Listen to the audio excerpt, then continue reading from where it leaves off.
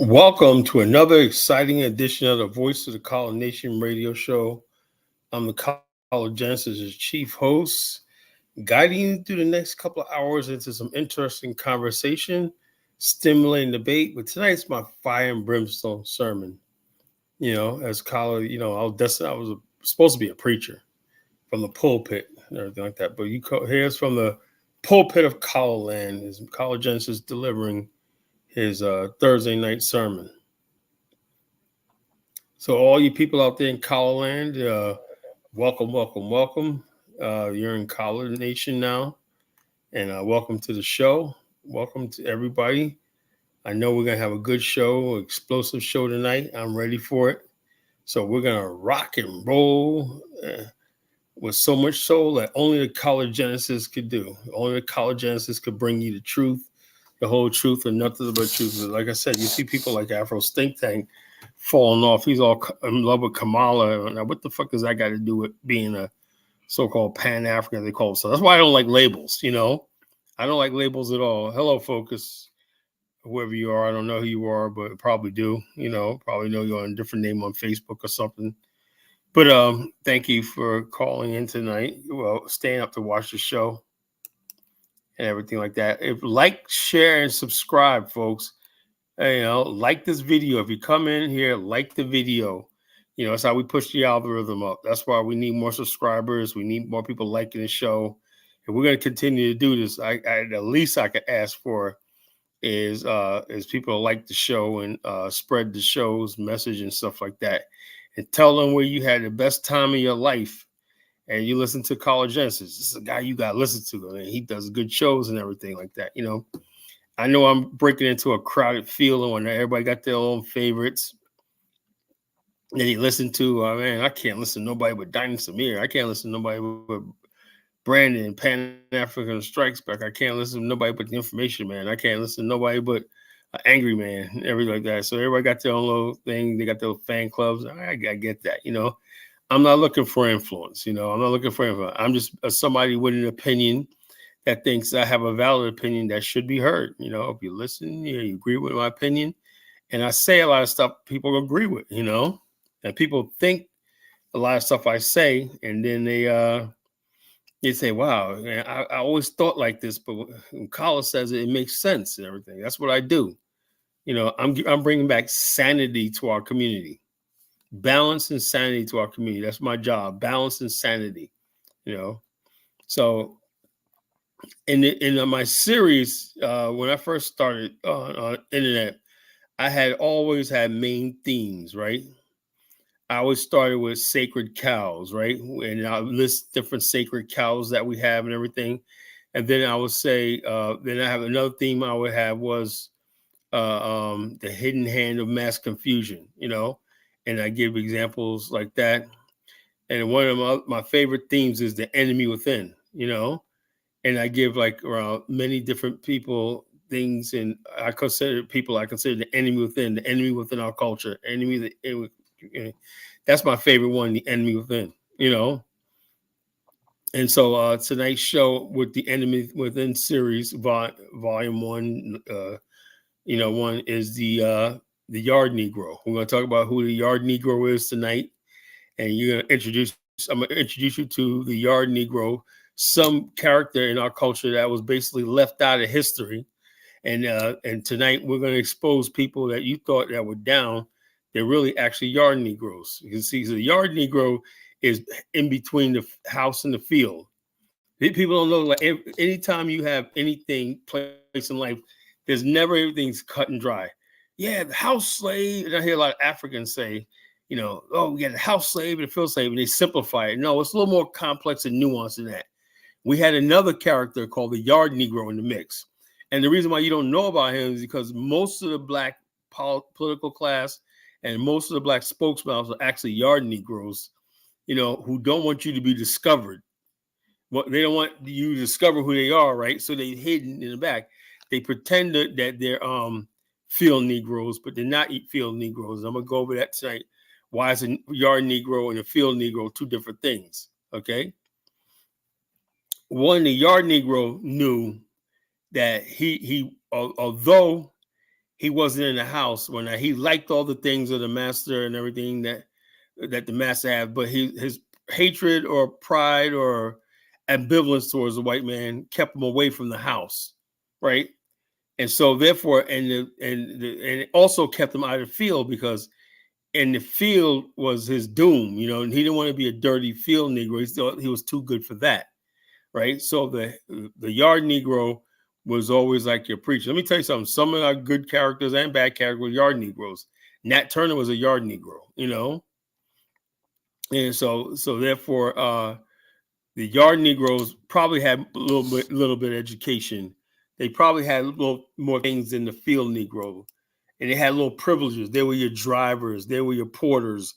There were people who picked up skills, craft skills and stuff like that. And their job was to not leave the plantation, right? The yard Negro, last thing the yard Negro wants to do is vacate and leave the plantation. All he wants is a position to secure his own position inside the plantation, right? And then, so therefore, he'll manipulate a conflict with the field Negroes, spy on them and dime on them and everything like that. He's there to like this, and also this idea that the house Negro was loved by the slave master. No, the house Negro and the field Negro had a lot in common. They both hated the master. The yard Negro didn't care about the house Negro, nor he cared about the field Negro, and he didn't care about the slave master. All he cared about was himself, how he could be. You see that play out in the political situation right now, where yard Negroes are telling us how to vote and everything. It's not for our benefit. It never was. The yard Negroes have always led Black America. It's for their own personal benefit, so they could benefit in this system. That's why they're against nationhood. For Black people, nationhood will give every Black person respect and dignity and a unified under our own flag and own government and stuff like this. But they like this. They want trinkets and things from the salute, Ja, salute, Frenchie. How you doing? And Frenchie, you asked me about how to do make a mod. I really don't know how to do it. Hold up, maybe.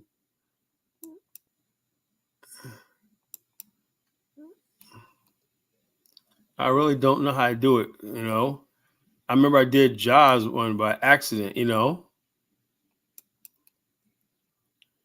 it says I don't know what the button is to make somebody a mod. I don't know.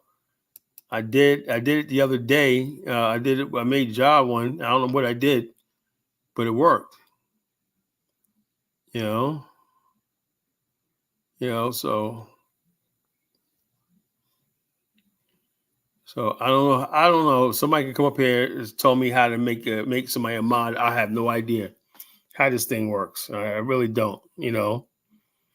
I would love to make Frenchie a mod. She's loyal to the show. She can really handle things down and everything. You know. But yes. So the yard Negro, Crenshaw Grind said, I always wondered the thought about the role of the yard Negro. The yard Negro is the most dangerous thing in Black culture, because he comes around and he or she comes around pretending like they're the leaders of the Black community, I clicked her name. Hold up.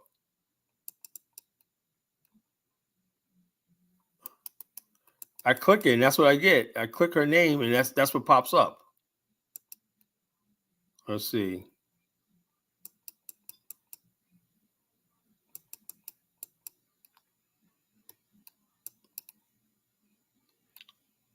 I don't see how to do it.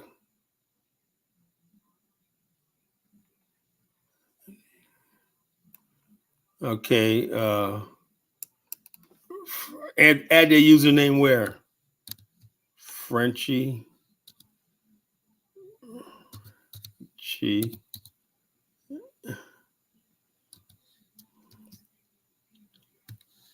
X O.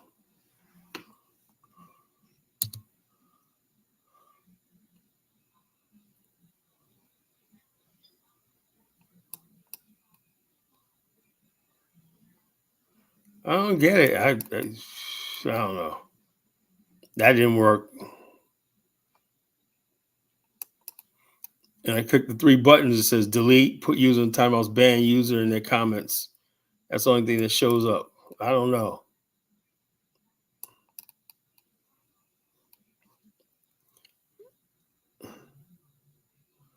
Maybe you can come on. Maybe you can come on later and show me how to do it. I'll put the link in the chat room.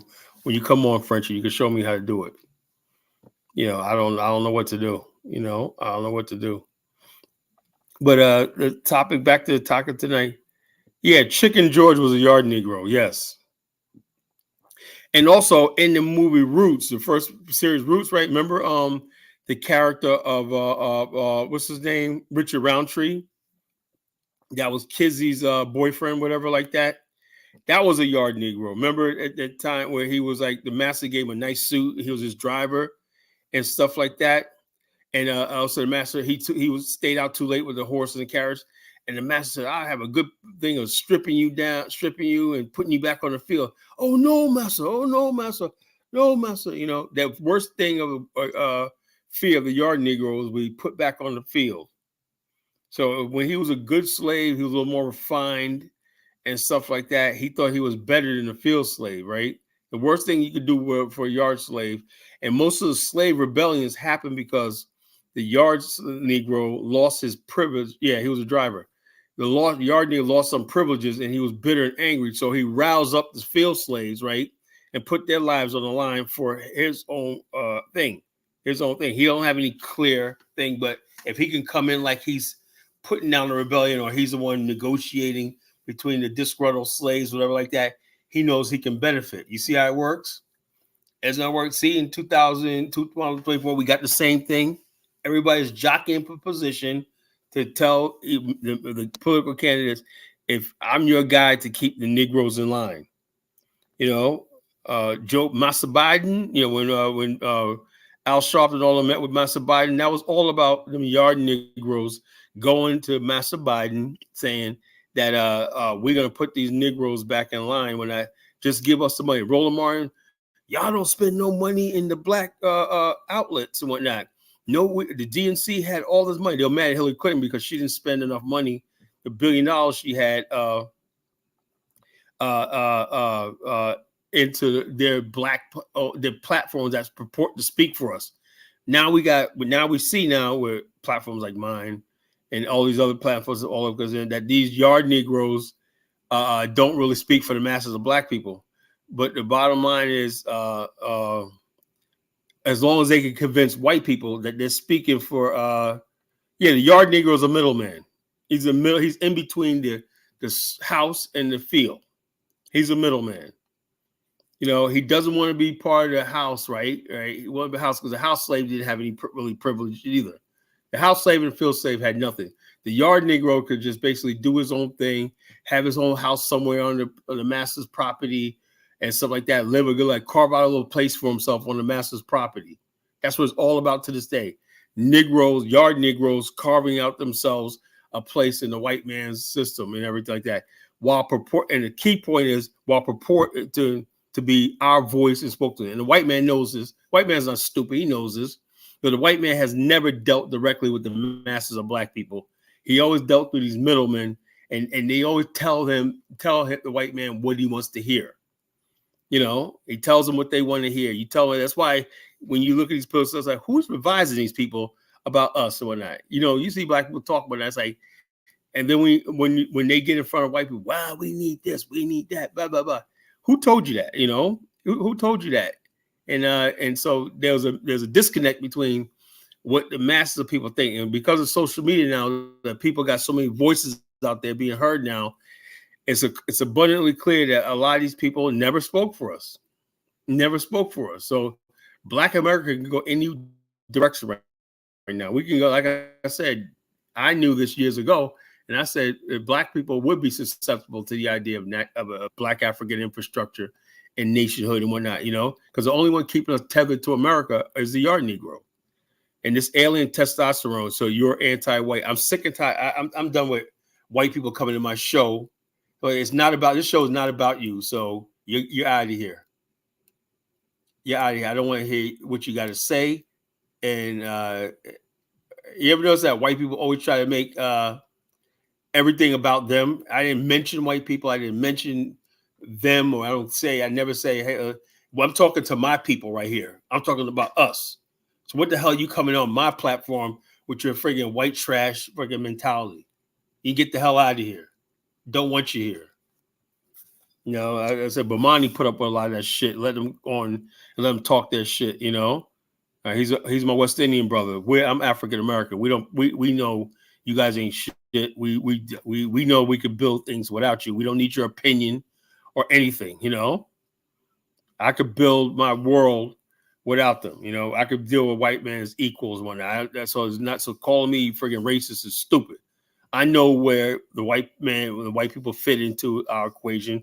We've been getting along with them for 400 years, you know? So the bottom line is I don't need nobody telling me this. We don't need you, you know? So why would you come? You come here if you want to listen, shut the hell up and just listen. You know, we don't need your advice. We don't need you to talk about this. You're not important. Absolutely not important. This is me talking to my people. I'm not one of these stupid black people. Oh, yeah, I don't do the black-white thing, you know? Yeah, that's right. They want to center themselves in our world. Yeah, that's what you're gonna see in this show. You're not gonna see me like this is not Afro Dumbass show, you know, or Afro Dumbass where he has his whole ass cracker sitting up there talking about the black issues and blah blah blah, going back and forth. You know, even my good friend Chaotic Truth, when he has too many white people up there, but Chaotic Truth is Nigerian descent. They don't understand. Black people, real black people understand there's a time and place for everything. When we start talking about politics in our community, we close ranks. Nobody, if you're not black, you're not African American, you're not in our down with our nation, you don't have nobody, you have nothing to say about what we do. Nothing. You just sit back and you listen and you shut up, you know? You don't go away. What you say means nothing to us. Yeah, that's true. The white man's enemies, like he goes, oh yeah, look, you guys are on your own. Yeah, if you guys, got to worry about China, Russia, and all these people never did shit to me. So, or my people, I don't care about how people view my people and everything. And that's the few. The yard Negroes never established us with relation. His whole relationship with everything is being the middleman and keeping us focused on our relationship with white America. That's why I said the ADOS FBA movement nothing but a bunch of yard Negroes, because they did not like the fact that black people were coming on home doing black self-help and black empowerment and stuff like that. Now that's a threat to the relationship they have, especially as yard Negroes. And when so they come up with things like we need reparations, and the bottom line is that's the reason why they basically do reparations, not because they think that we're gonna actually get money or we owe money. That's not it. It's a continual relationship in their position as the middleman in Black America. So irrelevant because they're lazy people. They don't have nothing. Yvette Carnell's lazy. She's unintelligent. She has nothing to offer Black America. She has no intellect. She can't build a business. She can't build anything. So all they do is get online. Oh yeah, we need it. What's this we? And then we tell them, no, we could do it ourselves. We don't need to go. No. And she was so anti doofus, all you doofus selfers and whatnot. Where's it gotten us? Well, people open businesses. I don't believe that. These people, right, that they believe like that, don't believe black people can't do anything without the white man. These are yard Negroes. They want to keep you in the field, groveling in darkness and everything like that. Well, they basically, Ayatollah Khomeini, yeah, right. He ordered immediate release of black diplomats, or not just diplomats, but the black people working at the embassy in Iran. There was a lot of black people working there, older ladies, everything. They were released. They said black people have nothing to do with our thing. We have no problem with them. Why? Because those are the people who knew our story. Instead of us building on that, right? That we have people around the world that care about us and everything like that. The yard Negroes want to keep us like we're Americans and we're just basically America wants to go to war with Iran and stuff like that. We got to go to war with Iran. These stupid Negroes tell the average black person, the masses of black people, now they say, well, this is dangerous when you're talking. Yeah, it's dangerous. You know, it's been dangerous. Our existence in America has been dangerous for 400 years. But something has to give. You know, something has to give. We're about to have a political election where black vote and black people issues are completely irrelevant. Black people have to pretend like they matter in the political system. That's how bad things are. You have nothing to gain. You're not organized because you got yard Negroes like Roland Martin say, talk about, oh, we had this. And it's all about them. Roland and Al Sharpton, all of them get invited. If Kamala Harris wins, all these Negroes care about is going out there to the fancy dinners at the White House. You'll see Al Sharpton dancing with Kamala Harris, you know. You'll see people shaking their nasty, stinking ass all over the place and whatnot. And as long as they're benefiting from whatever project they're going to do, when they can put money in their pocket and send their kids to the best college and everything like that, you know, that's all that matters.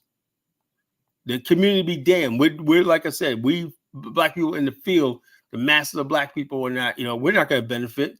And we did a good job of showing them that we don't need the black political establishment and we don't need the goddamn the white political establishment, you know, because they work hand in hand to oppress us, rob us, exploit us, and mislead us. So that's what we're talking about tonight: the enemy within, the meet the yard Negro, the black political class, the black black Negroes who sell us out for their own thing. And they got, because they say slick stuff about white people once in a while, racism, white supremacy, racism, white supremacy. They got you fooled. They got you fooled because they're not in the house. They're not a house slave. You know, he can't be a house slave because, you know, he's around here and all that. No, he's a yard slave. He ain't in the field.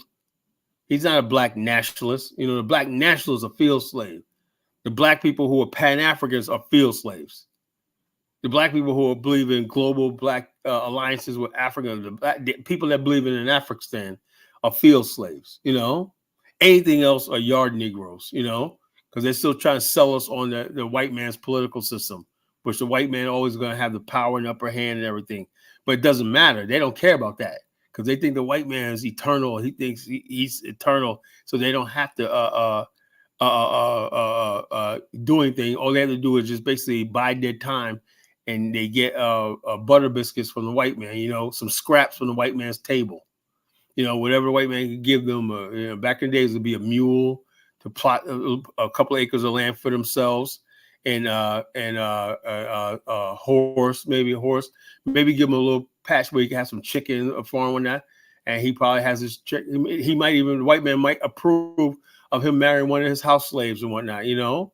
He's looking, the white man knows how to play this game. He always give you something that he thinks you could benefit from. Oh, I know what he wants, you know. I know what he wants.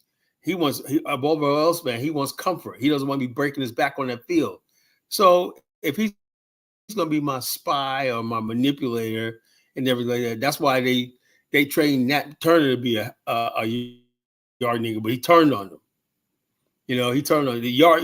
Cultivating the yard slave was very important to the slave white supremacist system, because the slave is not going to listen to the house Negro. You know, he's not going to listen for the most part, right? But he will listen to a yard Negro. The yard Negro pretends, got that confidence, pretends like he's one of them, but he's really doing the white man's bidding. He's really acting as an agent of the white man, the white plantation system, the white supremacy system. You understand how that works? You know, put a 1 in the chat room if you understand what College Genesis is talking about tonight. I want to see some 1s. Put a 1 in the chat room if you understand where I'm going with this, or I need to explain it over in a different way. So that's what I'm talking about tonight, folks. The enemy within, the yard Negro, you know? And once you know who the yard Negro is, you understand who the enemy within is. You know, the enemy within, the people that among us. Thank you. The enemy within are people among us, right? When the enemy looks like you. And I'm going to read something from Cicero. The Roman orator lived around 883 BC. He was a famous Roman orator. He lived at the time of the first Julius Caesar. And some speculate that he was talking about Crassus and Julius Caesar when he wrote his pamphlet, his famous speech called "The Enemy Within." And let me find it so I can read it directly. You know, I'm going to go with what the enemy within is. You know, Roman orator Cicero. You know.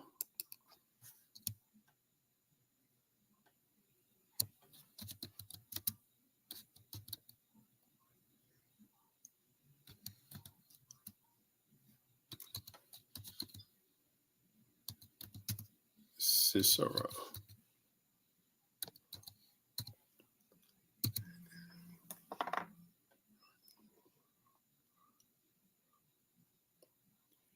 All right, let's see. All.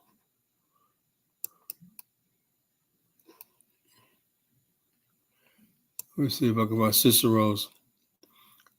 It's about treason, about racial treason. We have race traitors and racial treason people, right? The people who practice ADOS, FBA are nothing but race traitors and treason people. But the only difference is we don't have any ability to enact punishment on them. We don't have power. You cannot have a civilization if you don't have the power of reward and punishment on your side. We don't have a way of punishing traitors and stuff like this. That's why we, in a situation where race traitors will actually get up here with a bull face and talk about some ADOS, FBA, and whatnot, because they know they're not going to be punished for it. All they know how to do is basically be doing favor to white people. And the only thing they fear is the white man. They don't fear us. They fear the white man. Okay, 2,000 year thing. And then somebody says, and they say, okay, we're going to talk about Trump. Trump is not the problem. Trump loves his country. So he's not this. So I'm going to read the thing. He says, this was Cicero, okay? 42 BC, he wrote this.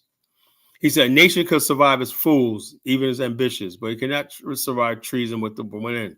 For the traitor appears not a traitor. He speaks in the accent familiar to his victims. That means the yard Negroes know how to yuck it up and talk slang and talk jive to you. Like that means he does. He knows how to talk jive and the latest slang to you and stuff like that. He's good at kinds of con men. He appeals to the baseness that lies in the hearts of all men. Yeah, it's in every black person to hate ourselves, hate our mother continent. That's in every black man. I fight it every day. I'm not gonna get up here and tell you everything's great between us and our brothers and sisters in Africa. I have a lot of anger issues as far as Africa is concerned and stuff like that. I have a lot of anger, uh, uh, uh, anger issues and everything like that. So I'm now angel right there. I'm dealing with the stuff myself. But I check it. I check my anger and check my thing. When I rise above, my better angels rise above all these situations. Okay. He rots the soul of a nation. He works secretly and unknown in the night to undermine the pillars of a city. That means he affects the body of politics so that it can no longer resist. A murder is less of fear. What Cicero is basically saying is, if you want to do dirt in a country, right? There's no such thing as a perfect civilization. There's no such thing as a perfect society, right? You could basically take the most perfect look at America, the most perfect society ever created, right? And you got people, right, who for some reason or another hate this civilization, hate the society, and everything like that. White people. That's what I can never understand. Let me talk about from white people, right? There's no reason for any white person not to actually love America to 100%. Like I said, I do not trust white people who get up and say America needs to go down. America's racist. I don't believe you. I don't trust you. I'll trust a white nationalist before I trust white people like that. I do not trust traitors, race traitors. I do not trust a Jew who hates Israel. I do not trust a Japanese who basically was self-loathing and hate Japan.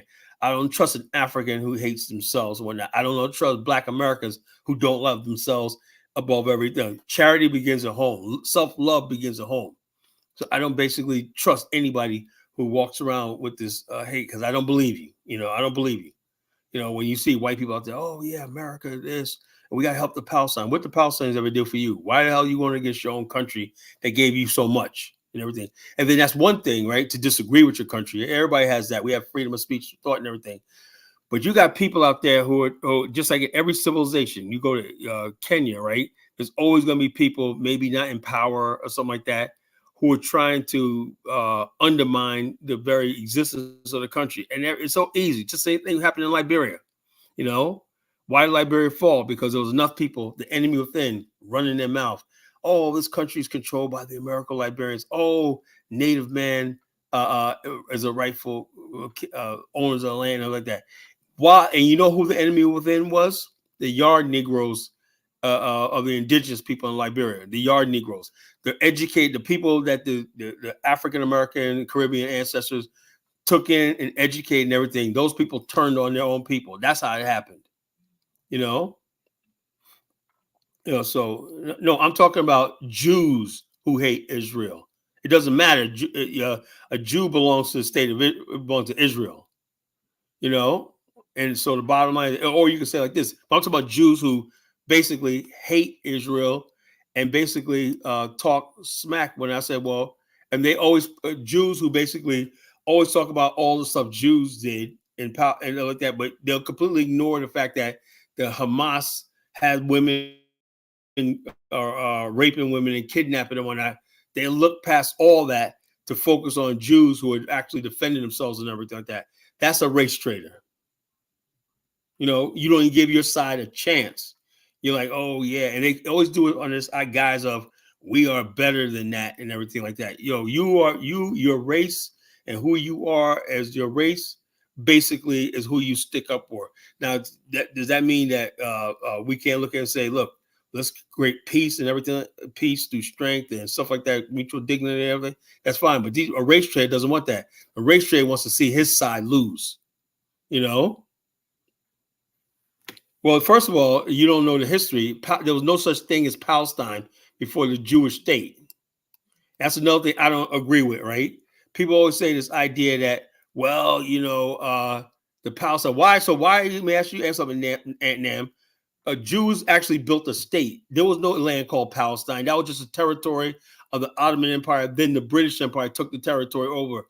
And also, there was no ethnic group called Palestinians. Palestinians come from all over the area. There were black Palestinians. There were Jewish Palestinians. There was Muslim Palestinians. There were all kinds of Palestinians. There was no such people called the Palestinians, because it fits the narrative that, oh yeah, some colonials took over land, and people only hate Israel because they're successful. That's all it is. They built a state, right, that did not exist in the desert, right? They greened it in the half desert. They planted 600 million trees and made a forest in the desert and everything. All that technology they brought there. And Israel's the richest country with no oil in the Middle East. But we're supposed to throw all that out the door because you think some people that call the Palestinians. Why? Because you don't even know who the Palestinians are. You don't know nothing about them. All you know is a successful country exists, and since your country is not successful, you want them to be not successful. And also, the Jews in that area were there 2,000 years ago. They were there 2,000 years ago, so they have as much claim to the land as the people who are currently occupied. I'm sick and tired of this idea that people think, well, somebody's native to the land. Nobody's native to shit. Nobody's native to shit to a land. Nobody's indigenous to no land. The only thing indigenous to a land are plants and animals. Human beings are not indigenous to any land. Oh no. Aunt Nam is right, Colin. I would like the people to tell me how Aunt Nam is right. The bottom line is this, it's not the same thing. Jews are indigenous to the Middle East, right? So they have just much claim to the land as it is. And I know a lot of people, like I said, people come to America, they live in the Western world, they enjoy the Western technology and the Western everything like that. But they always say, oh yeah, they always siding with losers. The Palestinians are losers, unlucky people. In life, they say the Boards of Power says avoid the unlucky and the unhappy. Palestinians are unlucky and unhappy, So I avoid people like that, Yeah, plants and animals. Some plants can only be found in certain areas, Mufasa, and certain animals can only be found, but they migrate, And they'll say invasive species and everything like that. So that's why they keep the balance. But human beings are not indigenous to any land. You can be native to a land, but human beings can move. It's all about thinking how you sell it through war. It's harsh, but that's reality. Black people need, and people around the world need a harsh reality check. That's why a lot of these people are not developing. That's why they're poor countries and everything like that, because people don't look at the harsh reality of life. Yeah, life is harsh. It's a harsh thing. But tonight's topic is about the enemy within, the freaking the yard Negro, the yard slave. You know, and so we're talking about that tonight. I think I laid my case out very well in the first half hour. You know,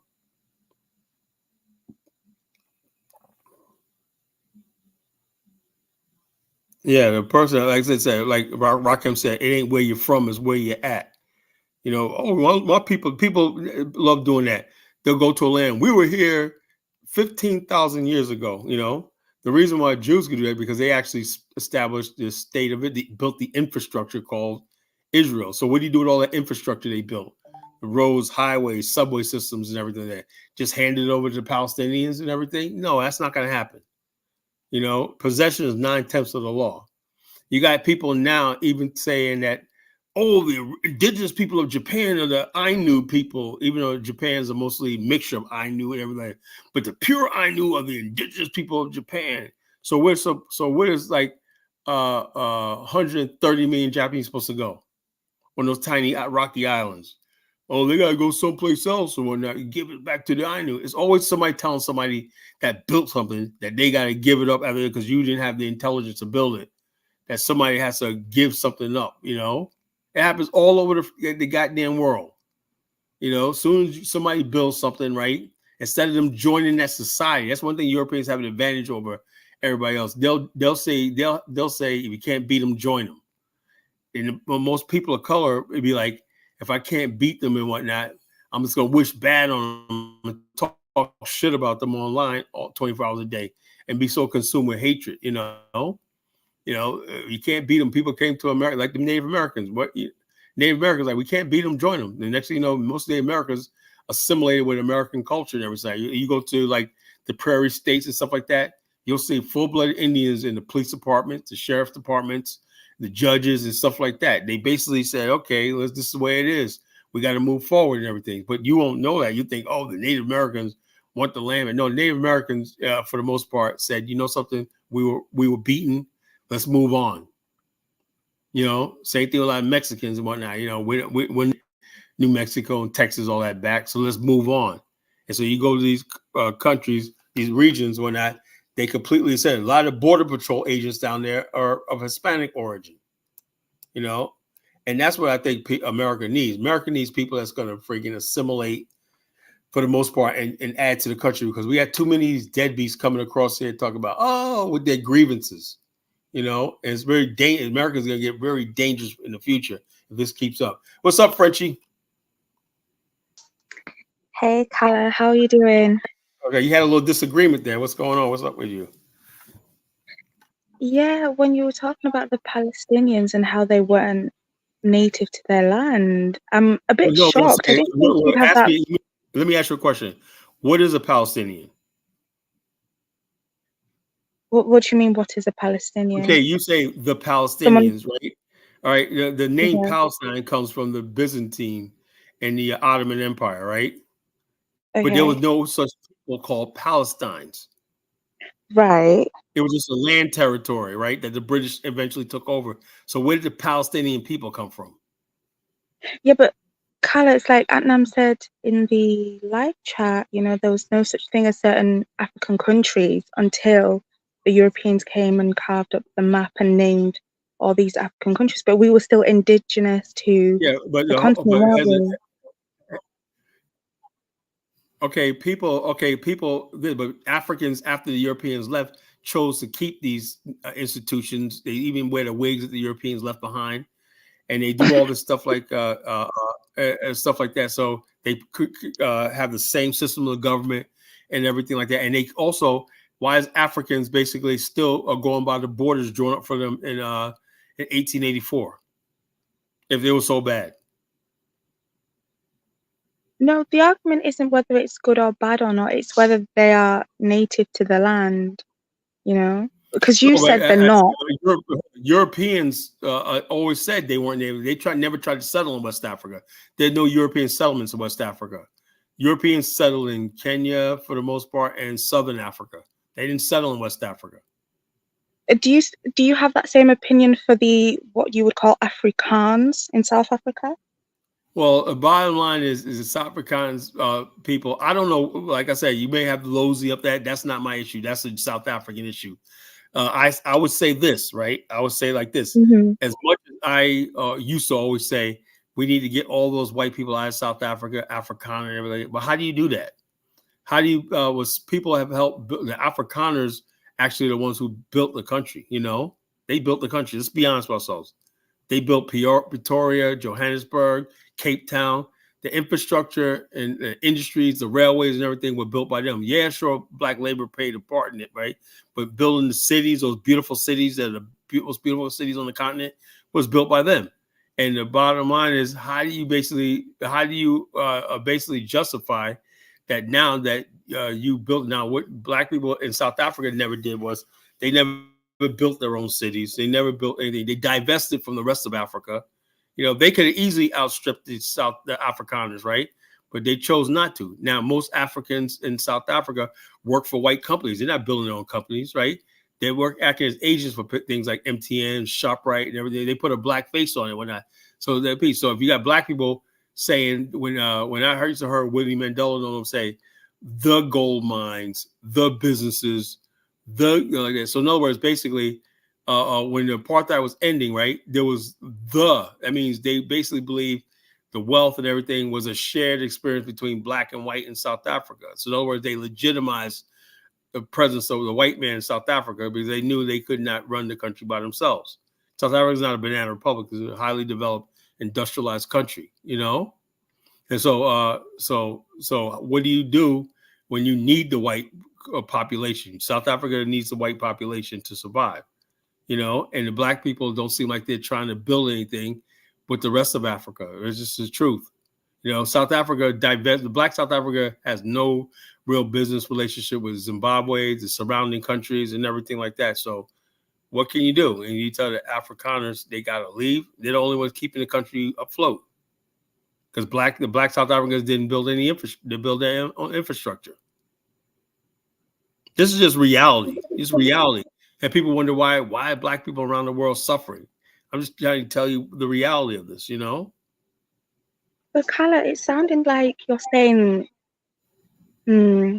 So are you saying that colonization was a good thing Oh, in I don't Africa? see. Or... Hold up. You keep saying the word colonization, and that's a Hmm. buzzword. Colonization, and we blame colonization for all our problems and whatnot, you know? Look, if it was not for colonization, you would not have modern Africa. So you can't Carla, say, come on well, no, now. it's true. Well, who built Cameroon? It ain't the Cameroonians. It was the Germans, and then the British took Oh, some of it, right? Amazonia and stuff like this. So and the the bottom line, that's French, the yeah. reality, huh? And the French also, they shared it And amongst themselves. The However, French. And so what I'm yeah. saying, there's no however, you know, you basically No, because cannot it wasn't have just them that built it. Because if I and was to, oof, it sounds really difficult for me to say this, but if I was to say the same thing to you with regards to Black Americans, look, you'd I'll tell be you tight about you that. tell you right. Go ahead, say it. I'll tell you whether you're right or not. No, if we're following your logic, right? Okay, You're saying go ahead. colonization Let's see is what a you're saying. buzzword. Colonization is a I buzz. don't think you're saying the right words of colon. In order for you to So what would you colonize call it somebody, then? What right? would you call it? Okay, it's like uh, uh, uh, Black America's problem stems from the transatlantic slave trade, and Black America is like an internal colony inside of America. You know, we're an internal colony inside of America, and we're like an abstract of America. You know, so like this. Now in Africa, right? When you say colonization, right? A lot of Africans say, okay, we're colonized by Europeans, right? Colonized basically Mhm. means you have a settler class that run everything, right, from a mother country. Mhm. A colony is an Mhm. extension of a mother country. Mhm. There's no country in Africa like that. Why does African countries still want to be part of the British Commonwealth of Nations? Why do they want to be part of the French Union? Okay. Why they still hosted the British Commonwealth of Games? Why they still have the same relationship with the same people they claim colonized them? I don't disagree with you on that note, but why I was trying to attack your logic was if we You know look why? at the Because Americas, people People want to get in their little pity party and say, "Woe is me, woe is us." I'm tired of people making excuses. I'm Black America, Africa, and everything. That's why nothing ever, and that's what the yard Negroes do. They'll give you a whole bunch of excuses that you stay out, right? They'll say, "Oh yeah, yeah." They'll preach that colonization, white supremacy to the masses and whatnot, and they're benefiting in the meantime. They're not trying to But go no wait, place and everything. oh, Carla, I agree with you when you talk about the field Negroes versus the yard Negroes, right? The You know, you only know what? point You that I know was what the going problem is? Hold on, okay, hold on, go let me on. say this. The problem is the yard Negroes and everything don't want Black African infrastructure. That's the game changer. That's the revolution. People don't Mm, want that. There's no Black mm-hmm, African infrastructure in the world. Everything Black people do around the world has to involve white people or maybe the Chinese, whatever like that. We have no shipping lines that ship goods in and out of Africa. We're completely relying on Europeans for monetary stability, every whole giant continent, right? And we don't even have a unified monetary zone. So, and it's always pegged to the former so-called colonial master. Is that colonization or just basically we're making bad decisions, right? And and also you got these people rising up right now in Africa and Nigeria where they're mm-hmm, sick of being poor. In Kenya too, they're sick of being poor. And so what they'll mm-hmm. do is they'll go to them and say, "Oh, we would like to do this, but it's the Europeans and everything like that." Same old, same old. It's the Europeans, it's colonization.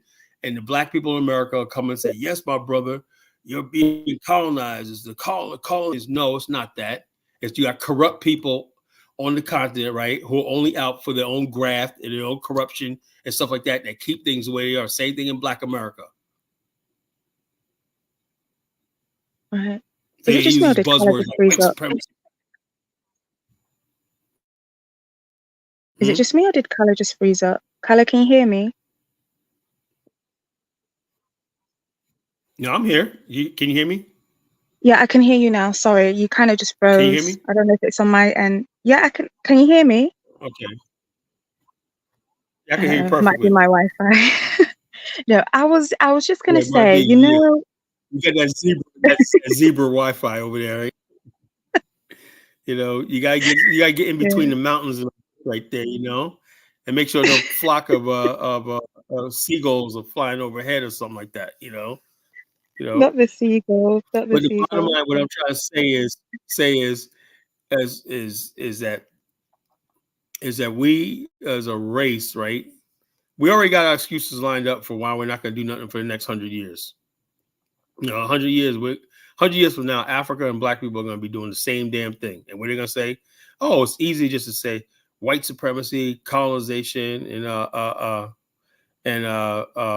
white supremacy, colonization, blah blah blah blah blah.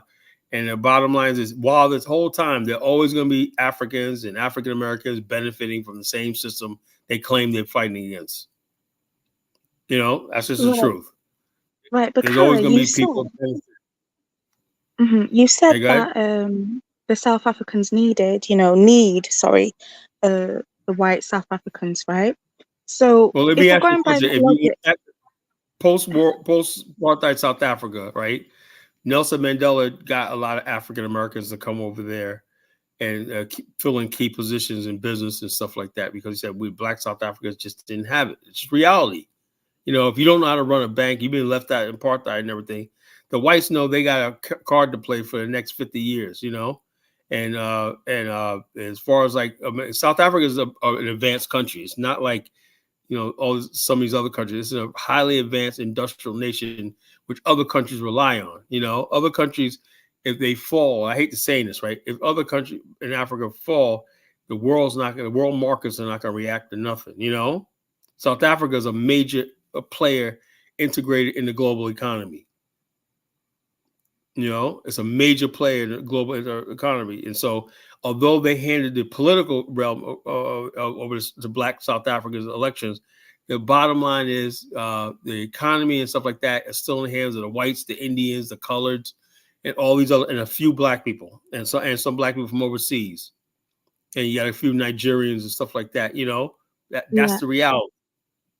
So would they be well within their rights to call South Africa their country?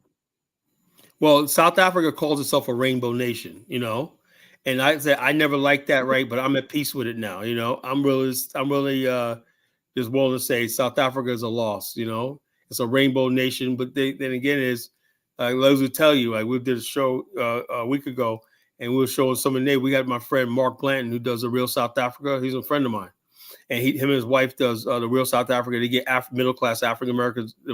He's building neighborhoods over there of African Americans who are loving the South African life. And one of the things you got to deal with South Africa is you got large numbers of whites over there, and a lot of black people finding out that, hey, white people in South Africa, we just have to deal with. We thought, in other words, basically, we thought that if we go to Africa, right, we go to Africa. That's not to dump on South Africa, right? We always thought we go to Africa, we'll be free from white people, right? Then we go to countries like the Gambia, we see grown white men walking around with little children and stuff like that, and everything. White people are like adored in Africa, particularly West Africa. White most Africans see white Americans and Europeans. They think they're rich. They're going to give them better service in restaurants and stuff like that, and that weighs on a lot of people. Like, well, geez, we thought this was the motherland, And so when Africans say, "Oh, colonialism and whatnot," we're saying, no, it's your mind that's colonized. It ain't colonial. It's your mind. You worship these people like they're God. And that's what the friggin' thing is, Okay, I'm gonna come back to that. I'm gonna come back to that because you made a key point. But I guess where I was going with it was because you said, I think it was yesterday and a few streams before that you were having a go at the so-called FBAs and ADOS that claim that America's their land, right? You say it's not your land, but FBAs and ADOS always claim that they built America, which is true. We know that they built the infrastructure, so they didn't. That's a lie. We didn't build America. Now were we Oh, instrumental? that's interesting. Were we instrumental in helping establish America? Did we help build the railways? Our labor? Yes. Did we have buildings? Black people built the White House and everything.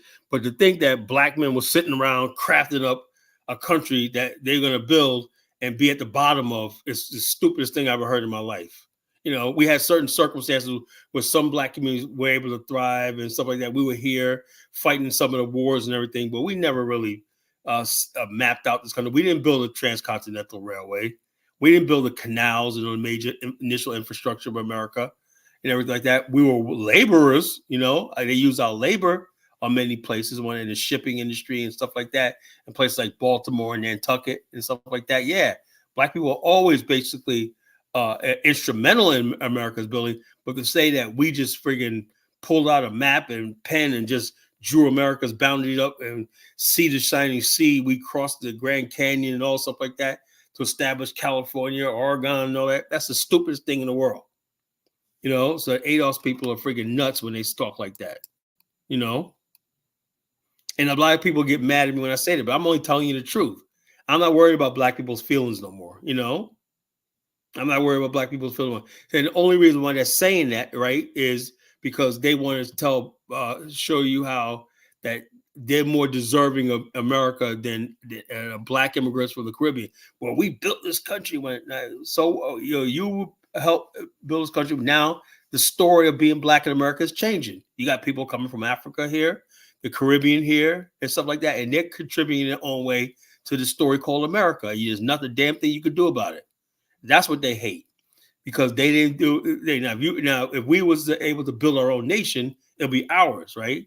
And then you have to worry about that. Somebody's taking what you have, but you try to put your luck into America and everything, and America is not going to say, you know something, we're not going to let any black immigrants coming over here because you guys might piss black America off. They might feel like they're being disrespected. America doesn't give a damn about black people.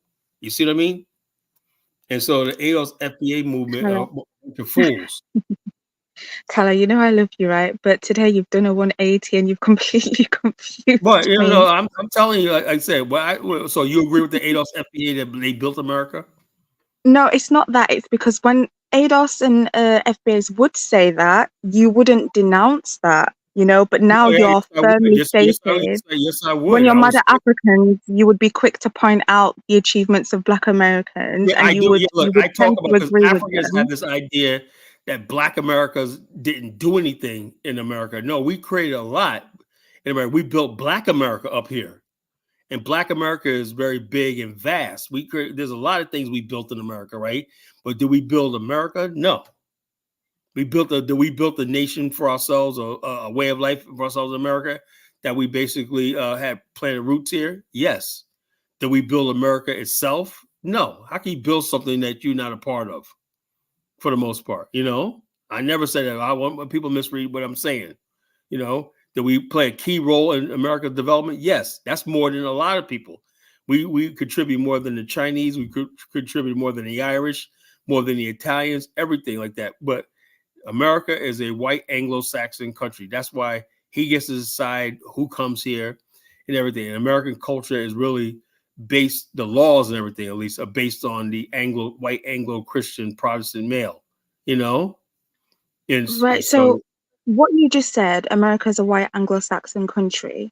yeah, and everybody Um, else, black people are nothing but a black version of an Anglo-Saxon. That's all he is, You have a Chinese person, right. once he comes here, he's just a Chinese Anglo-Saxon, The Irishman become an Irish Anglo-Saxon. The German becomes a German Anglo-Saxon.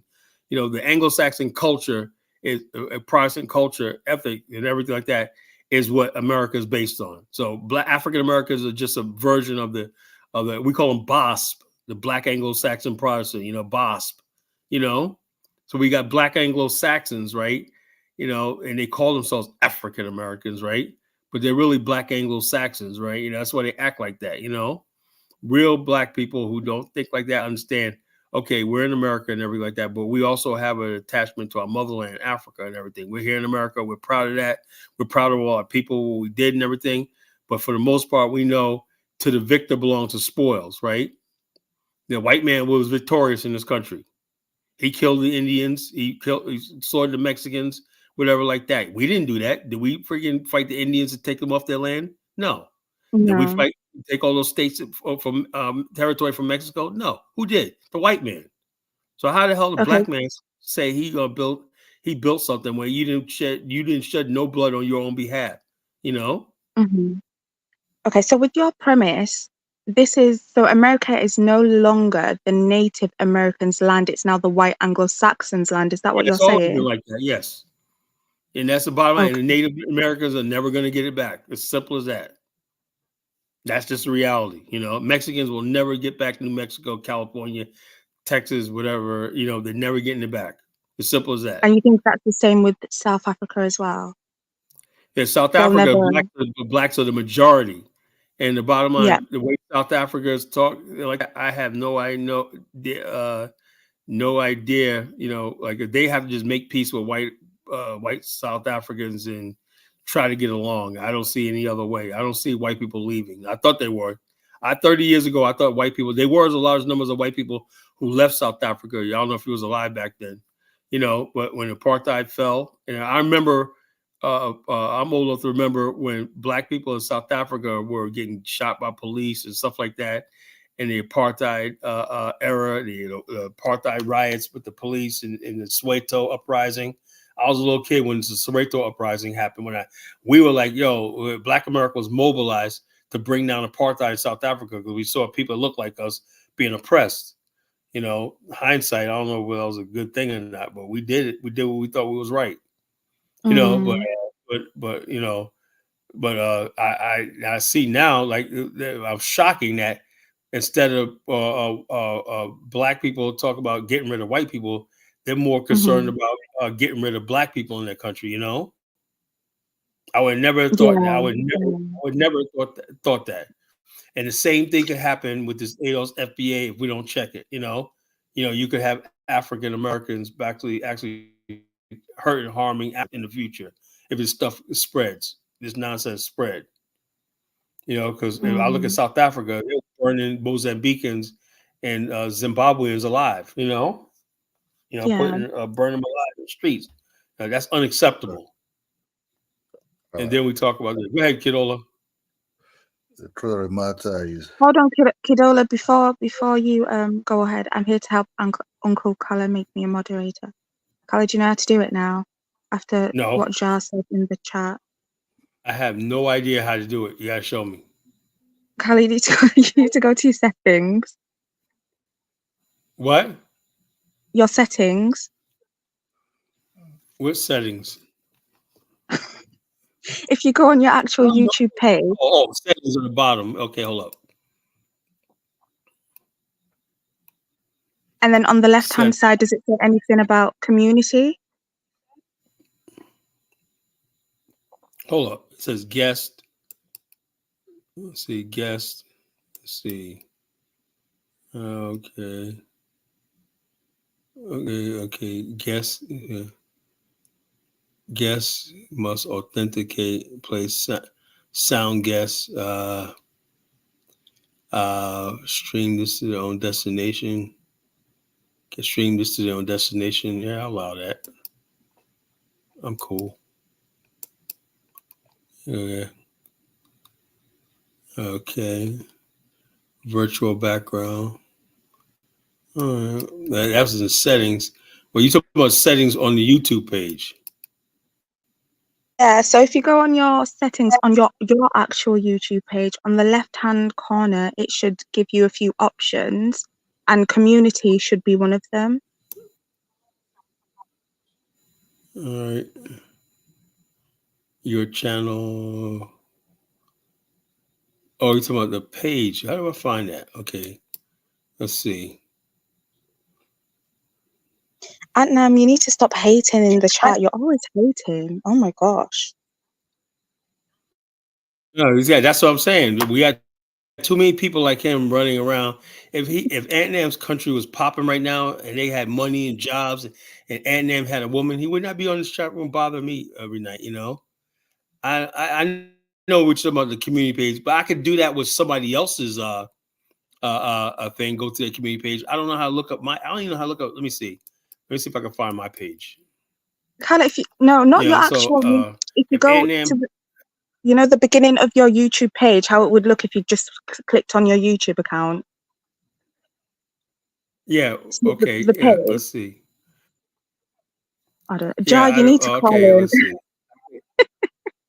I see. All I see on the top of my page is I see the bell notification. I see a bar says live and all the stuff like that, you know. And then what you call? So let me see if I can get from here. From here. You don't see I want to make you a mod. anywhere? It says view your channel. Okay, here it is. I think this is it. I think this is it. All right, put me back on this page right here. I see on the left-hand corner, I see home, shorts. Well, hey, a minute. Colonation. Okay, where's that community button? Okay, yeah, community. I got it. Okay. Now what do I do? Do you see? Did you click on community? Yeah. Does it say moderators anywhere? It says no. I click on community. It just says what's on your mind. Image, large poll, text. Oh, you're on the wrong thing. Archive. No, you're on the wrong thing. You need to go on your settings. Settings from here? Yeah, there should be a settings. Danny's supposed to help me do this. But he's overseas right now. Carla, that's Annam was right. We say don't go there. You know you're not able to get it. You're an old school. Before you, there was no computer when you were born, so you walk into a computer. Carla's so funny. He was just on settings not too long ago. I don't know jack shit about none of this. Somebody got to sit here and do me a Carla, I don't know it. You know, I like to make. You like computer later part of your age, man. You didn't learn it. You didn't learn it as a kid. I guess that's it, man. You know. Yeah, I thought it was the fact that I thought you just click on a person, a whole bunch of stuff come up, and they'll say, "Do you want to make a person a mod?" That's what the Nigerian guy you were saying, and said, "Don't go." One day I was able to make a mod. I don't know how that happened. You know, I was able to make a mod. Did you right click on his name or double click, or was it like a right click? I can't remember. I did something and it popped up. Let me see. Carla, forget it. Forget it. Don't forget it, bro. Calvin, you might be 17, 18 when you saw computer the first time. So forget about it. You understand? Somebody show me. I'll do this thing one day. I just don't get it. I just don't get it. They'll make this stuff easy. So what do you think about this topic, Kidola? Yeah, it's good, bro. Kala, you have to understand, me and you came into the computer world not too long. I don't know. I work with computer, but I don't know much about computer. You know what I'm saying? So, Kala, I just got this new opportunity at my business, right? I got to master computers and whatnot. I'm learning how to do Excel sheet and stuff like that. But I got to learn how to master this shit, to get further in my business. We all learn computer the later part of our age, I'm from Africa, and I'm from Nigeria. Kala, let me just tell you, the problem I'm saying, you talk about South Africa. South Africa is a country, actually, that see themselves as not African, but as something else because the white man told them so. You think so? I talked to a lot of South Africans, and they always call themselves Africans. What are you talking about? No. Don't let that is deceiving. That is deceiving. When you live under the thumb of a white man for so long, and they interrupt into your way of living, subject you into some certain style of living, they dictate what is your job aspect in that territory. You start seeing yourself into two different things. First of all, they educate you as they want to educate you. You have to understand inside 1950 something, most South Africans would not even be educated by the white man. You understand me? So education to the black people just came not too long. Forget about Mandela, the other elite like Steve Kibo, all those other came later. Those were background, their own father might be elite inside that society. So what South Africa see as an African, not too long time, but we're there with the real Africans, they don't really consider themselves like that as an African because they become more intimidated. The country is also kind of like against themselves also sometimes. The Zulu don't agree with some other ones and other ones. Even the Zulu wanted to break out. If you talk to South Africa, they'll say, oh, the Africans are coming to our country. You understand me? Because why? Because in these classrooms, the white man told them, oh, you're lucky that we're taking care of you here. Just say that they did to United States blacks. United States blacks, they tell them straight, you're not from Africa. It's simplistic.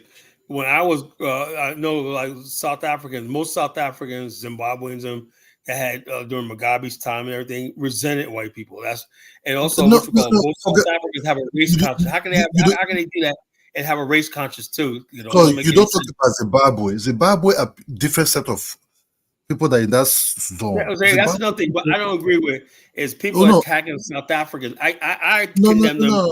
Xenophobia. It's not about attacking them. You can change it. You cannot change it. It's just what they are at that place. You can change it. It's their country.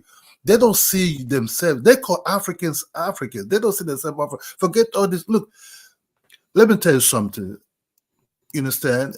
Let me ask you a question, Kidola. Don't Africans always tell African Americans they're not real true Africans all the time? So what is you know why?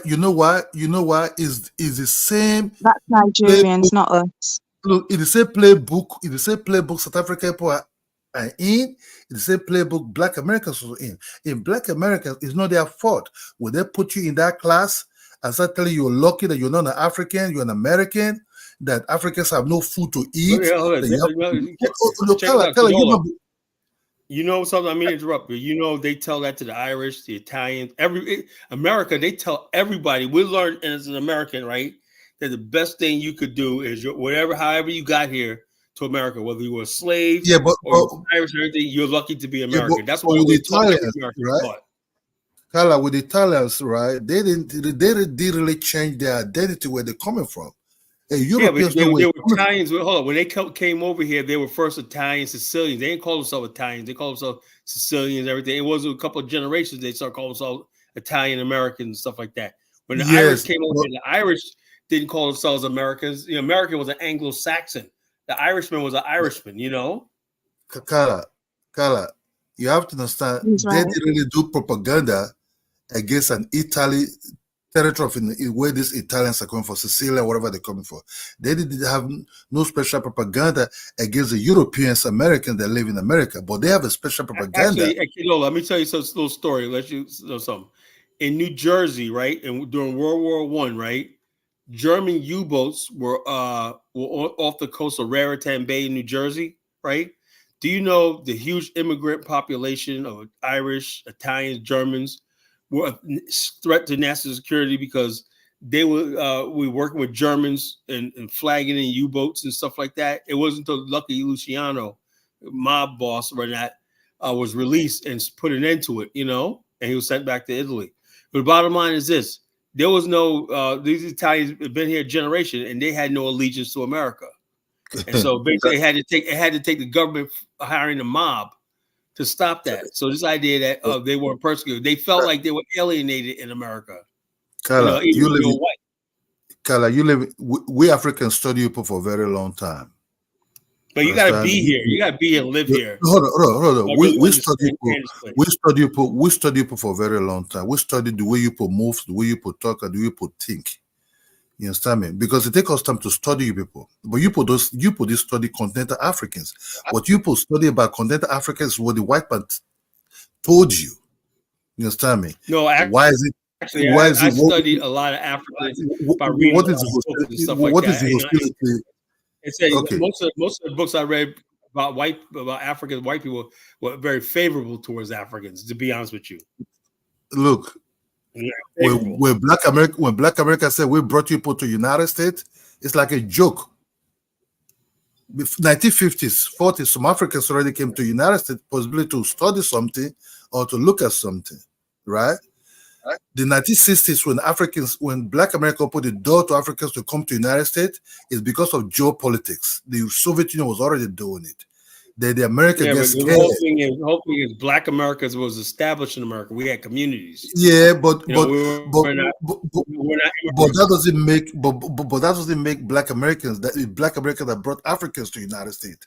If you go, because we're not saying that. What I'm saying is the Black people in America basically live. Because we used to have our own separate communities, right? We had our own baseball league. We had our own green book of businesses that we patronized. 99% of your time was spent around other Black people. We had rich Black people, poor Black people, all living in the same community.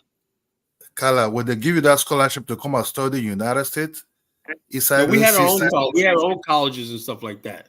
Okay, we're completely separated from white people in America, and the whole thing is, you understand, Kidola, they basically did not want Black people. They said, we let these people keep doing. They was in a conundrum. They said, if these people keep doing what they're doing right now, you're gonna have a nation within a nation. It was a threat to America's sovereignty and security, right? So they had to dismantle Black America through this idea of integration.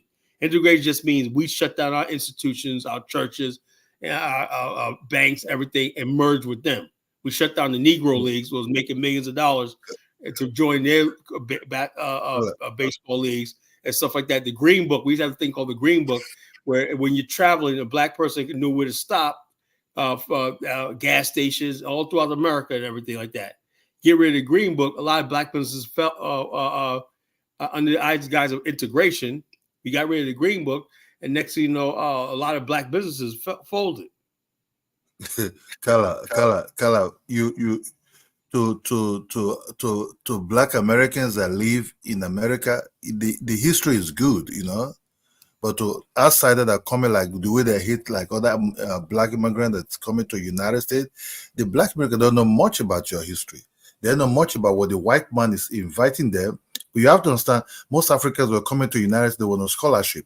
It was America's a big country. America's a big country. Most Black people in America are not going to be like, oh, you Africans. That's another false fallacy, is that we sit around worrying about Africans that come here. We don't the same thing when the white America was having negotiation with the Africans to come to the United States to study, you understand? They didn't really see a Black American as you want to study with. Now remember that even if you see a Black American, that is a security guard. Your first president, Nnamdi Azikiwe, studied at Morehouse and Howard. He graduated from a HBC, a Black college in America. Same thing with Kwame Nkrumah, graduated from Lincoln University, These guys came under scholarship. African heads of state, when they came to America, they went to black colleges in America. They were around black people. Yeah, but see, you talk about scholarship. You talk about scholarship now. You understand? I don't know about scholarship. All I know is Nnamdi Azikiwe, the first president of Nigeria, was in the black community here. And same thing with Kwame Nkrumah. So you're making sense. Kala, that is a mistake. See, that is a mistake white people did when they allowed the black. Bro, you have this idea that in the 1930s and 40s that you could walk around America, your black self. You know how dangerous this country was? First of all, you have no idea this country. It wasn't unusual for black people to get shot on the side of the road for absolutely nothing, just for being black. And so you guys come in thinking, oh yeah, I'm an African immigrant. I read white. You were not around no white women and no white kids in the 1930s and 40s. It didn't happen, bro. I don't know who's telling you this, that you came here and they gave you a thing, a thing like that. You don't know America. Kala, it's even far more dangerous even now if you come to United States. No, it's not dangerous now because white people know better. Because I've seen people who come to. It's not dangerous. I'm talking about. It was a time period. If you're walking on the wrong street in the wrong town in the 1920s, 30s, you could be strung up and lynched. That was good. I had uncles that were killed in 1960 by the Ku Klux Klan. The Klan rode free in this country at one time. And so there was no African immigrants coming here talking about they go into white institutes. They stayed away from white people as much as possible, and they went into black communities. That's the only way they could make America. Kala, the black people that are coming now to United States, you can say they're now you can come. Like I said, after the fight is done, after we basically secured the country and whatnot, after we basically did all the stuff like that and put the fear of God in the white people, and stuff like this. And we basically had a revolution in this country, right? Now you could come here and go to any college. You don't have to be around black people. But back in those days, you had to be around black people. That's the truth. Kala, most Africans that came inside 70s and 60s, at least late 60s and 70s, they have money. Yes, they never live. They were still going to black colleges and everything. They never live in the look. They never live in the hood with the black people. Not all black people live in the hood. That's why I say, you're ignorant. You had nice black neighborhoods. Even the black neighborhoods you're talking about, the luxurious neighborhood. The average African could not afford to live in no. What are you talking about, man? No. Kala, let me tell you this. They're moving into a white suburb. And when that kid don't stop it. No, Kala, I'll let you. Kala, hold on. You, Kala, if you don't come there to hustle, right, to look for a better life. America is not that type of country. You can't just come here and just hustle, bro. It don't work like that. My dad came there 1973, right? When my dad was there in 1973, my dad never lived in America, bro. We don't have to hustle, right? We have generational wealth. In the 70s, most black people in the South had properties they built 4 and 5 houses on. We didn't have to hustle. We're not desperate, we own more land in America than the average white person did. Yes, but still, people that came, Africans that came late 60s, late 70s that came there to study by scholarship, they have money to live in a better area. They were driving cars. That was not happening. They were driving. That's a lie. That was a lie. That was a lie. They were driving cars. They were driving cars. The white car was driving. A better area as a white area. That's not necessarily true. No, they were driving cars. They were driving cars. The white car was driving. You understand me? You think a better area? Black White Supremacy has done to you. Talk about the South Africans. You automatically assume that the better neighborhood. We had some of the best neighborhoods in America. We still do. Where? Okay. Let's do it. Let's talk about the top 10 black neighborhoods in America. These are old black neighborhoods. Do you know the richest community in New York is Uniondale, African American. The richest community in New York State area, New York City area, Long Island, is actually a black community. Mount Vernon is a black city. The hatred, let me just tell you the truth. The hatred of Africans is started inside 1980 or 1990 or 2000. The hatred and of the bottom line is, any hatred you guys bring it on yourself. No. The hatred of African people. No, hold on, Kala. The hatred. You guys just don't know how to take a joke. You guys don't know how to do it. And you come here awkward. You can't come here and have high water pants up to your ankle and ashy legs and stuff like that. You gotta put some lotion on your ass. You know, put some lotion on your legs and whatnot, and stop talking like a freaking idiot. And then we clown everybody, man. You guys come up and say, I'm from Nigeria, and you got hands ashy, you look like a fucking reptilian. And whatnot. Of course, we're gonna joke you ass, but the white Americans that brought civilization to you people. Wow, they didn't bring civilization to us. We were here. They didn't bring civilization. They brought civilization to you. No. We were here from the beginning. We had black communities here from the 1600s. The white Americans that brought civilization to you people. No, we actually maintained our own civilization. Never ask why your uncle is ashy. You understand me? So the hatred against Africans, even with the few Africans were coming at that time. White people used to joke us. You know what they called us? They used to call us Africans. They used to call us jungle bunnies. They used to call us porch monkeys, niggas. And some of everything went out. We dealt with the shit. They were calling people Creole. They were calling people all kind of names in the United States. So the bottom line is, but look what we did. But you go to the South one night, you got black communities that passed them, and everything. Kala, the truth of the matter is, sometimes you don't want to agree that the hatred did just start inside 1990. The hatred already started inside late 60s, when the Africa was having little communication with black Americans. I don't know, because there's no documented thing. You guys, you're not here in any large numbers. Kidola, you're not here in any large numbers. You're insignificant. That's what I'm saying. Yeah, but even that's what I said. And you only got a handful of you over here. Kala, if you understand what I said the hatred they started inside 1990 or 80s. The hatred already started inside late 60s. The few Africans that were coming, possibility have little communication with the black Americans. There was already division at that time. So there's a war. These Africans, you guys bring your tribalism over here. No, the Africans that don't even have tribalists that come to United States. You guys bring your tribalism and all that. So the Africans that came in the 1960s, do you know who they were and when they came from, or where they went to? Where did they go? Were they with black people or were they with white people? Hold on. The Africans that came inside late 60s and early 70s, with my father was one of them. Actually, were they around white people or black people, Kadola? Because the white man gave them scholarship, because the white man gave them scholarship to come and study in the United States. So sir, if they came in the 1960s, you would have to say they came after 1966, because prior to that they were banned. You aware of that, right? No. Even the Africans were not even prepared to even come to the United States. We don't have their mind to come to the United States at all.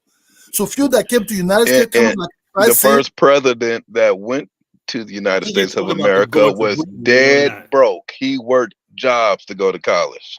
These wasn't rich people. Look. You talk about Ezekiel, right? Yeah, he wasn't rich. He had black people take care of him and get him to college. Look, you see, you talk about Ezekiel way that possibility be convinced by Kuruma to like, hey, why did you see? Because these are guys who studied journalism or whatever at that time.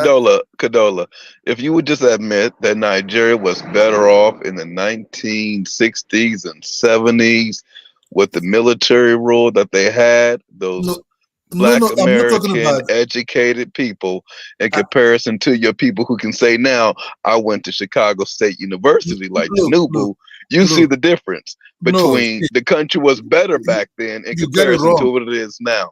The country was better with people who were educated and hang around black people like a mug in comparison to the ones that were educated at white institutions and hung around white people. The black ones were smarter they led the countries better. Yeah, The dumb ones that Ezekiel went and to the Kwame Nkrumah, PWIs. You see, black you colors. got the shit that you have now in Nigeria. Are you happy about it? Let me tell You you see the something. complete difference, Hold right? on. I know the history of this. Kadola. Hold on. In order for us to get somewhere, you do have to acknowledge the truth. Hold on. I know. See, not your feelings, the truth. No. It's not about the truth. It's about, tell you this. No, it's about the truth. We don't want to lie up here. We want the truth. In Nigeria, from 70 upwards, right? If you study in United States, you have to really back up with a lot of proofs. A lot of them went to Norfolk State Black University because racism was real in the 70s. Who Kadola, they wasn't going to white schools like that. Look, they weren't going to white Black schools Americans like wasn't even going to white schools like that. Even though they say integration is good, they was still fighting against it. Look, yes, but I said that is what the mistake that the white Americans did. That when they brought these Africans in, they forget they were not treating their own people, the black people in America, good also. So when the Africans saw, it was just the way black American people are. Hold on. They killed the Africans too. You thought they were great in America? You have to understand what the Africans saw. That was even lead to the independence. What Ezekiel saw. Are you willing to say that your information comes from your father? Who is one person? He cannot speak for all of the Africans that came to the United States of America. A lot of Africans basically got the hell out of it because they said, man, a lot of Africans got their asses yanked when they tried to go to certain areas. Are you aware of that, Kadola? Hold on. I want to tell you this. Ezekiel might change when it came to United States. They start saying, oh, so in Africa, they treat people were here good, but in our place, they have all kind of enjoyment circle, belong to golf club, belong to other things. And that's when the Ezekiel mind started changing. When they came back. His mind, if you read his book, right? He said he loved the black civilization of America. He was a Garveyite, and he loved Liberia too. He said it's possible that black people can govern themselves. Forget about Liberia. Liberia was never in the picture of Liberia was never in the pictures of Nigerians when they asked for independence. You know what I'm saying? Hold up. Before that, most Nigerians never thought they could be independent or govern themselves until they saw education. They came to America. I didn't know, Carla. Because people like the Mawolo went to England.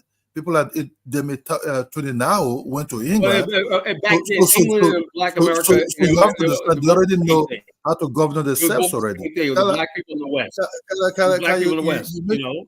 You make it look like the Africans were just in the. Yeah. That's true. 1905, even 1905. You guys want a participation trophy. Even 1905. 1905. You Africans were doing so well. You're so smart. No, I'm sorry. I'm sorry. You don't have a middle age. Where's your middle age, Nicola?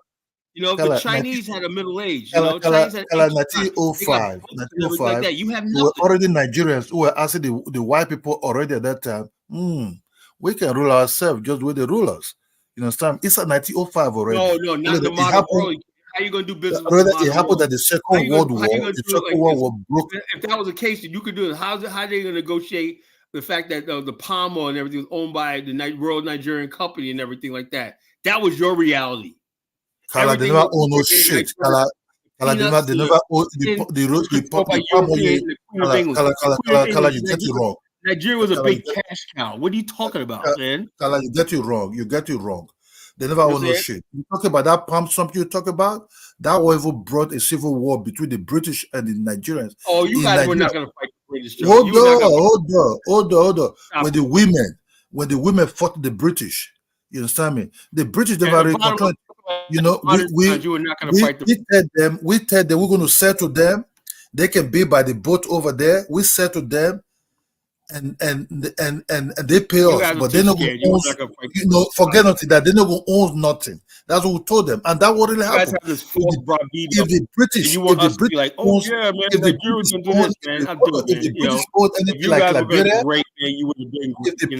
the British own anything like Liberia, we'll call they own those. The British own the whole entire country. Jonathan, British would not have left them. You understand me? The British would not have left us. Am I lying? I said the British own everything in the country. The Royal Nigerian never Company owned nothing. The British never owned nothing. The British never owned nothing. Oh, Lord. Cadola. The British never owned nothing in Nigeria. Cadola, lying does not help your country. Look, the British never owned nothing. That's what they left. That's what they left. Cadola, lying does not help the country.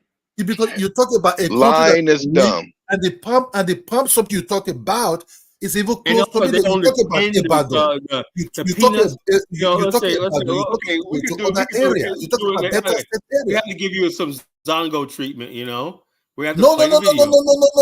I'm telling you the truth. What you try to say to me right now, as someone that came from that part of the world, you just gotta take that historical L, man. You gotta take that L, bro. You gotta take that L, man. Do you know what they're able to? You know what they're able to control? You know what they're able to control Liberia? Well, press us is a freaking because they own the plantation. They own the plantation in Liberia. You know what I'm saying? You understand me? After the independence, they left. After the independence, we had them to go. The British gave you no land. They gave you fake independence. Occupied no land in Nigeria. It's not like Kenya. They didn't need land. They don't need land. Cadola. When the British people own companies in Nigeria like Shell Gas or Unilever, some of Nigeria's major employers, those white people, are they black or are they white? Are the British people black or white? Okay, you talk about oil that they discovered that the white will have the technology to uplift from the reason why. Hold on, you talk about Africans. You talk about. Get straight to the point because you said that the British didn't own anything. They own shit till this day. Cadola. They didn't own no shit. The British, when they discovered that oil, the Nigerians didn't have the technology to live that oil. They're still dumping oil in Delta right now. They still got it. Okay. Cadola. You talk about that. Look, they still able to leave that oil from the ground, and there was nothing like. You have to say the Anglo-Saxon was the one ruling. Even United States, you leave it, is the Anglo-Saxon that ever control United States also at that time.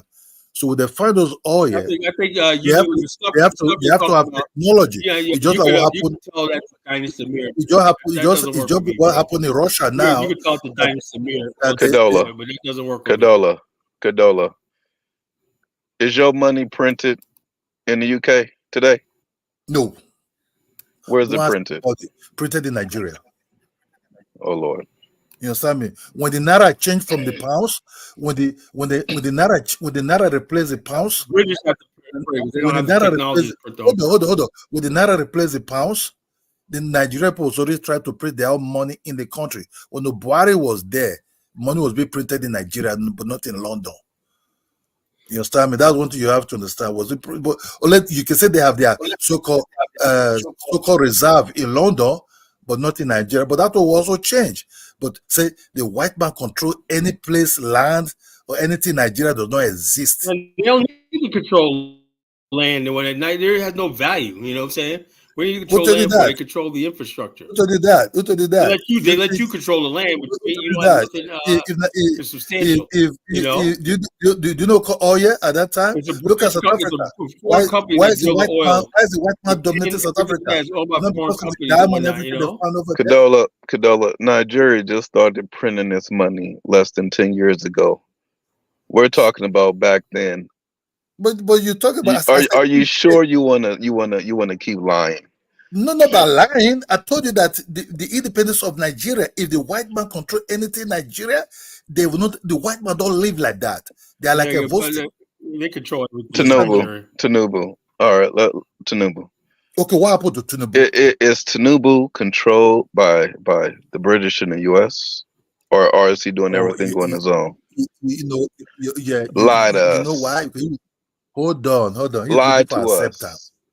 No, he's looking for. I told you, Tinubu's like a puppet. And before Tinubu, there was Buhari.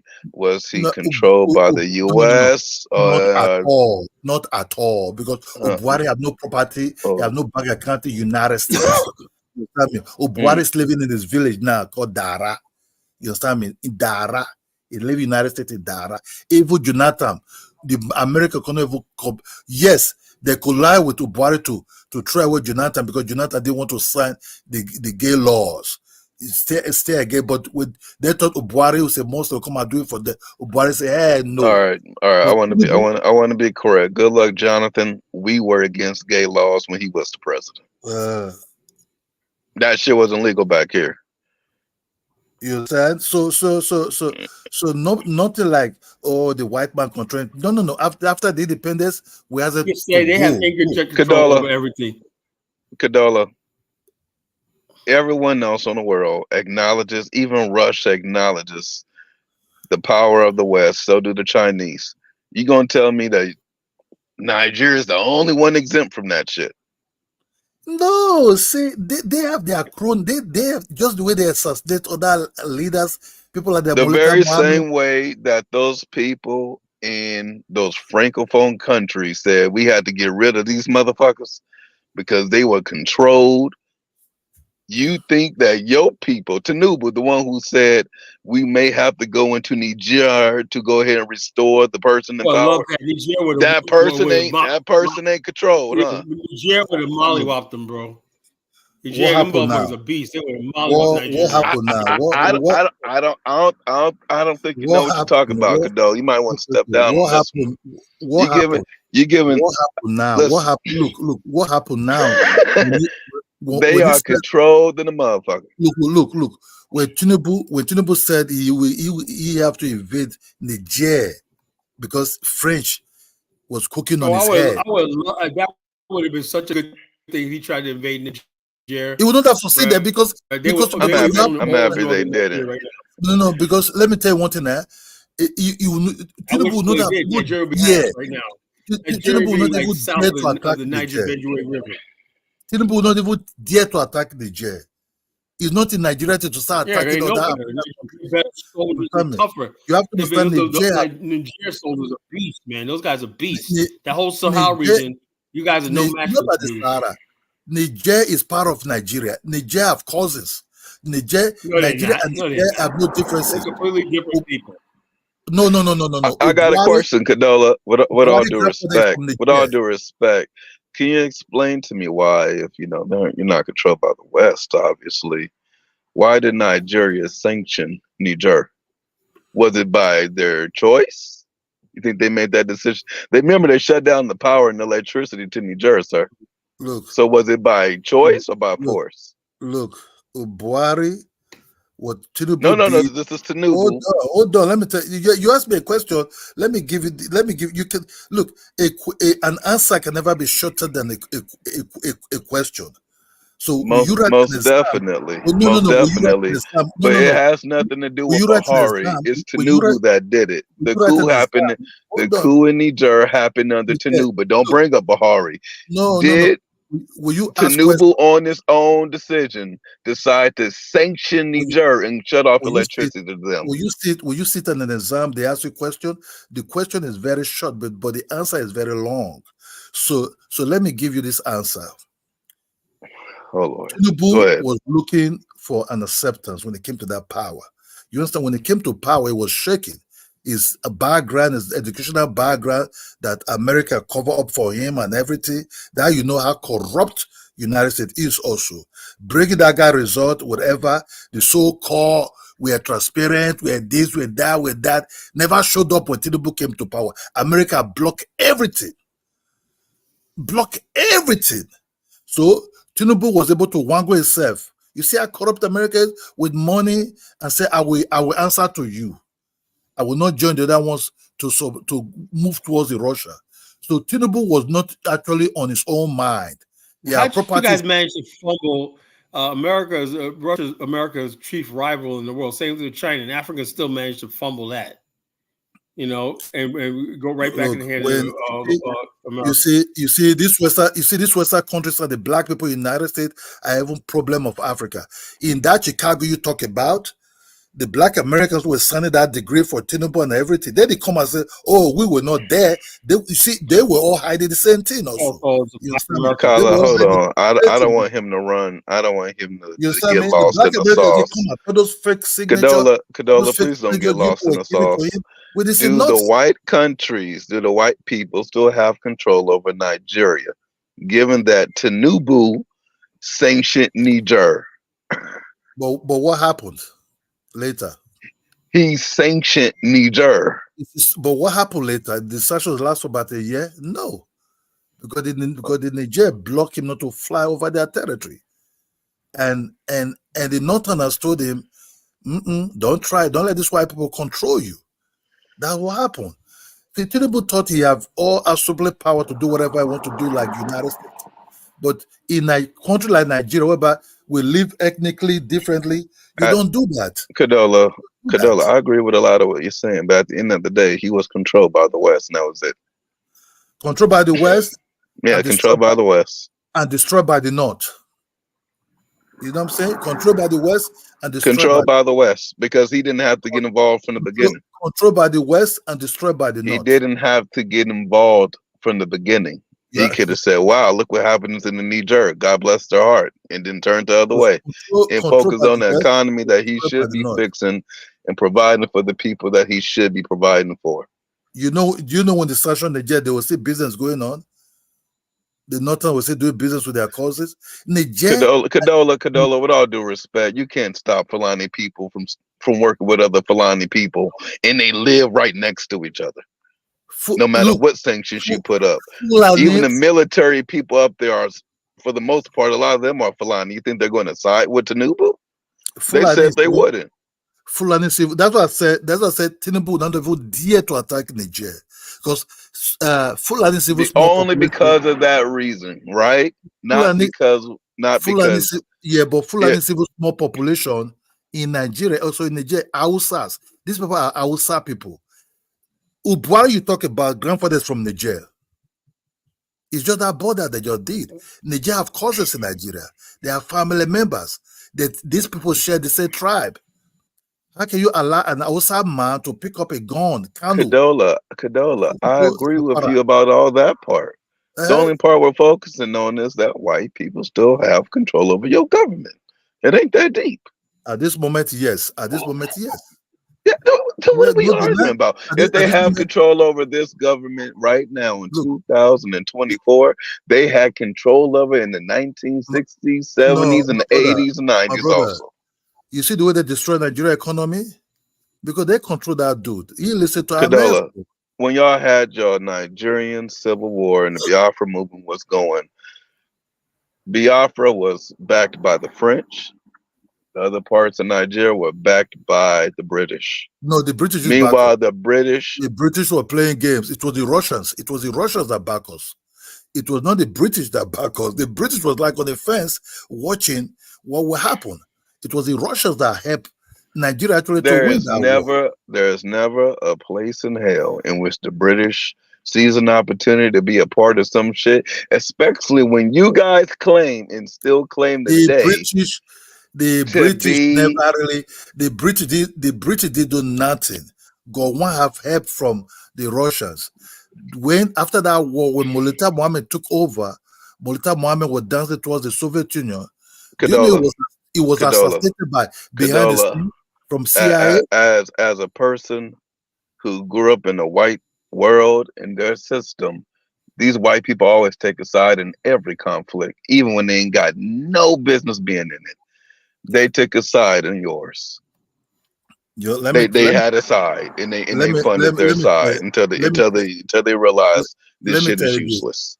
That's how the white people work, Kadola. The French thought they would back the Biafra because there was a lot of oil there, and the Biafras already were claiming most part of certain part of Nigeria, even Edo State. The Biafra occupied Edo State in a short while, in a very fast way. So what happened? The British were looking at, okay, who to back, because they were not in the north at that time. You understand me? So they kind of in the fence, and they love the northern people because the northern people are their friends. The southern people were very hostile to them. Yeah, but the North was also hostile to them when they were ruling Nigeria. Condola, we agree with you about that part. So, but we're talking about white it control over Nigeria since Nigeria got its independence. You was the can't say Russians that. You can't say they didn't have no control. They're the ones who literally gave you your independence. When they gave you independence, did they say, "All right, y'all free motherfuckers, handle that on your own"? You think no, they did not, Condola. No, you know they you think didn't. it's just easy to have independence like that? If it was all like, then no, the population that were ruling was far more bigger, and then no, there's no way they will be there anymore. Condola, y'all didn't have no bloody revolution, okay? In Nigeria, there was no bloody revolution. No, because they don't have to be revolution because they join nation state they form. Look, Nigeria is being formed from nation states, and add them together as a country. You understand me? So they don't need to fight. But were they united against the white man to leave so that they can rule themselves? Oh yeah, even the Northerners that was even dancing towards them at that time. Africans always talk about ruling. What about? I don't want to hear that word from anybody talk about me.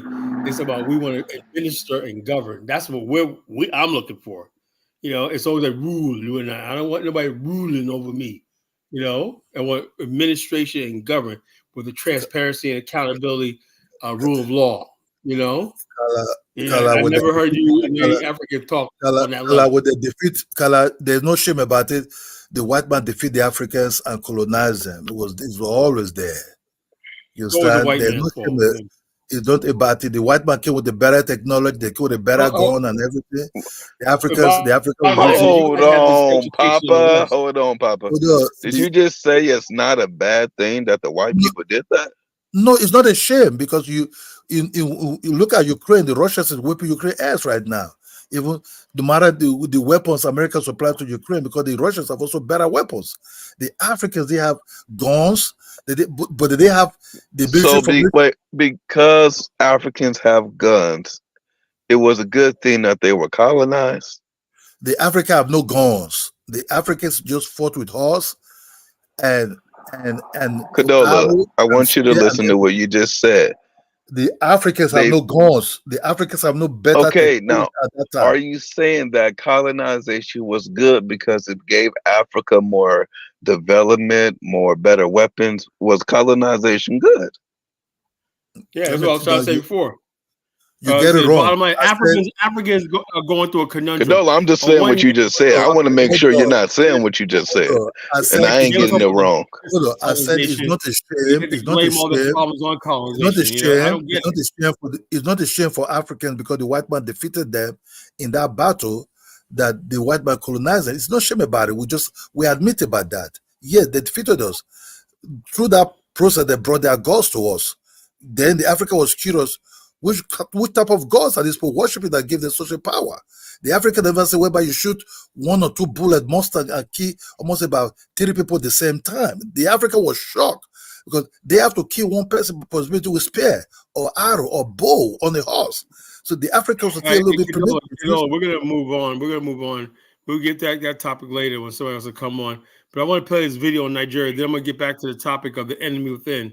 And get Jonathan's take on the yard Negro, and stuff like that. And I'm about to replay, revisit what I was talking about in my sermon. Yeah, this is Nigeria. This is a history of Nigeria. Nigeria was one of the major ports for the export of West African slaves to North and South America. Now, while British traders had once been major players in the slave trade, mounting pressure from missionary groups and a spike in demand for palm oil as a machine lubricant following the Industrial Revolution meant that the British government would now begin battling other European powers to bring an end to the slave trade and gain monopoly access to the region's palm oil and other industrial raw materials. Prior to this change in policy, the slave trade had been sustained by a triangular system of exchange that had lasted for over 300 years. African slaves were captured and sold by local kings, chiefs, and military generals to European traders who would then transport them to the Americas and the Caribbean islands to work in plantations producing materials like sugar and tin. These products would then be shipped over to European factories where they were made into finished goods like clothing, rum, and brandy that would then be shipped over to Africa along with other items such as guns, clocks, and leather goods to be exchanged for more slaves. Breaking the established order, the new British strategy will now be firmly focused on keeping African labor within its shores, as the continuing demand for slaves on the West African coastline was causing a serious labor shortage on the mainland, which was hampering its agricultural productivity. The trade had also made the region generally more dangerous and unstable, as long-standing tribal wars that had been going on years before the arrival of Europeans were now even more bloody, thanks to the introduction of guns and cannons acquired from European traders. Many local kings and chiefs were also now seeking to subdue neighboring tribes and expand their territories, so the cities and villages surrounding the coastlines were continually being raided by gun-wielding militias looking to capture and sell slaves on the coasts in exchange for more weapons. If the British government was to ensure safe and efficient access to the region's resources, the slave trade fueled violence and instability would need to be brought to an end. Britain got to work by passing anti-slavery laws and also establishing an anti-slavery navy squadron, which began intercepting slave ships in the region and returning the captives to shore. However, the slave trade showed no sign of slowing down, as it was simply too profitable for the local rulers and the mainly Portuguese slave traders that now dominated the market. Britain needed a more permanent solution, and luckily for them, a long-standing rivalry between two Yoruba kings would present them with a perfect opportunity. In the 1840s, Oba Akitoye and Oba Kosoko were involved in a bitter rivalry for the throne of Lagos. Oba Akitoye had been crowned King of Lagos in 1841, but his rival, Oba Kosoko, believed that he should have crowned king based on a true reading of the Lagos king-making traditions. In 1845, Kosoko forcefully removed Akitoye from the throne and crowned himself king, forcing Akitoye and his supporters into exile. Although he previously had no moral objections to slavery, Akitoye contacted the British government and promised to sign a treaty banning the slave trade in Lagos and granting British missionaries and merchants exclusive access to the region, provided the British army would help him regain the throne.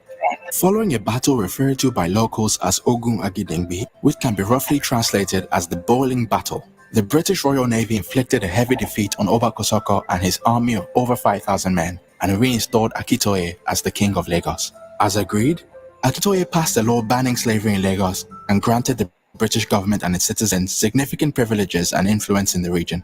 The rest, as they say, is history. Oba Akitoye died 2 years later, and his son Oba Dosumu was forced to sign a treaty turning Lagos into a British colony just 7 years after his father's death.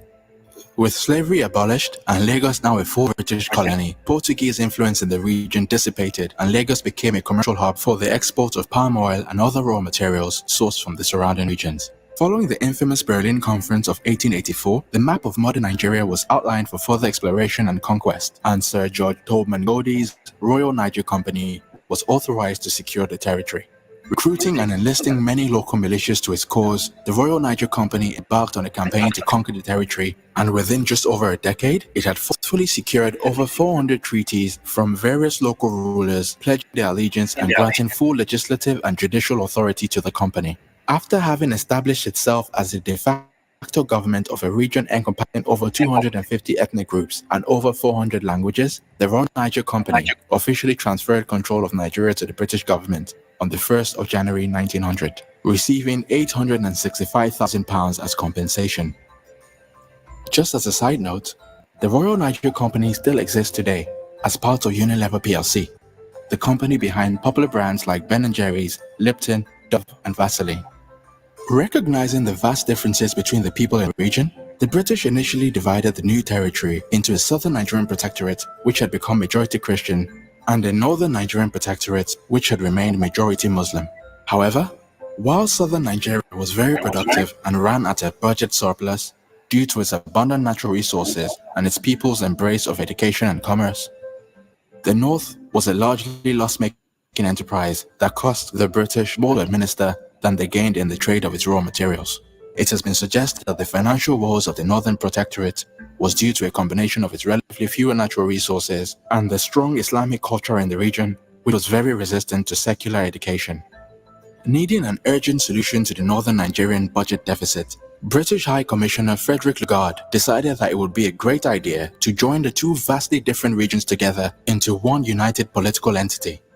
And to the dismay of many protesting southern Nigerians, the two protectorates were amalgamated in 1914 to form a single British colony of Nigeria, which would ultimately become the Federal Republic of Nigeria we know today. As another side note, Many scholars believe that it was Lugard's wife, Flora Shaw, who named the country Nigeria after the river Niger that runs across the territory. So in more ways than one, Nigeria was never a very Nigerian idea to begin with. Rather than being some kind of mythical homeland of the Nigerian people, a more accurate description based solely on its origin story would be to describe it as a corporate entity that was formed to ensure the profitable exploitation of the natural resources in the geographical areas that surround the Niger River. And nearly 60 years after gaining independence from British rule in 1960, my country Nigeria still seems to conform to the original purpose for which it was formed. The only difference now is that rather than lining the pockets of the shareholders of the Royal Niger Company, its resources now line the pockets of the Nigerian elite. Having discovered over 37 billion barrels of oil reserves under its soil, modern-day Nigeria may have ditched palm oil for the more profitable crude oil, but the status quo remains very much the same. The only Nigerians that seem to benefit from the country's natural wealth are the elites that own oil wells and the government officials tasked with managing the resource. Despite a failing education system, poor infrastructure, insecurity, and mass unemployment, Nigerian politicians are arguably some of the best paid politicians in the world. A recent report by Nigerian news station Channels TV estimated that Nigerian senators earn as much as $80,000 a month in wages and allowances, meaning that they are paid over 10,000 times more than the Nigerian minimum wage and over 200 times more than its GDP per capita. All this in a country where nearly 87 million people live on less than $1 a day. Indeed, life for the average Nigerian has become so hard that the goal for many is to live anywhere else but Nigeria. To draw a shocking comparison, while an estimated 10.5 million African slaves were involuntarily taken out of Africa over the 300 years of the transatlantic slave trade, some estimates suggest that the number of Nigerians voluntarily living outside of Nigeria has grown to over 15 million since its independence in 1960. From popular destinations like the US, UK, and Canada to places like Russia, Ukraine, and Malaysia, Nigerians are choosing to endure all kinds of prejudice, climates, and harsh treatment just to make a better life for themselves and their families. Just like the Royal Niger Company and its pre-independence colonial administrators ran Nigeria primarily for the benefit of themselves and the British Empire, in many ways, the current generation of Nigerian elites do exactly the same, but perhaps to a much more extreme degree, as they now work not just for the benefit of Britain, but for the rest of the Western world as well. How exactly, you might ask? Well, first and foremost, by looting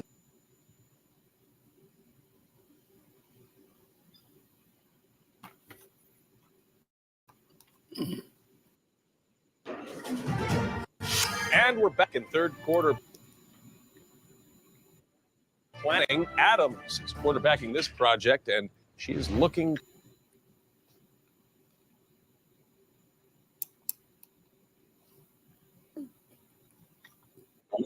By looting and sending billions and billions of dollars worth of oil revenues that should be kept reinvested into the local economy to European banks to just sit and accumulate interest. By stimulating the London property market with their endless acquisitions of rows and rows of expensive London properties. By paying eye-watering amounts in tuition fees for their children to study abroad while their local institutions rot away. And by championing European industry and exports with their insatiable appetite for imported luxury cars, clothing, and perishable goods. So while they might hold Nigerian passports and outwardly claim to be proud Nigerians, their actions show that they do not feel any true sense of solidarity with their fellow Nigerians. And oddly enough, their way of thinking is actually not that surprising, when you understand where they're coming from. You see, it's very hard to feel any real sense of duty to a country that you have no real attachment to. Raised by parents and grandparents who saw nothing in common with the hundreds of neighboring tribes that were involuntarily bound together in the artificially constructed profit-making machine called Nigeria, the current generation of Nigerian elites were never going to suddenly put down their ethnic prejudices and embrace a bright vision of one Nigeria simply because it now had a new flag, a new anthem, and a new team of black administrators. One question that is often asked is why nearly 60 years after gaining independence, the Nigerian elite have not simply opted to undo the colonial structures and divide the country along its pre-colonial ethnic lines. This is a very complicated question, but the simple answer is that a breakup of Nigeria would cause a lot of wealthy and powerful people to lose a lot of wealth and power.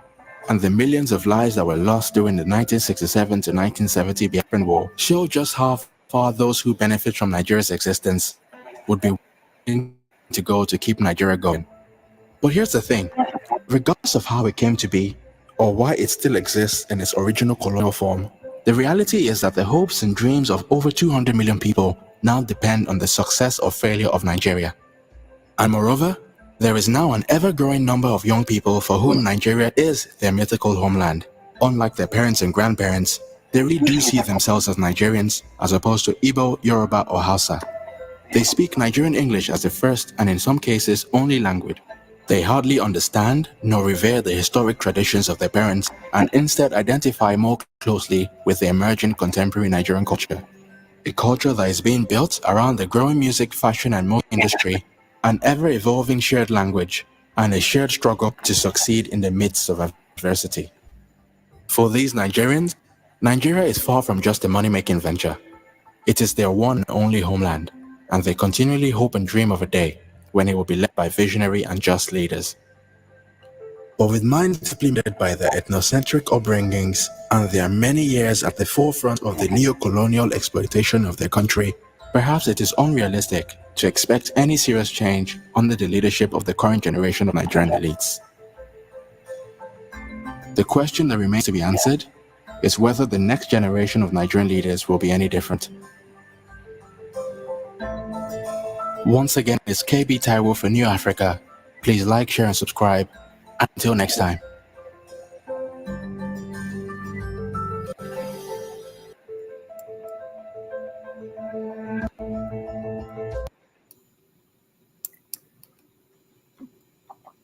Yeah, so that was very poignant, and Nigeria exists for the few elite, Nigerian yard Negroes, yard Negroes basically getting rich and keeping it just like the same yard Negroes in America wanted to keep this whole thing called Black America because they benefit from it. There's nobody benefits from a collective called Black America, except for a few people who get some butter biscuits and some jobs, entertainment, and here and there like that. Black America, there's no functioning Black America. Just a few people connected that do the bidding of the white people to exploit us and take the $1.6 trillion we generate back to the white man. Keep us stupid and dumb and partying and acting the fool and everything. Stable 08 says, Kala, I hate Black America. I am Black America, you stupid fool. The devil's a lie. He's Stable 08. This is a yard Negro. He's being discovered right now. I knew when I did this show tonight, the yard Negroes would come out and try to friggin' throw things off. They always hide behind this cloak of, I'm an ADOS FBA. I love my people. No, you don't. You don't love Black people. You don't love us. And so, like I said, Frenchie's laughing when the bottom line is this: nobody could do it like the College Genesis. Nobody. I was put here on this earth for this sole reason. That's why I said I delivered my sermon tonight. You can call me Reverend Kala. I came to give fire and brimstone tonight. And these guys here talking all this nonsense and everything. The yard Negro is the enemy within. They have to be exposed. You have yard Negroes in Nigeria. You got yard Negroes in Black America. You got yard Negroes in South Africa. You got yard Negroes everywhere. They basically like this. Being Black don't absolve you from farming, being anti-Black to the point. How am I anti-Black? On one hand, Africans, you're anti-African. I'm always anti-something to somebody, Anytime you tell the truth, you're anti-something, I'm pro the truth. I hate lies. And the bottom line is the biggest trope, the biggest lie of the yard Negro is to have us focus on so-called goddamn white supremacy, while they basically doing the bidding of white supremacy, getting rich, because they don't think about the bigger picture. Kala, what you show in Nigeria, that's the problem we have in Nigeria now. You see the protests, people died and everything. The people that went to Nigerians are arguing that they're the giant of Africa. The people that went to United States to study, hold on. That's your problem right there. Why do you have to come to the United States to study? Why can't you build your own institutions in Nigeria? I wouldn't even take illegitimacy. If you got a Western education, you have to assume that person is there to do the Western bidding, and he doesn't have no affinities for the country. Yes, the people that came to United States and London to study, the people that have houses in London, their fathers sent to study in London, in everywhere. These people are the most greediest people we have in Nigeria now. These people come in from the back door, pretending they want to come with all kind of development. These are the people, sometimes we don't even know their educational background. Sometimes they cheat wherever they go to in London and the US to study, 4 degrees or certificate, and come back to Nigeria because they have money or they're elites or something. Look, yes, Nigeria is heavily, the people that rule it, they are heavily corrupt. They're not good for anything. If we have the chance, we would have pushed these people out. Possibility. Yeah, okay. I want to talk about, tonight's topic is about yard Negroes. I don't want to make this about Nigeria. What is yard Negroes? Look, what is yard Negroes about? Yard Negroes, not people, you talk people that betray us inside the belly of the beast. No, say the bottom line is this. And what we mean yard Negroes is very, very complicated, right? In other words, we had the house slaves, right? That they was always this object of scorn, and that was unfairly true. Then you had the field slave we were always lionize them like, oh, they were noble and everything. That wasn't always true, right? And so the bottom line is this, but people never talk about the yard slave, you know? What if you weren't necessarily on the field, right? But you were not good enough to be in the house, right? In the middle was a yard slave, right? He played a crucial role in linking everything together. Why? Because his goal as a yard Negro is himself. He's not trying to have a revolution like the field Negroes to change their condition. It's the house slaves. Many house slaves plotted slave rebellions and escapes and everything like that. Most of your escapes in slavery were the house slaves who learned how to read and learn maps and know how to send letters off and stuff like that and gain alliances and stuff like that. That was a house slave. So historically, we will say the house slave and the field slave. The house slave was with the master, and these stupid Negroes got us believing that black women willing was sleeping with white men and stuff like that. And we had some relationship. No, there was no good relationship on the plantation. Now, with that, right, came the yard Negro. He benefited from the white supremacy system because he wasn't going to be on the field and he really didn't care about the house, but he knew that since he's going to be there, you know, he knew he was going to be there. So why don't I just make the best of things, you know? And how to make the best of things by keeping things quiet. Remember the movie Black Caesar? The Fred Williams' character, Black Caesar, was saying, see, I want the police rely on me. He's a gangster, a thug, to keep things quiet in the ghetto. You know, the yard Negro is the drug dealer. You know, he's a black politician. He's a black entertainer. You know, he keeps things quiet, keeps masses under control. And they also steer us towards this mythical thing that they're going to fight white supremacy and everything. And they have no intention. Sometimes I think Chantel, my sister, my black sister, sometimes I think she sounds like a yard Negro sometimes. Maybe she's going to get on here and fuss me out one night. But I thought about her when that's an Africa hit also, number one.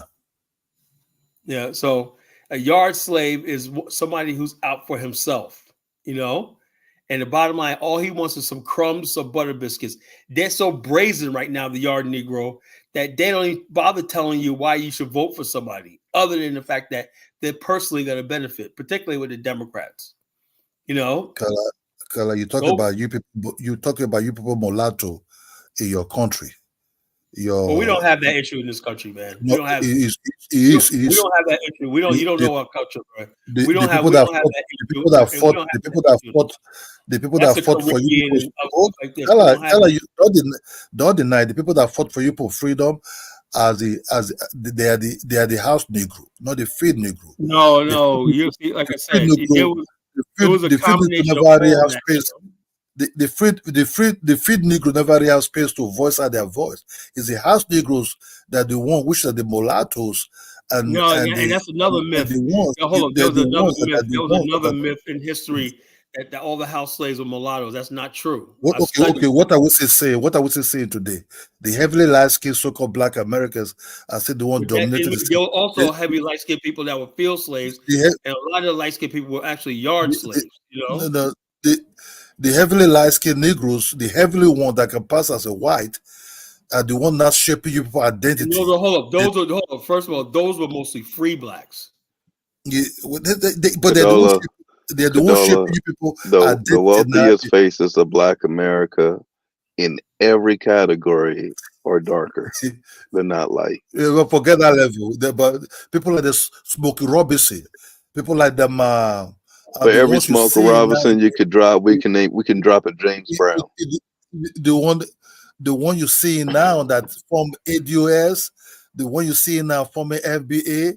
These are mulattoes. Tariq is not light skinned. These are your house Negroes. You understand me? But if you have to talk about Tariq ain't no house nigga. Your feed Negroes.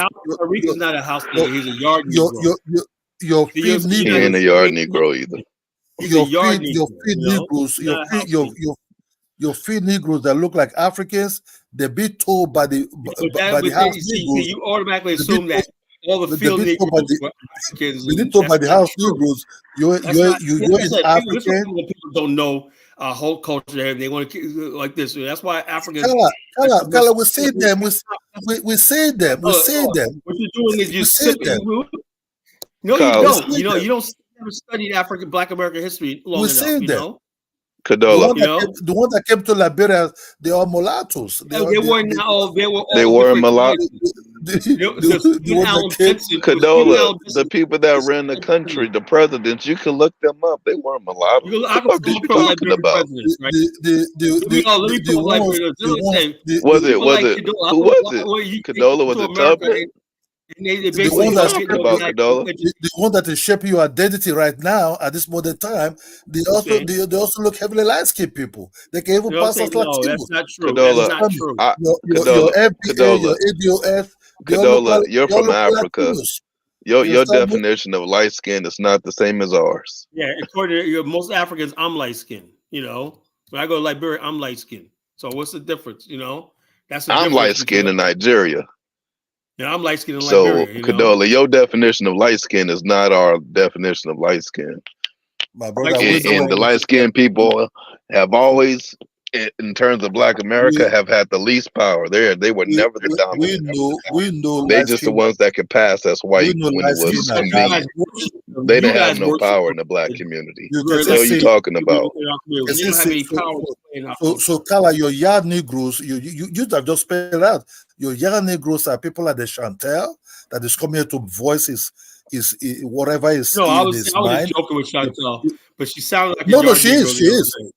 No, she's a yard Negro. Possibly she's a heavily light-skinned lady. You understand me? So what I'm trying to tell you. No. Don't beat her hand. She's not that. She's not that.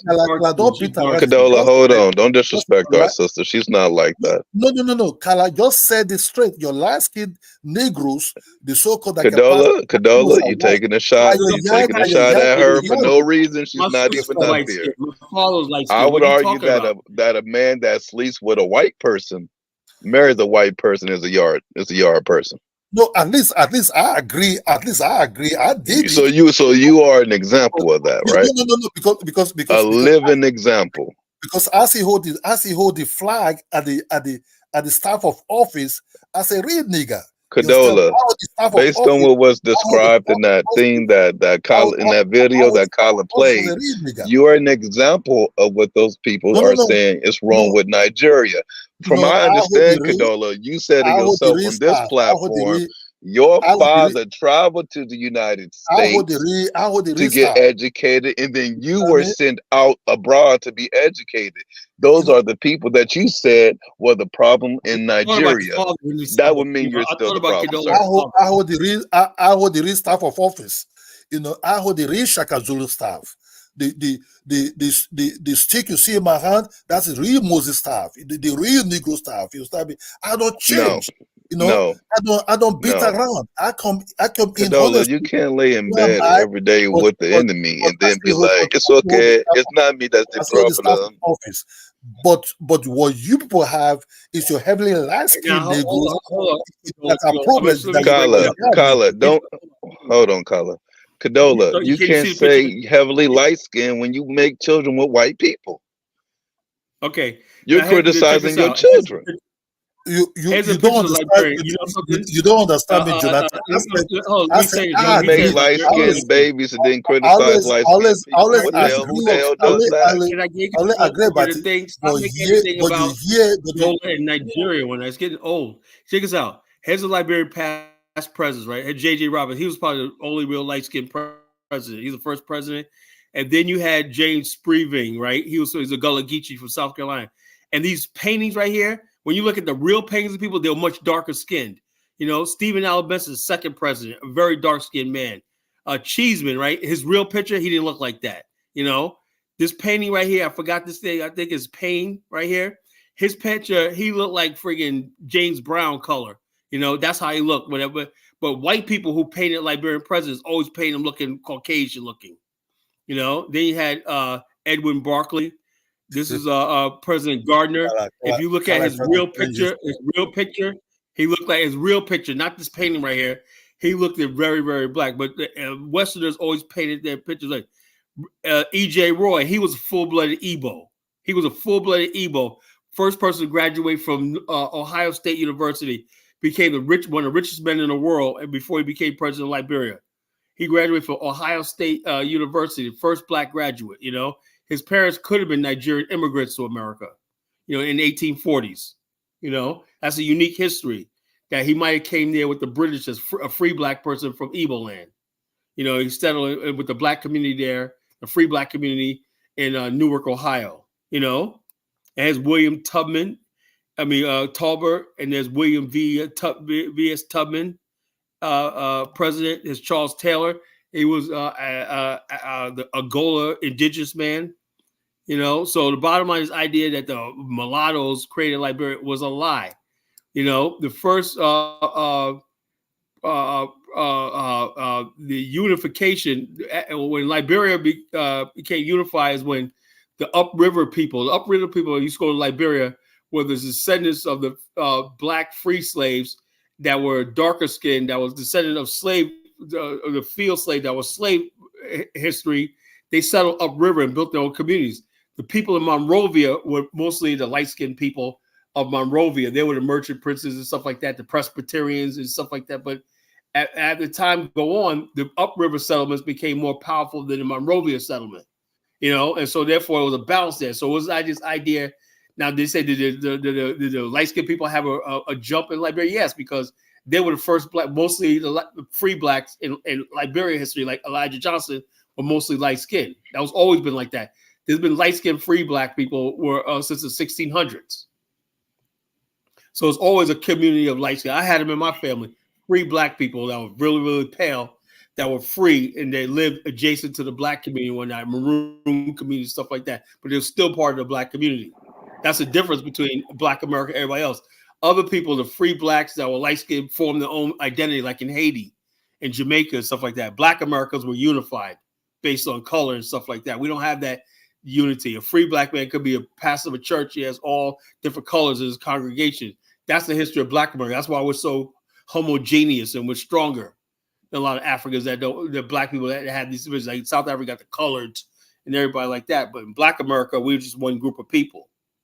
You know, some people say, "Oh, we got light skin," because Kidola doesn't understand Black America. You know, understand our culture. We don't see light skinned people as something different than the majority of Black people because they're in our families and everything. Our cousins, they're our family. So in Black America, and also light skin don't necessarily mean you're smarter. And you're closer to white people and stuff like that. That's another myth people keep like this, they think light skin means that you had access to white America and stuff like that, Percent unify my ass. Well, that's what I said. People don't know our freaking culture. They don't know Black America. They don't know our culture. They think we're like Haiti, Jamaica, and all these people that basically they just broke off and formed their own mulatto class. We didn't have a mulatto class in Black America.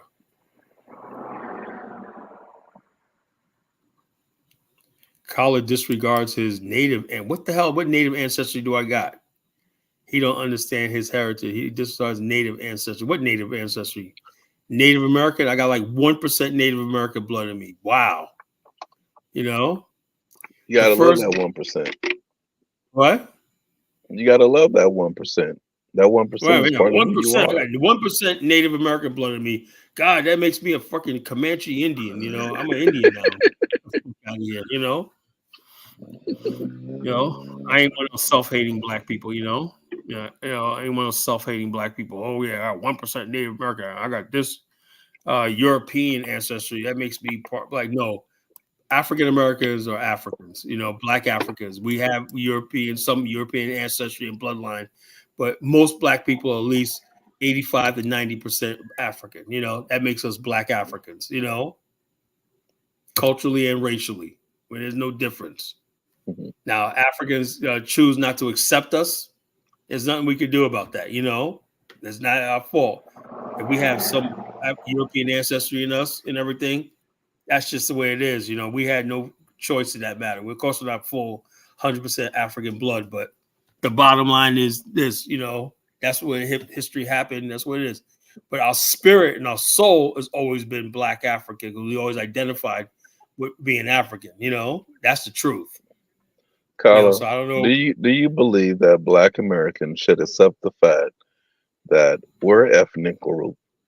We're an ethnic group. Yeah, different than any other group, and we shouldn't be trying to get acceptance from anybody. Yeah, but bottom line, accept yourself.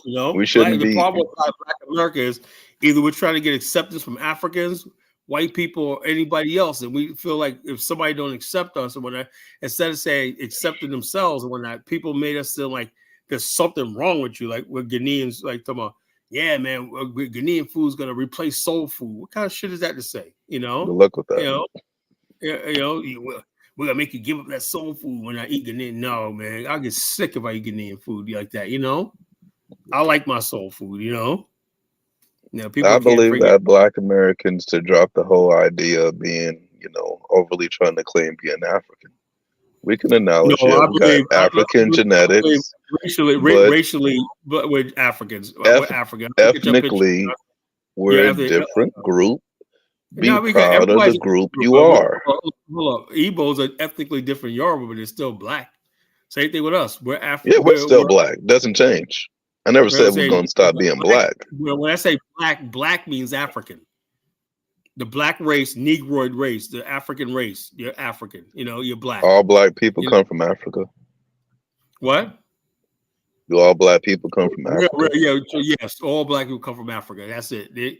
No other place. Real black. Even the dark skinned people in but they're not black. What is that? People that own Papua New Guinea or the dark skinned people in the Melanesian Islands.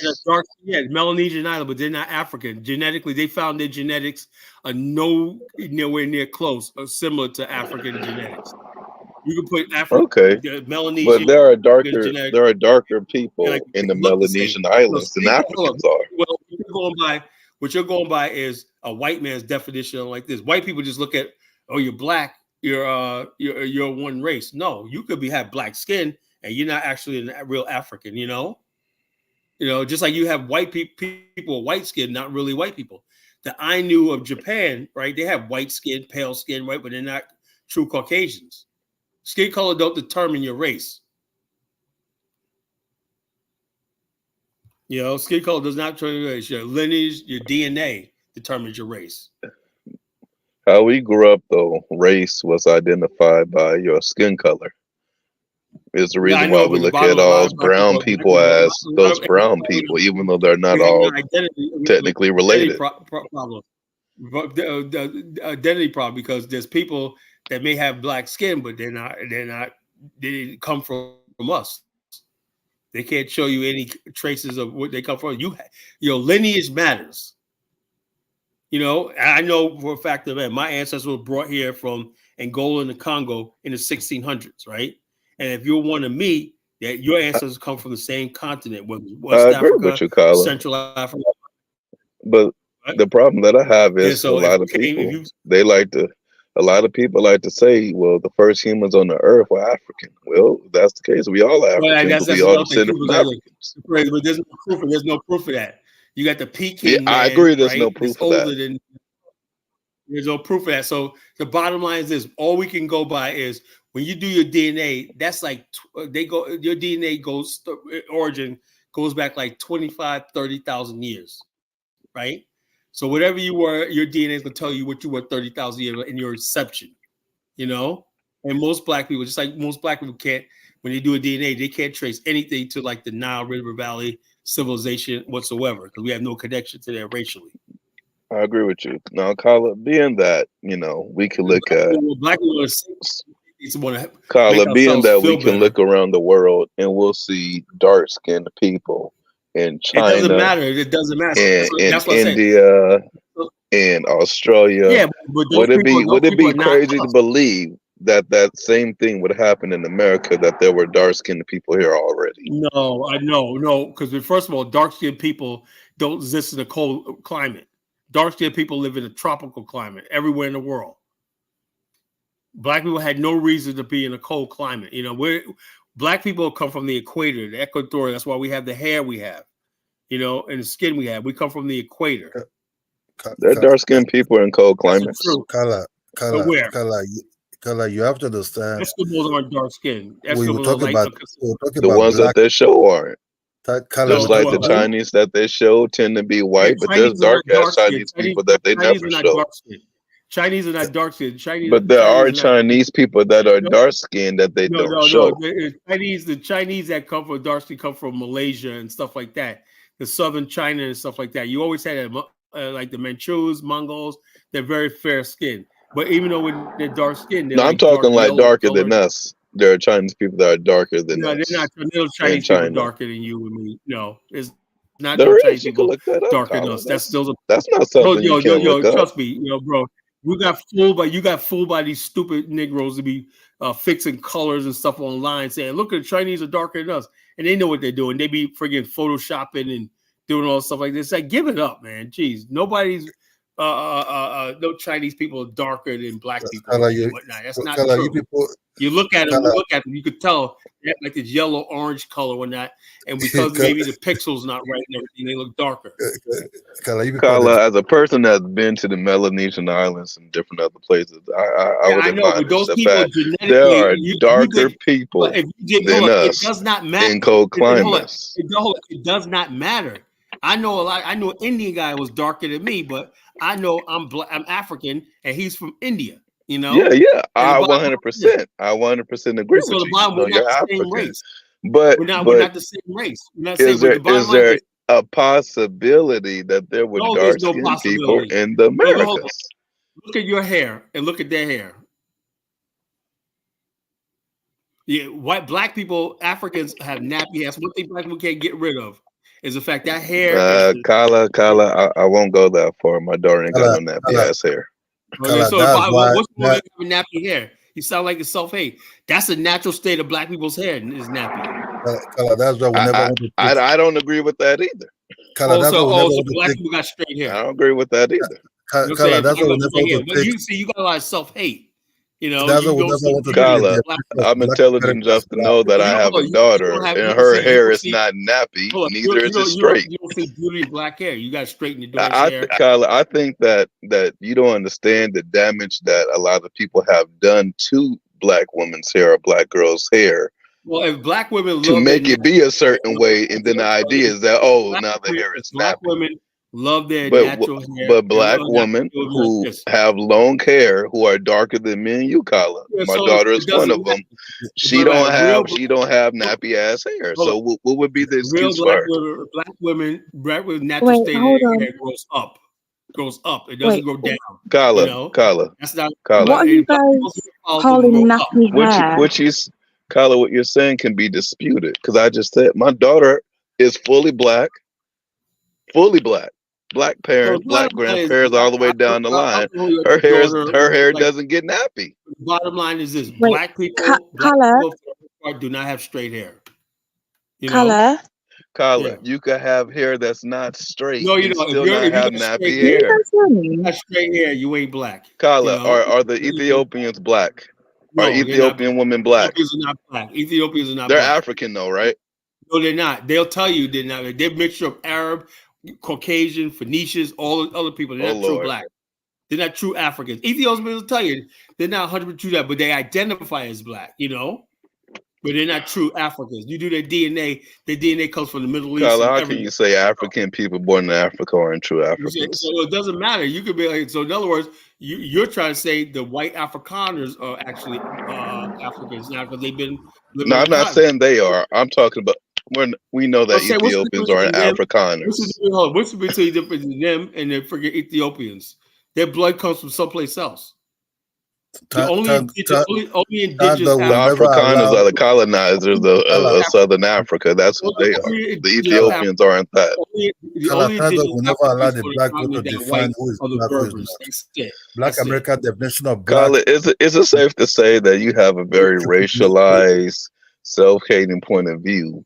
Because you identify black hair as nappy. However, Carla, when you say that, you would have to give birth to a child, and I know you had children. Was that baby's hair nappy when that baby was a baby? Oh, I don't have children. No, it wasn't. When I was born, my hair was curly and nappy, whatever like that, you know. Your hair wasn't nappy when you were born, Carla. And also, my parents told me you're African. We were born with African race, and I had like curly hair when I was a kid. You know, I had like almost straight hair when I was a kid. But my parents, as I grew and whatnot, you know, those curls died out and whatnot, and them naps came in. By the time I was 6 years old, I had naps on top of my head, you know. And so, like that, when they say, "Oh, when you was a baby, you were so pretty, you had that pretty hair," all the ignorant shit. Don't say. By the time I was 6 or 7 years old, that shit was gone. You know, that Mother Africa had kissed my head and whatnot. And them naps came through, and I said, I knew from there I'm part of the African race. You know, no question about it, and I'm proud of that. Any black man who's not proud of that, man, I don't know what to tell you. You ain't proud of your race, you can't go no place. You know, Carla, have you ever met Fulani women? Fulani women from northern Nigeria. The Fulanis have a special. Are they African? Are they African? Hold up, they're certain African, but they're not true Africans because the Fulanis also come from Samaria. Carla, can you imagine that someone from America is saying that Africans are not true Africans? Hold up, the Fulanis gonna trace some. That's disrespectful. Yemen. It could take from Yemeni, a mix of Yemenis and other people from the Middle East. They're also mixed ancestry. So I don't go. They're the exception. They're an aberration. Okay. Are the people from Madagascar, are they African? They hold on. The people of Madagascar, you know, they have Asian ancestry. Most of them have black and Asian ancestry. What I'm noticing is that if you don't have nappy hair, you can't be black without being mixed. You can't be a true black. You can't be a true black. You're not a true black. But why would you have that opinion that all white people hair ain't the same, all Asian people hair ain't the same, all Indian hair ain't the same? Why would all black people hair be the same? Where it comes down to it, I believe that one of the reasons why black people, the shit we're going through right now, is because black people don't love themselves enough, and they don't see themselves worth preserving. I believe that. You know, so why would you believe that if that's not? But that hasn't been shown, Carla. You know, that girl Tyler. That girl Tyler is actually an Indian. She's not even, she's colored, but she has Malaysian origin and stuff like that. Black people are trying to claim her and whatnot. You know, she said she's colored. If you study the colored people in South Africa, they're Malays, the Chinese, the Indonesians, and there are also Khoisan and Sand people. When I look mixture, she's a mixture of all that and everything, but mostly freaking she's Indian. You know, but black people, oh man, I want to claim her and whatnot because we don't love ourselves. Carla, is there a possibility that in Africa, if they don't shave the head, that their texture probably would be a lot more different than it is? And in case of Black America, if you don't, you know, women that I see like to put chemicals in the kids' hair and shit. Is there a possibility if you don't put those chemicals in the hair and fuck up the kids' hair, that the hair don't come out the way that it is now? So you're gonna go around in Africa telling them y'all hair so fucked up, y'all gotta make sure y'all put a hot comb and relaxer in there. Hello. Yeah, Black America did that, and that fucked up our hair. Go ahead, sister. Also, I've been here the entire time. Oh my gosh. Okay, so I just wanted to know, what do you guys call nappy? What does that even mean? Because it sounds very derogatory. Oh yeah, I say natural hair. He said nappy. Yeah, nappy is very derogatory. Okay, we've got you black said people nappy. have different black people. No, I didn't say nappy. I said natural hair. You're natural hair. We gotta rewind the video for Colin knows that he nappy said hair. nappy. You say, I did not say nappy. You said nappy. You did. You did say Colin, you said nappy. My newest wife just backed me up. You said nappy. Hold up. But I'm saying it. I'm not saying it in a derogatory term. You said it was something negative. I said it was something positive. You know. I just simply said that all black people have nappy hair. You took it as derogatory. Yeah, so you make it seem like it's something positive. There's a difference. I say there's nothing wrong with nappy hair. I said my daughter don't have nappy hair. You said that was self-hating black. Yeah, I'm like, she doesn't have nappy hair. What the hell was that? My daughter don't have nappy hair. So, Jonathan, are you saying that your daughter doesn't have natural hair? Is that what you're saying? Hair is natural and longer than everyone on here that will possibly have fake hair. So that's what Kala's calling nappy, though. Kala's saying that nappy means natural hair. So are you saying your daughter doesn't have natural hair? When did nappy mean natural hair? Is this some new shit? That's what Kala just said. Well, if you have an afro, black woman has an afro. If you let it stay, she don't put relaxer in her hair. Her hair's gonna be afro. It's gonna be tightly curled, like 4C hair. But that's African. That's an African woman, a true African woman. You know, that's what I'm talking about. Countries have you been to? Well, the bottom line is it doesn't matter. You know, no, don't jump past that. How many African countries have you been to? The bottom line, you know what an African woman. Thank you, Chantal, for the definition. I know what I've seen, and I've seen different hair textures in different African countries. So I'm curious. You might have to travel a little bit more across Africa. Not naturally though. Unless you go to Ethiopian or Fulani or something like that. But that's their genes, you know. But the average 80-90% of Africans have coarse 4C hair. That's a true African. Yes, that's what I wanted to say. We've got different textures, so it ranges, I think, from like 3A to 4C type of hair, right? And we use, depending on your hair type, you'd use different products, different combs for your hair. And you know, having that natural hair, it is a lot of work. It is a lot of work, especially depending on what the weather is like.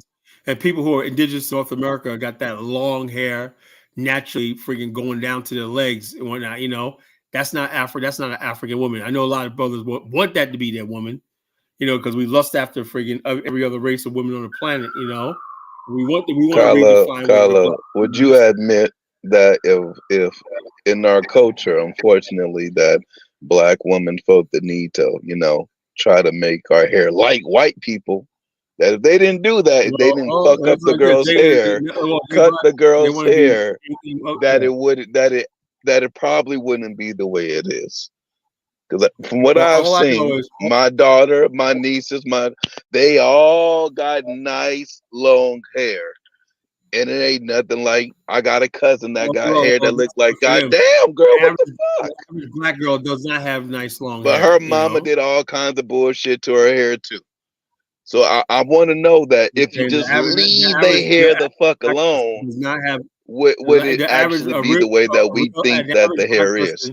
Wait, falsy hair is beautiful. You know, falsy hair is beautiful when it's kept well, you know, moisturized and combed. It's very beautiful hair. You know, Jonathan, you kind of sounding like a colorist at the moment, you know? What are you trying to say about falsy hair? Very colorism. That's not colorist.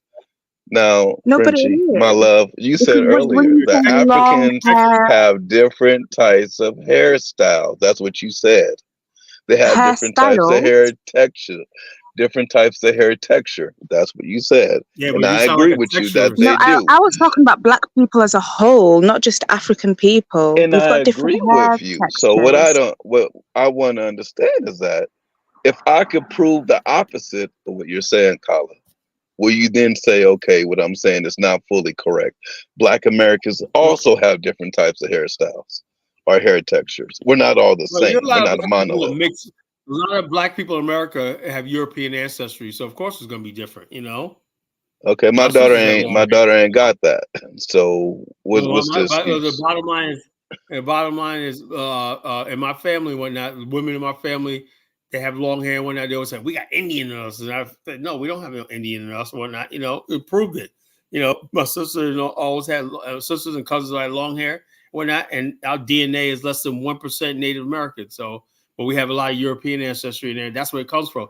But what I'm trying to say is, true Black people in the state and whatnot, our hair is not long and straight.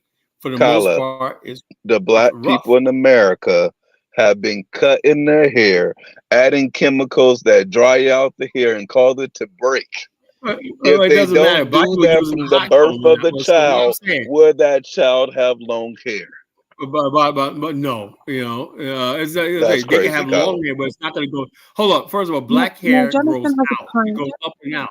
It does not grow down like a dog. When that hair falls down, that's European and Amerindian hair. It goes down because their hair splits in the middle and the top.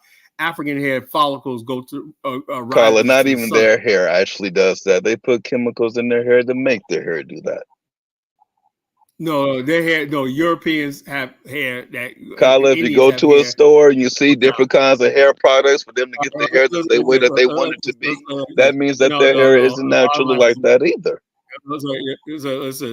Okay, let me put that. Do I have to put up pictures of Native Americans? See what they talk about. Native American women. Native American women. Black people just, I swear, man, it's self-hate, man. That's why we're never gonna get no place. Kyle, I would never generally do this, but if you want to, you can pull up a picture of my daughter. I want everyone to look at her. Her hair is probably about 3 times longer than Beyonce's. Goes way past her knees. She's fully Black. Both parents are Black. Grandparents are Black. What excuse would there be for her to have that hair? We ain't claiming no fake ass Native American. So the bottom line, it doesn't matter. It does not matter. I said for the most part. You saying like this, everybody and other people around the world, when you say, I say long hair, you don't know the definition of long hair. Long hair means it's going down to your butt.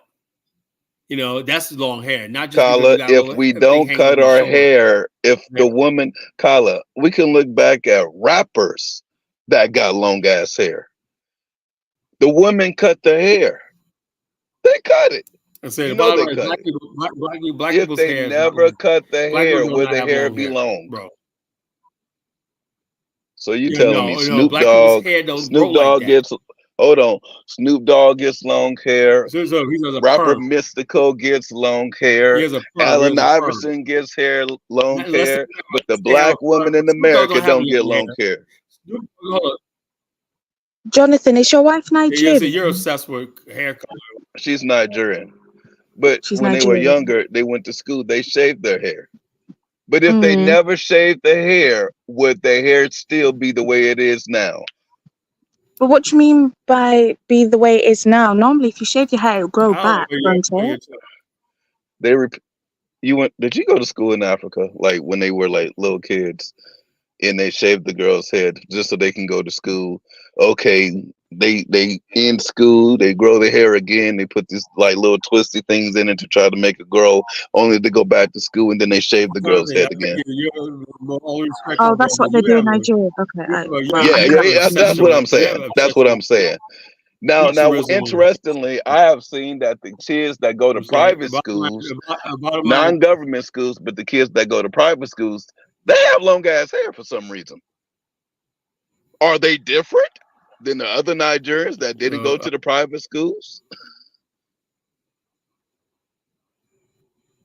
So I seen the contradiction a long time ago. That the problem is, well, y'all make them cut their hair all the damn time.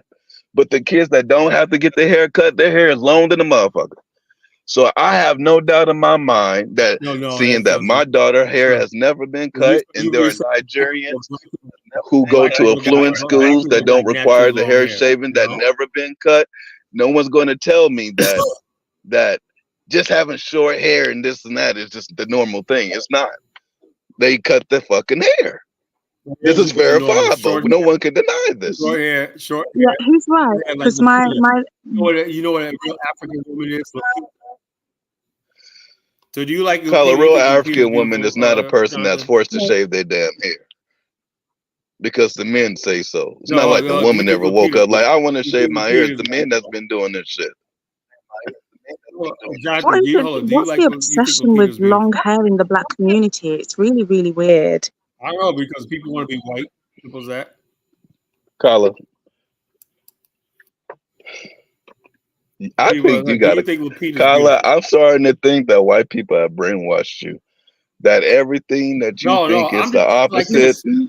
If white people are intelligent, we're supposed to be dumb. If white people have long hair, we're supposed to have short hair. If white people are rich and wealthy, we're supposed to be poor and downtrodden. I reject that point of view. I'll say the bottom line, you keep saying my daughter long hair. Who cares how long your daughter's hair is, right? Would you love her just as much as she had no hair? No shit, but that ain't that's not what we're talking about. What you're talking about is that you're not acknowledging that black women in America have been adding chemicals to their hair to make it become like white people, fall straight down. That's why niggas back in the days have perms. They were deep frying their shit to try to be like white people. But if they never did it, you will have to tell me, Carla, that black men, Michael Jackson, when he was black, still had long hair, right?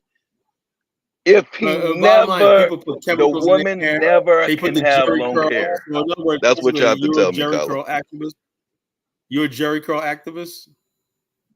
If a person wants to get a Jerry curl, that's their business. What am I supposed to do?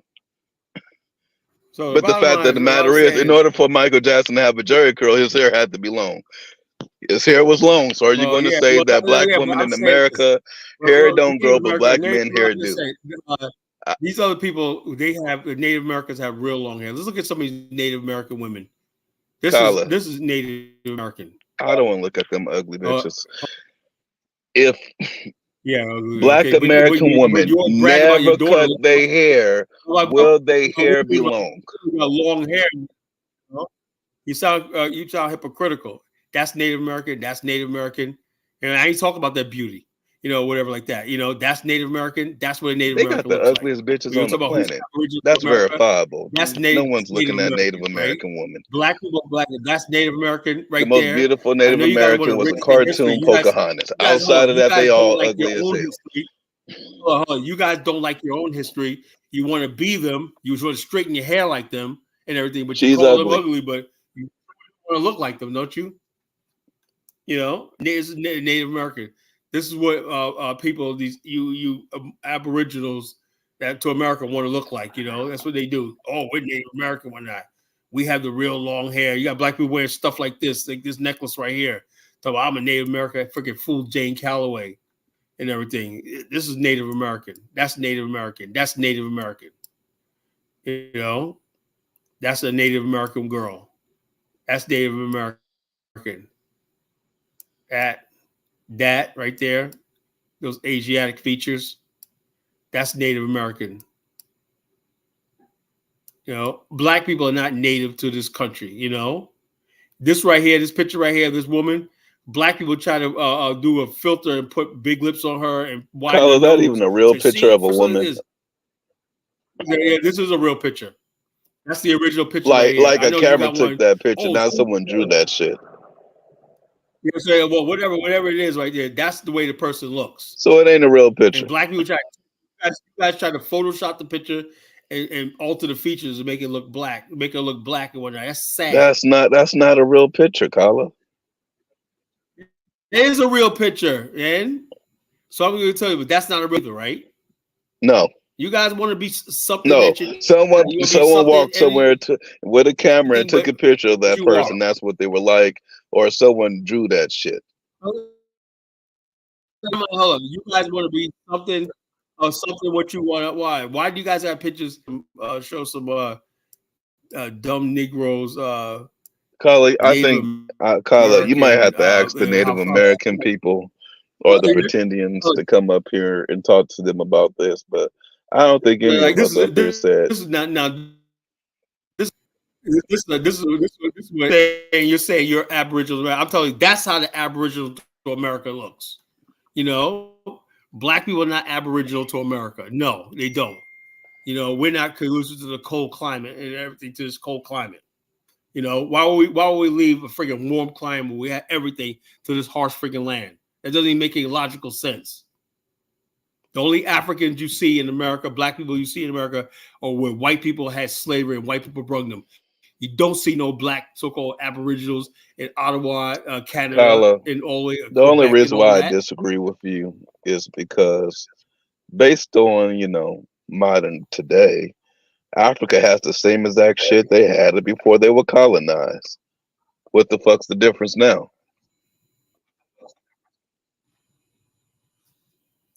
No, I'm trying to say you guys basically are trying to walk around talk about it was possible that we were here in America before.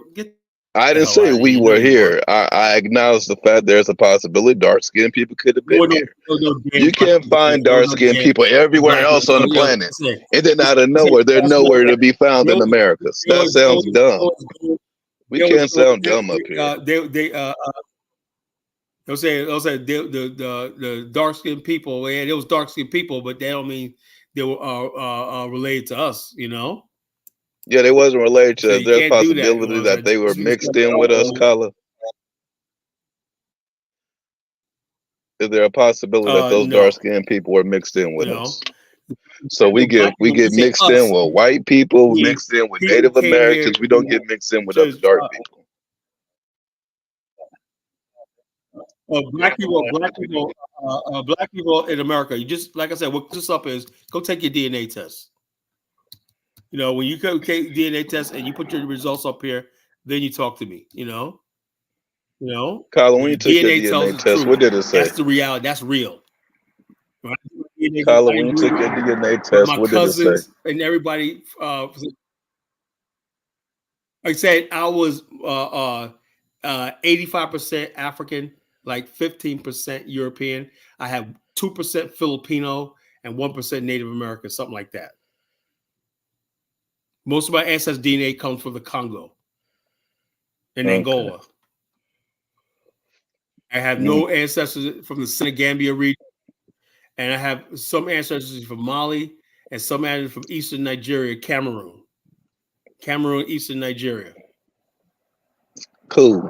Now, my child's mother, the daughter I'm talking about, her DNA came from Nigeria.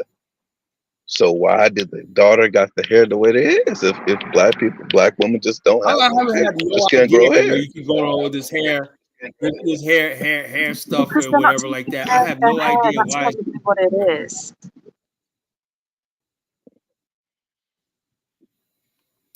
I don't know why you can go on with this hair stuff. You are not Native American.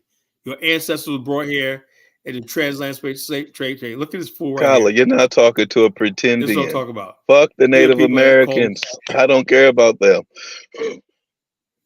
But that's what the pretendians basically are, the ones going around saying that they are Native American ancestry and stuff like that. Kyla, those people are not here right now. You're not talking to them. I'm saying so the bottom line is, but I'm saying, but you're defending them. You're throwing like subtle like agreements. Like, don't you believe that? And the bottom line is because other people. That's not defending them. Yeah, that's just saying something that's come. I'll tell you this, Kyla. I noticed that you've been on YouTube for like the last 10, 11 years. Dinus has been on YouTube for 10, 11 years or so. Brenda's been on YouTube for a while. And the only thing that bothers me is that y'all have the same discussions year after year after year. Well, check y'all out. Could have united in Pan-Africanism, created a major organization, defined what Pan-Africanism was, and said everyone join our membership. This is what we're trying to do. Y'all haven't done that. So y'all just on YouTube. If you look at the BAO, it's clearly clear who we're talking about. You have to declare that you're a descendant of the Ma'afa, the Holocaust, the transatlantic slave trade.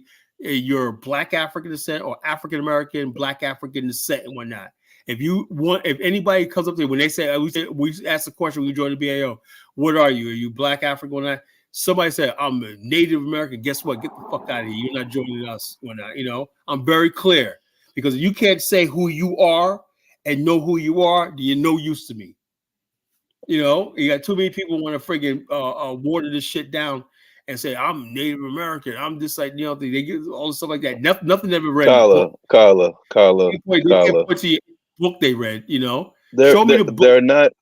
The Native American people are not here to defend themselves. That's why taking shots at people that aren't around. Let them invite them to your show and then talk to them. Yeah, they can come That'd up be the proper way to do it. They watch it. Your boy. Oh, Jonathan, I wish you would do that for us Africans too. You said what, honey?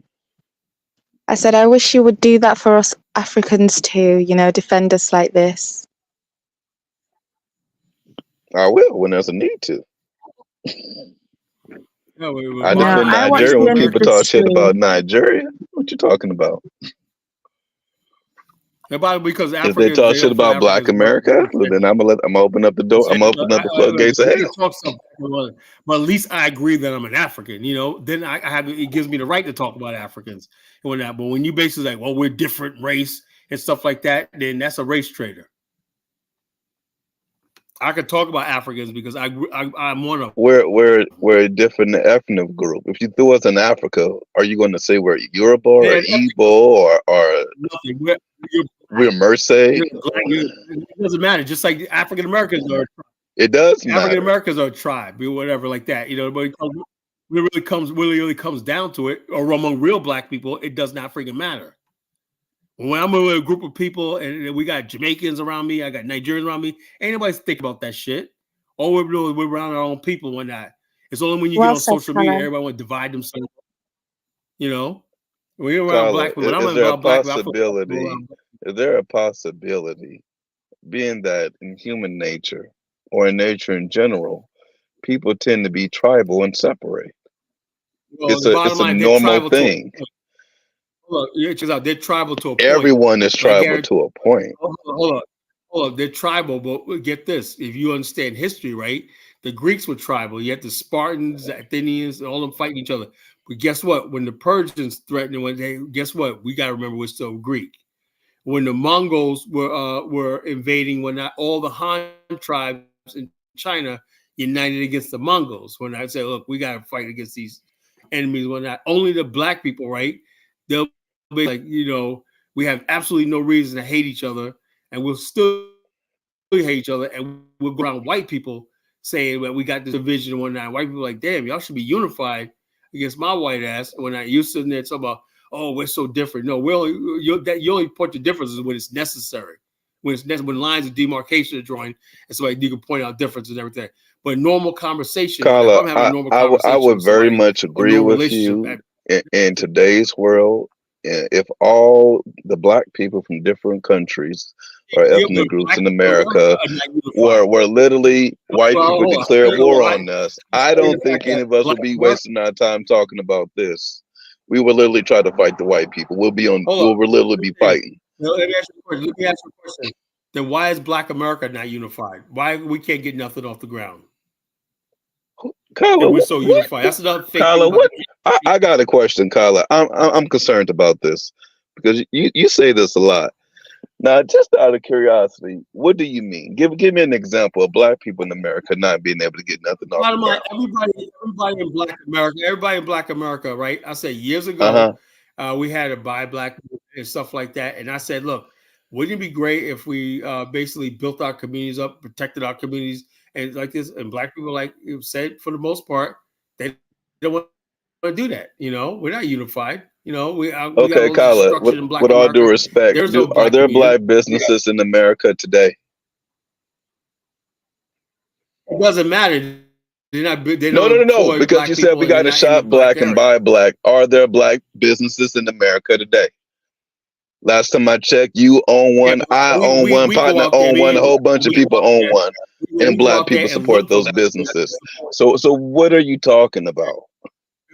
So the bottom line is it's not even about businesses. It's about community. We don't have any communities. We have no safe Carla, because you acknowledge that our ancestors came from the South. How the hell did y'all end up north, and how the hell did my family end up in California? they left their communities in the Is, South, you know Kala. what's the difference between my other family? Kala, if you want to have a black community, you can move families right had to Jackson, self-love, Tennessee, and my or grandfather always Jackson, told me, Mississippi. my There's black communities all over the place. my Safe, grandfather told me, beautiful he said, black "You never businesses. forget." They're there. You moved Look, away from my them grandfather, and my complain that there's grandfather, no black my businesses. How grandfather does that went to make Harlem in sense? 1946. Right? Hold up. My grandfather, you say you're all over the place.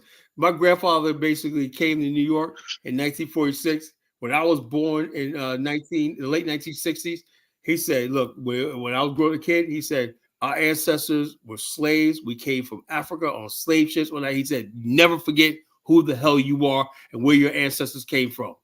Now he left it at that and said how you chose your life, where you go, but you never forget who you are. You got black people running around trying to erase their heritage, erase their identity. You ain't gonna get no place if you deny your ancestry and deny your heritage Kala, do you or think that Tariq trivialize your Nasheed is heritage. trying to erase his African ancestry? That dude is a race trader, yard Negro. You got this lady Rachel Dolezal here. Kala, She's the a man cold has ass white opened woman up trying to a cosplay museum being black about when that black. African American history. That don't sound Listen, yard nigga race trader to me. Hold on, the dude opened up. Okay, let's talk. Hold on, let's talk about your museum you opened up. You probably like dumb enough to donate money to him, right?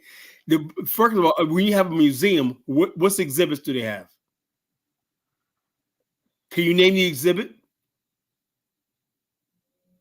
Have you been to the museum, Kala? No, there's no exhibit. It's just a lounge. No, Have you I've been been to the back for the museum, videos of it. Kala? It's a disgrace. You get $2 million, and it looks like a piece of shit shopping Kala, center. what the fuck They is try to $2 fix up million? on that. That's what y'all. Kala, you said 2 million. That's a So $2 bottom million line is, is a doesn't very matter. nice house in Hold on, certain ghettos. you're a Kala, fanboy. what You're kind of a fanboy. artifacts do you think you're But going to get for $2 million? my personal, hold on, my personal opinion of Tariq is the fact that he's a yard Negro, he's a race trader, he's an enemy within. That's my personal opinion of him. You know, that's my opinion. I don't give a damn what he bills. You know, that's my opinion. Somebody got a different opinion. If you love Tariq, hey, that's fine. You think it's okay with him? The shit he be saying to African immigrants and shit like that, you know, and stuff like that is embarrassing. You know, I joking on that, but he just really.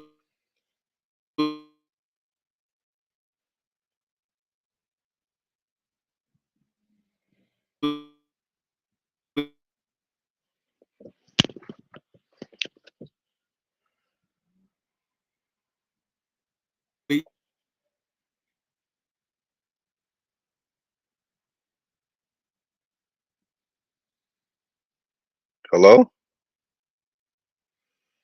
Hello? Right. Is it Prince, just are you me or still has here or Kyle is it dropped just off? me?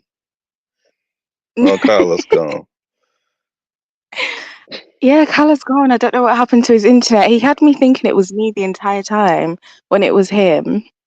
Yeah, I thought it was me too. I'm like, hold on now. Why my shit fucking up? But Oh no, it no, and was bless him. him. I don't know if he'll be able to come back on. I don't know if he knows how to do that.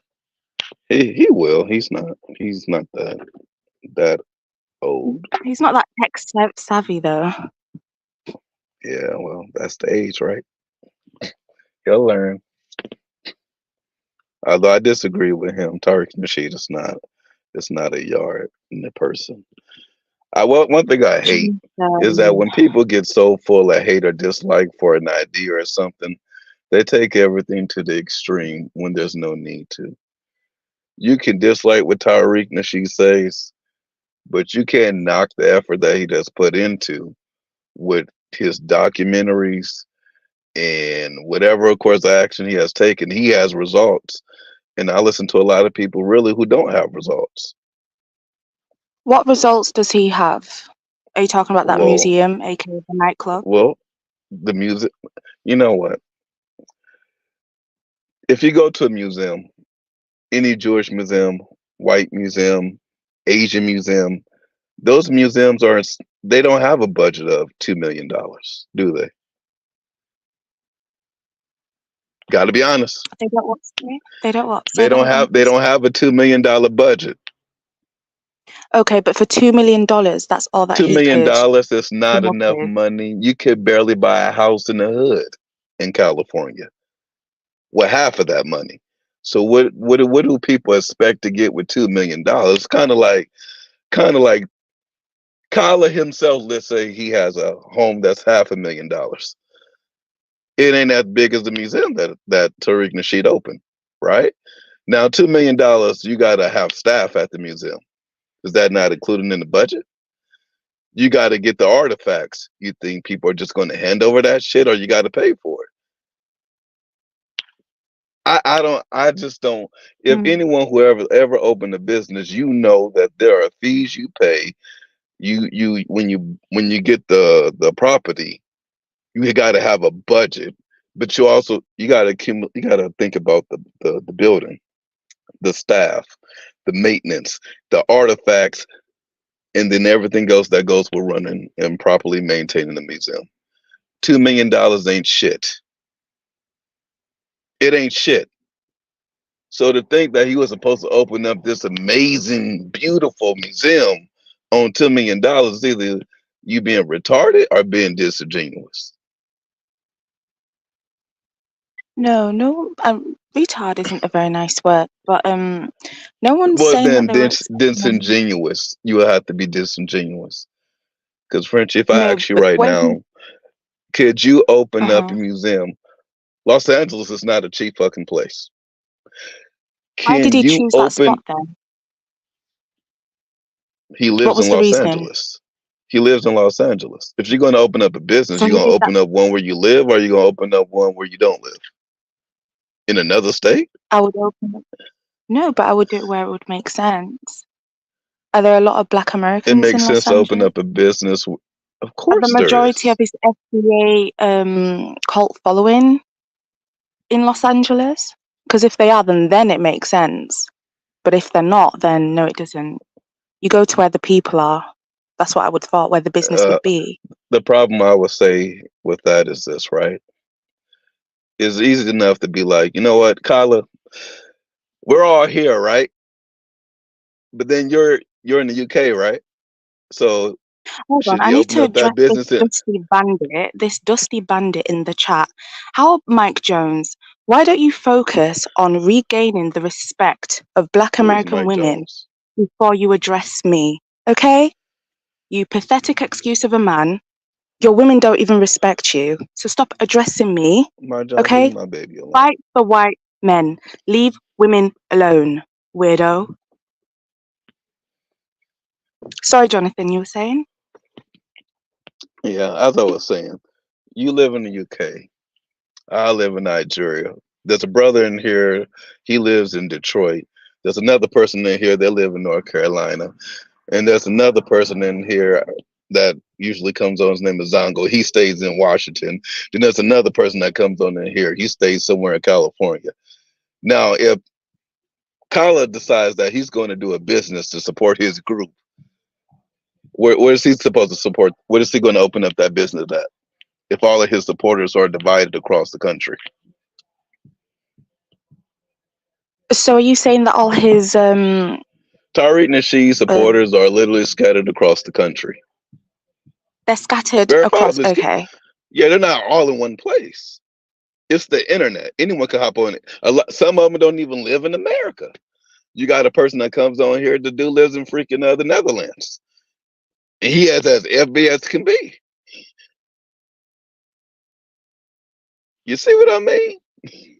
Yeah, I get what you mean, Yeah. but come on, Jonathan, the And way he so hyped it up, he hyped it up though, as if it was going to be this lavish thing. And then when we saw it, it was, you know. You know what the problem is? This is what I would say.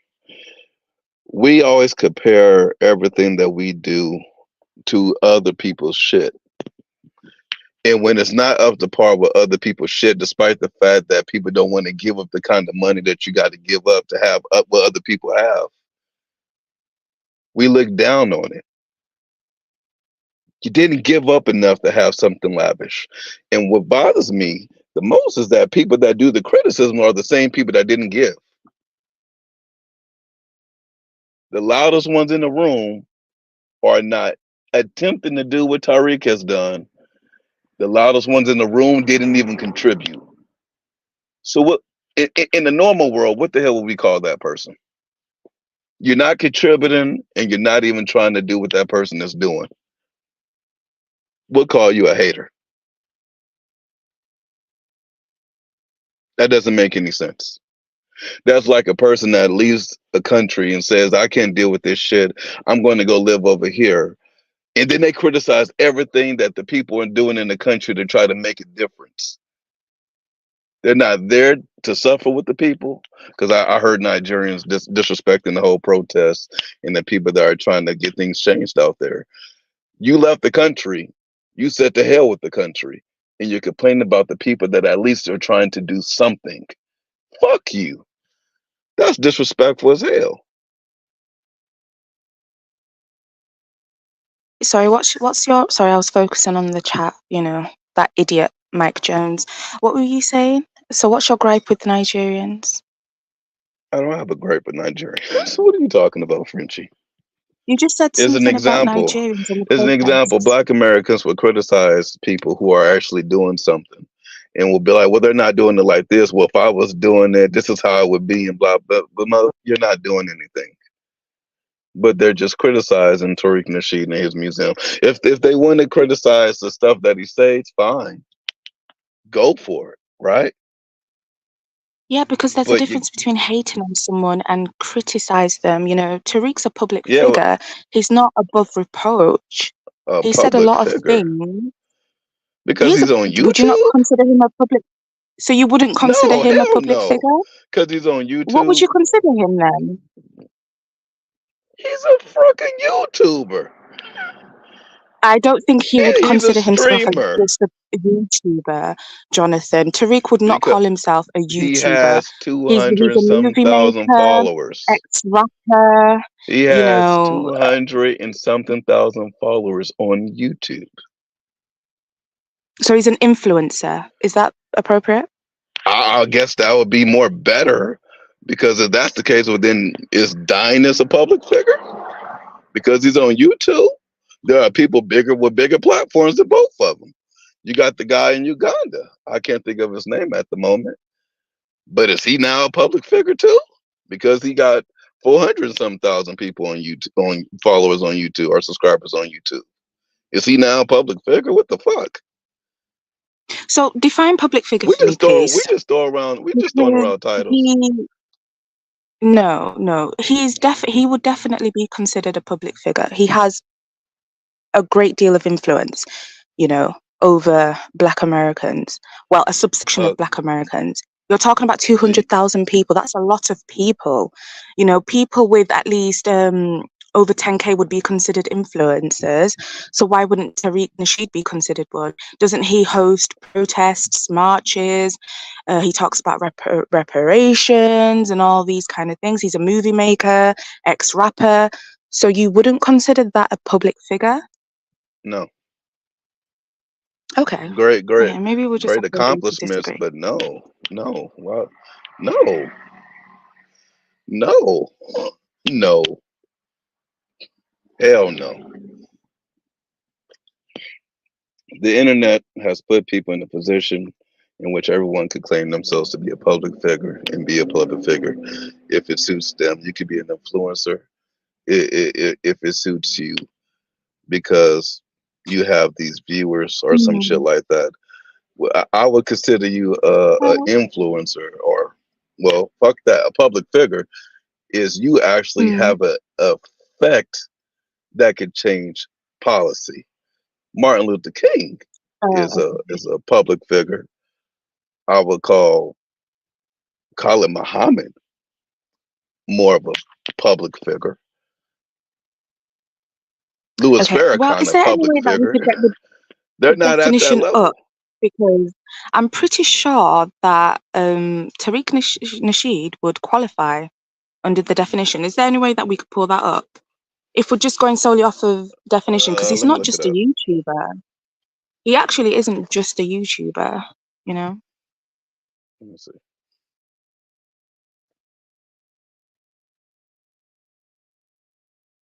person who has achieved fame, prominence, notoriety in society. Has he achieved notoriety? Well, no comment. I mean, has he achieved notoriety? He may be on the course to getting there. I'll give him that, but has he achieved notoriety? Is FBA known like a motherfucker? If you went up to the most random person in the streets, FBA, will they know what you're talking about? Because I didn't know what the hell FBA was 6 months ago. Yeah, probably not. No. When you put So it that way, then no. No. So if you're going by that definition, then yeah. But I would definitely call him at least an influencer, like a definitely Z-list that. celebrity. You can't raise $2 million and not be something. I ain't saying he's a nobody, but if I walked up to all of my sisters and my aunties and I said, "Hey, you heard what Tariq said?" They're gonna be like, "Who the hell is that?" Nah, I ain't no public figure. Yeah, true. Unless they've seen his Hidden Colors, documentary, which I have, before he turned full on FBA, before when he actually considered himself as an African, Yeah. But, a lot of people watch that documentary though. I would have thought it would have had a great deal of reach because over here in the UK, a lot of people actually watch. But I think it was because of Dr. Umar Johnson, though, to be fair, as well. And all the prominent, a lot of times when well-known these people go at it with each other, they go at it with each other or they diss each other. All publicity is good publicity. So Umar Johnson may have said something about his thing, maybe in a disrespectful way, and people that follow Umar Johnson was like, "Oh, what is he talking about?" And then they go see it. Yeah. I'm not gonna lie. I'm kind of worried about Kala because it's been a while. Do you have his number? Are you able to call I don't have him? his number. I can message him on Facebook, I guess, and be like, bro, hop your ass back on here. You just gonna abandon your own platform. Don't do that. Please do. Or if anyone in the chat has Kala's, number, could you please check up on him? Because I'm worried. We can't end the live stream either, so it would just be going on if we were to leave. Would it? I think so. I think Kala's the only one that's able to end the live stream. Are you able to do it on your end? Because I can't see that option here. No, I don't see the option to leave. You want to leave with me? You want to go together? What did you say? You want to leave with me? You want to go together? Yeah, we might do. I don't know. Mm-hmm. Y'all hear us in the comment section, don't y'all? This sounds kind of strange, don't it? I don't have Kala's number, only have Dinah's number. Dinah ain't made no videos about them being in Nigeria yet. What's going on? Normally he'll be up to eat.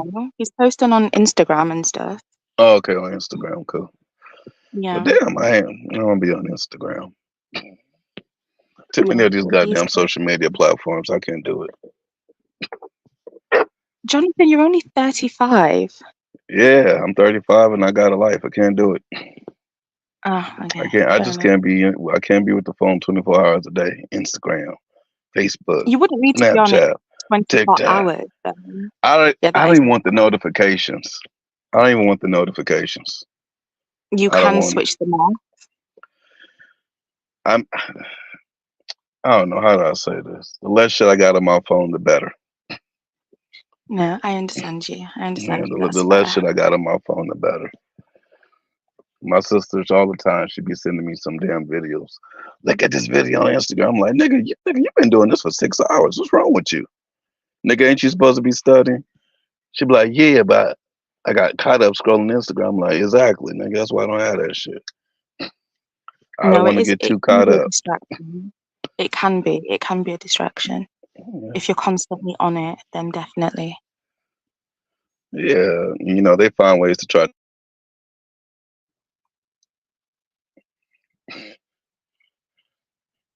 Oh. Sorry, what did you say? Kyla got kidnapped by Liberia and somebody do an FBA smoke. No, these people. No, he did not get kidnapped by Liberians. More likely he got kidnapped by an FBA, more likely. Ah, you're back. They kidnapped him and said, "You gonna come home? Yeah, You gonna come home, Kyla?" Finally, we was. He figured it out. Then he unfigured it out. Oh gosh. Yeah, I'm still trying to. I wonder was he still having this rant? Those motherfucking FBAs and LSs and just He self-hating probably was. people. Oh, bless him. Oh, he's going again. Oh. He over here playing the game. I'm back. I know I'm not. I'm back again. No, I'm not. Now he about to drop the hip hop album. So, did you miss? The audio was Kyla, removed. you missed everything, Kyla. You missed everything, Kyla. Audio was removed. Me and Fritchie got a YouTube, baby. You missed everything. Okay. Kyla, you back? Settled? Hopefully. I don't see myself up there on the screen, but it says important. We can see you. It says important. Okay, it says your audio was removed. Can you still see me? No.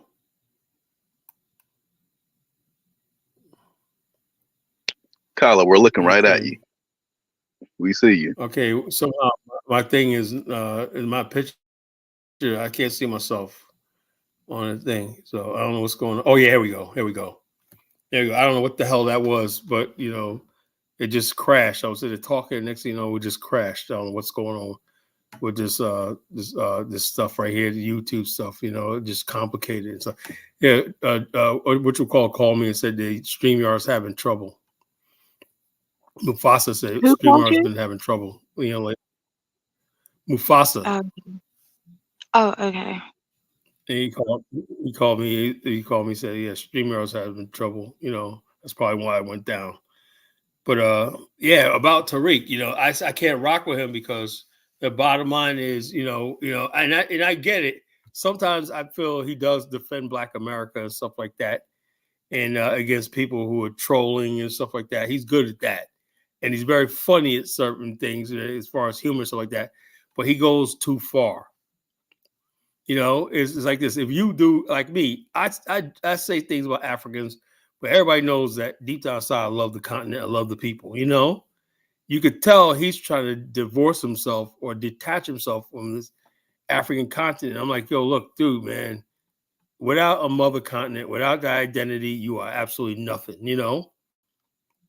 Yeah, Black people don't understand that. Randall Robinson, if Africa's weak and everything, we're going to be weak. It's simple as that. So this idea that we're going to be foundational Black Americans and everything like that. Where's our army? Where's our freaking land of refuge? Where's everything like that? Everybody has in America. I used to know Italian Americans used to always tell me, yeah, I can always go back to Italy. They be investing in their homeland and stuff like that. Italian Americans, Irish too. I knew Irish kids that say, oh yeah, we go to Dublin and whatnot, German kids too, we go to Düsseldorf or whatever, Berlin and stuff like that for the summer, drive on the Autobahn and whatnot, I grew up when I had no connections in no place. And they say, these are white people who assimilated in the country talking about, yeah, if it all breaks down, they will come for us when we got someplace to go back to, So even they were smart to realize you need a homeland and everything to retreat. Only Black people want to sit there and cut themselves off. Oh, we're a new breed of people and not no connection, no land, and then try to make enemies with your friggin' mother continent people. What the fuck are you thinking about? That tells me people aren't serious because in the future, but Kyla, Black people even Haitians say they got a country that they can go back to. Jamaicans say they got a country they can go back to. Was trying to establish. Look, let me hold up. The BAO is said now Jamaicans and all this. That's what I told you. I said, and me and my good brother Mamani is Jamaican and stuff like that. But I realized after that tour I did with him, right? It's a difference between Jamaicans and African Americans because they always basically lean on Jamaica. Oh, in Jamaica, we're here. We're gonna build this in Jamaica. We're gonna build this in God. I said, well, Black America, we ain't got no freaking island to go to. It's either Africa or America. There's no in between. So So if it fails in America with them, they got Jamaica. If it fails in Ghana and them, they got Jamaica. They got that third country. We don't have a third country, a card to play in America, because the bottom line, America is all we know. We're the only group of black people that's never known what it's like to be the majority in the land. And that's the conundrum we find ourselves in. We're a minority group. Nobody wants to be a minority group. As simple as that. Nobody. No sane group of people want to be a minority. Everybody wants at least some sort of autonomy. A white man made sure we don't have even autonomy in America, that we're completely at his mercy for everything. We don't control nothing. We control no economy. We don't police our own communities. You got the Muslims and the Bangladeshis in New York forming their own illegal police stations, but they're getting away with it. You know, they forming their own police stations. They're building their own little hospitals and everything, being completely self-sufficient in America. Black people got that? No. In America? No. We're dependent on everything the white man has. Carla, what do you think about Tariq's museum? Bottom line is this: he gave us one picture of one thing. And I said, "Oh, this was good." Then when the actual museum, I'm like, okay, if that's what you guys want, right? You want to spend your money, that's your hero, and everything like that. But it's just basically to say I did something. I built a museum. I said I could do it. I built a museum on that, but black people didn't benefit from that shit. You know, there's no exhibit in there. You know, where's your exhibit? It's a hidden history. What hidden history? You know, you have no scholarship. You know, anybody that's going to do a lecture. When I was in Liberia, Carla, with the budget of $2 million, with a budget of $2 million, can you get all of that? Why would you lie to people? Why would you buy one exhibit is going to cost you a couple of $1 million? Why would you tell somebody you're going to build a museum and you know you don't have the money for an exhibit and stuff like that and hire? So let me give you an example. With the nickels and dimes Liberia Museum, you go in there. We took people there. As a matter of fact, Bomani put some of the videos up about we went to Liberia Museum. It was, you saw that history. It was like, okay, this is boom. This is indigenous people here. But they had exhibits in there, and they had things where they showed the different artifacts and stuff like that. It was a real museum. It was like 3 floors. It was a real museum. Carla, is the Liberian Museum in America or is it in Liberia? It's in Liberia, you know. But I'm saying that when you talk about building a museum, like the African American Historical Museum in DC, Smithsonian Museum, that's a museum. See, Jonathan? No, I got a phone call. I didn't see. Now, you said, what's the museum? The African American Museum in San Francisco? No, in Washington, D.C. And how much did that cost, though? I have no idea. I think Oprah donated to it when that cost millions of dollars to me. He only had $2 million. Yeah, but the bottom line is he wasn't serious. That's why he wasn't serious about building a real museum. You build a real museum when you got real backers and you got real money. You don't take poor black people. But he could have just ran off with the money, but he did build something. The bottom line is this. Look, I'm like this. There's an old saying, brother, and the Bible says, a fool and his money will soon part ways. That means, Black America is a ship of fools. There's never, there's always going to be people that's going to be charlatans, these yard Negroes and whatnot, charlatans and hucksters and grifters and everything like that. And there's always going to be people that's going to give them money and so they can live their grift, whatnot. Just like Umar Johnson with that school, and so the bottom line, people want to send their money to these people. If you want to give money to him, rather than actually doing real work, everything. So it's easy to send money at something and say, I sent money to Tariq. That's my contribution to the movement. I gave money to his community. I gave money to Umar Johnson and whatnot. Yes, I watch Osei Duke Jackson religiously. I go on Diane Samir's trips. Whatnot. People do stuff because they don't want to take the real hard choices what it takes to really actually build something. And people don't give me money because the bottom line, I'm not looking for money. And when I say this is what we need to do, and it's all laid out on the website, BIR website, right? And we were really about liberation. That's what we would do. But people don't want that. They want to get something quick. I want a reparations check. I want a museum. I want this. I want to do tours and stuff like this. So they don't want real economic and nation building stuff. They don't want black nationalist politics. because it takes a lot of work and it's dangerous. So it's easy just to freaking throw money at Tariq. Hey, I got an extra $500. Hey, let me send it to Tariq. You know, I feel like I did something. But that's the way it is, man. You know, people do it. You know, your money is you. If you want to support Tariq, if people want to support Tariq, hey, and that's what it is. And I always say like this: the reason why I'm not mad at Tariq like Brandon is, right? Because I'm like this: Black people generate $1.5 trillion, and Tariq got at least he was able to get $2 million of it, you know, back, you know. So that's a good thing. And Tariq also showed that Black people can raise money like that, you know, in a short period of time. Yeah, but you know what the question is, whether we're going to raise money for the right things and something that's going to build stuff like a factory and industries and stuff like that, trade like that. That remains to be seen. But he showed you that Black people will send money to something they believe in. It's just a fact that our culture right now, what exactly do we believe in? Foolishness, you know, nonsense. And we'll invest in that. We'll send our money to that all the time. If you got something foolish, dumb, and ignorant, and ill-conceived and everything like that, but the person makes you feel good. And the reason why a lot of us support Tariq is because we felt some sort of way towards Black immigrants and Africans and whatnot. And he was a lot of Black America's voice. You know, I understand that, you know. He was a Black America's voice because they were hurt. They were hurt by Africans who we thought they were going to be Pan-Africanists, and Africans showed their true side online. We got to see what they really thought about us and stuff like that. We thought we were all in together and whatnot, and Africans threw us under the bus. And a lot of Black people were hurt. You know, they were really righteously hurt by by the rejection they felt from Africans. So they turned to people like Yvette Carnell and Tariq for revenge. That's what happened. But I'm just saying it's gotten out of hand. I understood that, you know, Black people are hurt by the backlash. It started with the Black Panther movie when there was a lot of Africans about we had no right to do an African themed movie because we're not really African. I said, why is somebody calling us? We call ourselves African American. There was no question about it. We call ourselves African American. We're proud of that. We're African Americans, right? And no matter how rich or poor you were, you call African American. Then when the movie Black Panther came out, there were those Africans talking about you guys are not Africans and blah blah blah. Then Yvette Carnell, hey, look, see, Africans don't consider us African. That crowd of people gained power. There were Yvette Carnell's who talking about we ain't African, you know, we're Black Americans and all stuff like this, you know. And so the relationship between Africans and African Americans spiraled out of control.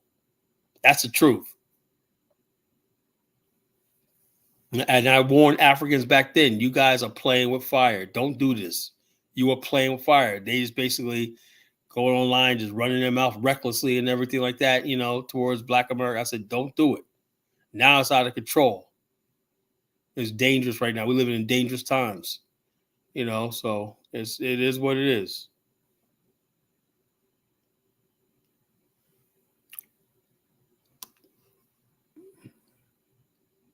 So I don't know.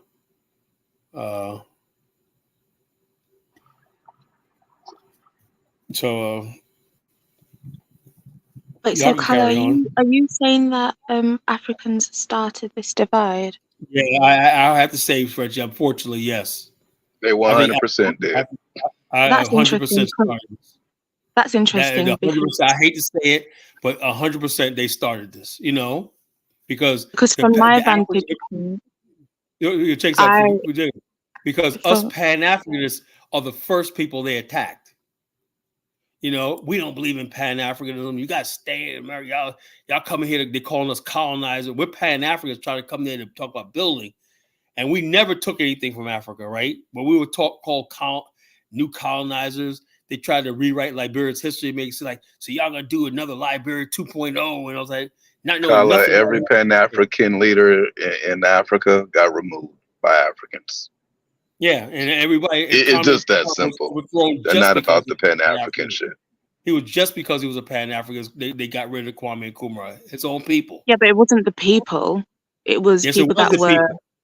It was the people who rose up against Kwame Nkrumah, and it wasn't like I said. I'm not going to keep there and talk about the white man and all like this. It was the white man. Let me tell you something, Freddy, how the white man operates. Right? He basically goes in every country. He studies the people. Right? And the bottom line, if he knows the people are on one accord and everything, why do you think Mugabe stayed in power so Mugabe stayed in power so far because the people, they were on the code. You know, when he goes to a country and find people off code, they're only doing anything to tribalize, they're selfish, everything like Nigeria in the video I showed you. That's how they operate. They don't go into a country that's unified and got their shit together. They know they can't do it. But every time you see a overthrow of a government is because they were able to infiltrate the country, get into their student unions and stuff like that, cause demonstrations on the streets and stuff like that. It happened in Iran. How do you think they overthrow a democratically elected government in Iran, right? Because the president of Iran, right, in the 1950s, I forgot his name, Iran, nationalized the oil industry from the British and everything like that, right? And he gave Iranians education, built modern Tehran, right? And so basically what happened was the British got the CIA, contract CIA, to go in there and recruit student groups, ignorant student groups, right? To say they were being oppressed and everything like that. And they gave them international coverage and everything. And it spiraled out of control. And next thing you know, the Shah was installed in Iran to do the West bidding. You see how it works? They don't come to a country that got their shit together and everything like that. You know, so Africans never take responsibility. No, it's not that we're not taking responsibility. Of course, we have our own share, you know, part of the blame. But the West does have their hand in all these civil but the wars. the West only has its hand in what you let them have their hand in. That's the truth. Absolutely. And I agree with you. I would always be the first to say that our leaders are corrupt. They're not for the people. It's the leaders and the people. It's not just the leaders. It's the people too. The people know the leaders are corrupt. But the bottom line, like I said, I look at Liberia right now, right? I'm so frustrated with Liberia. Do you know George Weah almost won the fucking last election? He corrupt as he was, criminal. Now he got his goons on the street, his CDC party, nothing but ex-rebels and goons or not, you know, making trouble for the people of Liberia. And you got people in Liberia saying they got every opportunity to build their country and whatnot with the new government that's doing really well. They basically lending an ear to George Weah, who wants to come back and say he wants to run in 2029 and all this kind of stuff like that, you know. So I'm saying to myself, you know, you guys have a chance to build your country. How many chances do you get? And then what they do is, like, their top scholar, Robia Patel, did a speech at the Independence Day where she was blaming, she really dug into the United States, and the U.S. ambassador walked out. So you're going to burn your bridges with your number one ally, the United States, because you don't want to take responsibility, one, for that 1980 coup and all the tribalism and stuff like that y'all introduced to Liberia, you know? And you still introduce in Liberia this tribalism stuff. So the African doesn't want to take any responsibility for anything, you know? And like I said, we said the diaspora war, it was absolutely started by Africans. Yeah, it was. I hate to say that. And, you know, I'm impartial, right? But that exactly, what happened to Frenchie? I don't know. Oh. I said, but that was absolutely true. Unfortunately, Africans actually did start that conflict with the African Americans and whatnot, you know, because we had no reason. But Khaled, that's from your vantage point, because from my vantage point, it was obvious. Frenchie, it was obvious because I was fighting against that back then. Please let me finish, because I'm talking about before the Black Panther movie, right? Before the Black Panther movie, I would hear African people complain about not all Black Americans call them names, either the African booty scratcher, or they would go online. That term African. But wait, hold on, Khaled, please. We called each other African booty scratcher. But just because you call each other African booty scratcher doesn't mean that another culture of people are gonna find it funny. Right, they're gonna find it disrespectful, like you're disrespecting them. America say a bunch of stupid, ignorant stuff all the time, right? And we don't take it. Yeah. And you think Africans? And maybe you don't take it offensively. Haitians were treated really bad in this country by I was. I heard. Yeah, but I heard. Carla, you got to remind. You got to remind them that when we called each other African booty scratcher, we still identified ourselves as African. No, that's not true. That's not true, because I was online.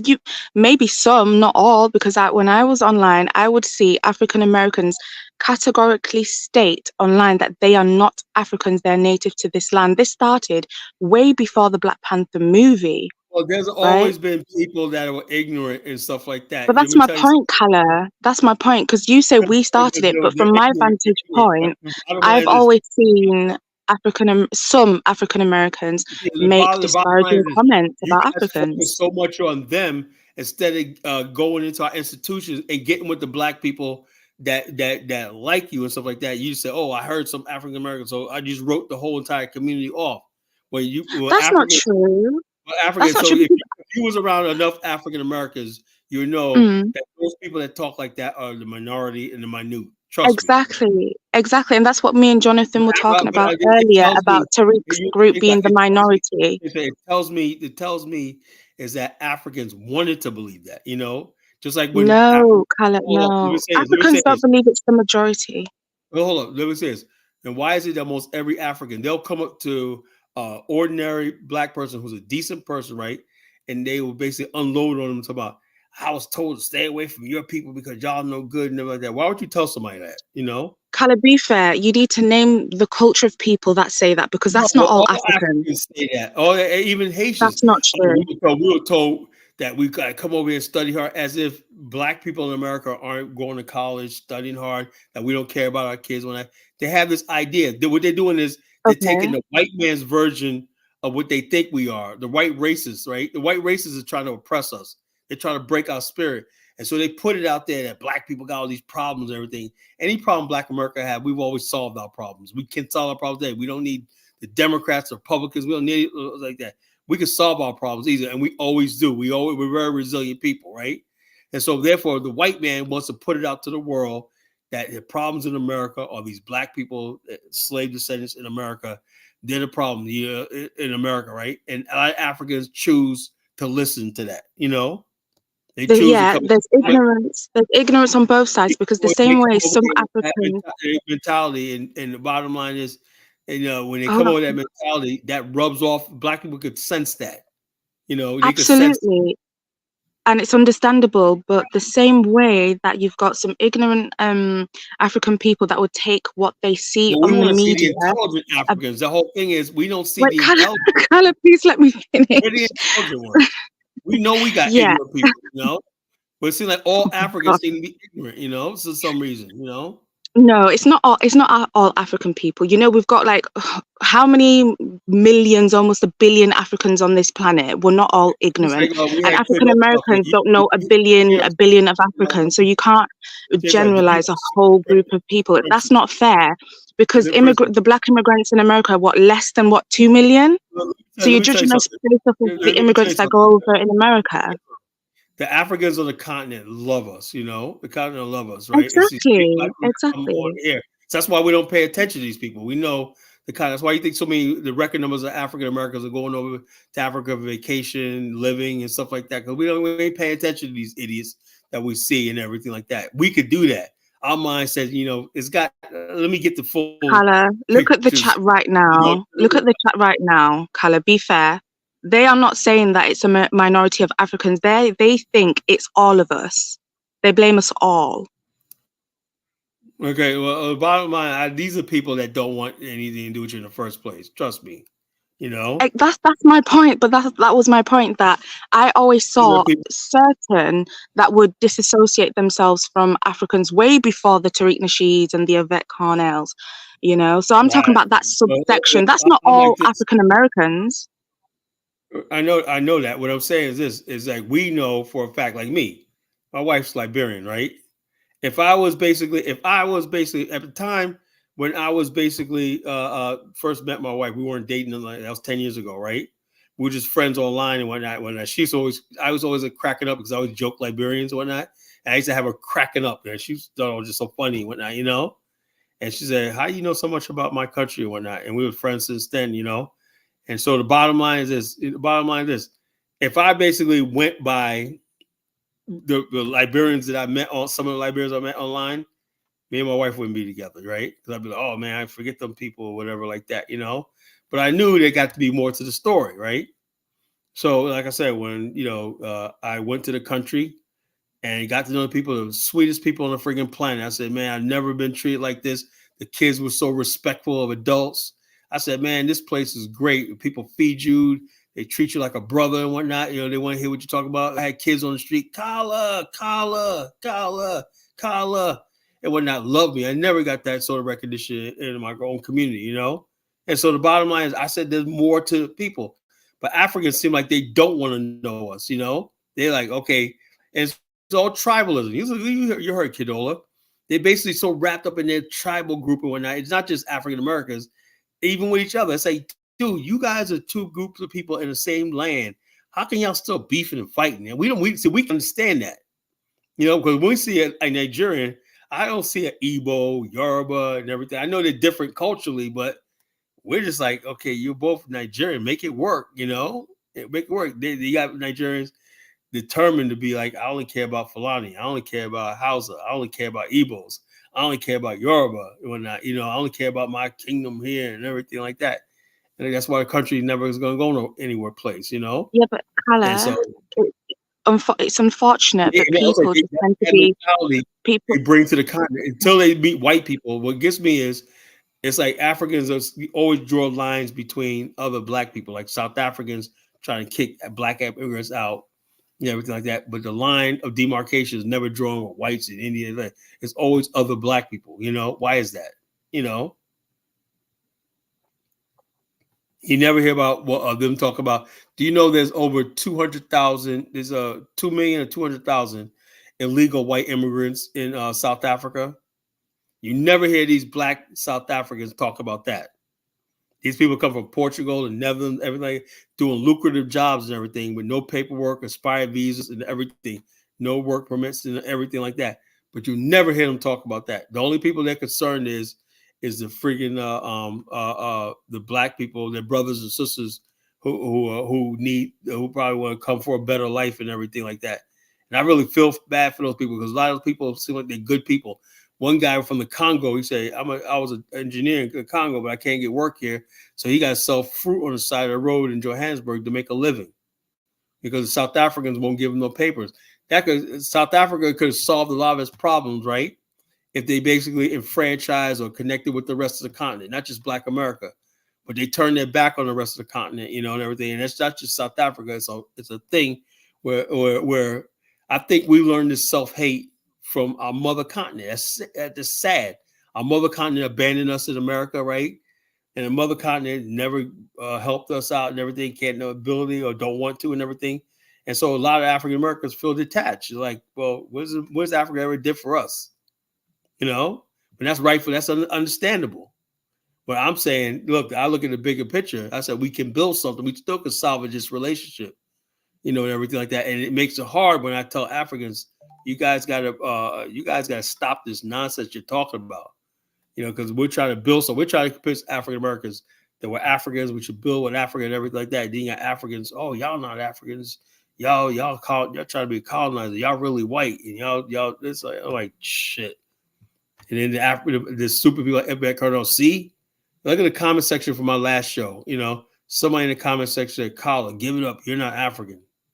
I say, "Okay, yeah, I'm human. How about that?" You know, yeah, but that person was called user something. You don't know. You know, it's your FBAs that are the ones telling you you're not African. But I know. But I'm saying, I know the fact that somebody could call me a person. I tell you that I'm like 85% Black African. What more do you want? I'm Black African. It doesn't matter how I've been off the continent for 400 years. 400 years is nothing in the speck of history and time. It may seem like it, right? 400 years is nothing, right? There's people, Jews, been away from the Holy Land for 2,000 years. You know, Chinese people have been out of China and Chinese diaspora all over the world, Chinese all over the world for hundreds of years. They're still Chinese. What is it about Africa? Somehow I stopped being an African because I live in the United States. I was born in the United States. That means the identity of Africa must be weak. And it's not as strong. Maybe Africa is not as strong as we thought it was. You know, that's what, you know, when you come to the conclusion, maybe Africa is not as strong as we thought it was. Maybe we need to just be realistic. Because I always thought Africa has a strong culture that can transcend time and everything like that. And I'm seeing now it's not the case. African We do culture is have a just. strong culture, though. We do Then why have is it? a Why is we it? do Why is have it a saying? strong Why? culture. Okay, if we got a strong culture, then why do you got so many Africans that live in France and Germany and stuff like that? They're basically black Just yeah, but chocolate just, so colored just French. because we've migrated or immigrated, for Yeah, but that matter, no, but doesn't when I mean we come lose up our when they culture. just We migrate, still. the Oh, Carla, please Chinese. let me speak. Yeah, It's like you don't want to hear my side. hey, I'm gonna let you decide, but I'm gonna correct you. Go ahead. I'm gonna correct No, you. but when we go over to these countries, Africans are still speaking their languages. They're still cooking their Yeah, food. Still listening to their music, still dancing their that don't dances, mean no matter nothing. where they go. Right? That's I, good, I but don't know about the Africans you've come across, but we do have no, a strong culture, and we keep that okay, wherever we go. let me tell you something. I'm gonna try to find this video, right? And I don't know if the playing video made this thing crash. I'm scared to play videos right now. But anyway, I was watching this one video. Seriously, I was watching this one video a couple of years ago, and this African guy, Nigerian guy, real jet black brother, talk about I'm a German. I'm like, God damn, where that lost when they said I'm living in Germany when I am a German. I am not Nigerian when I'm a German. I'm like, damn, man, you know what I'm saying? So you live in Germany, they gave you a good life, and now you're German. Do you understand? Like you see what's going on in the UK right now, the violence. Oh, are you in the UK? Yes, I am. Yeah. Oh, so how are you dealing with all that violence over there towards black immigrants? Well, it's towards black and brown people, so-called brown people at the You moment, know because of who's gonna the get the bulk incident. of it, the bulk of it, right?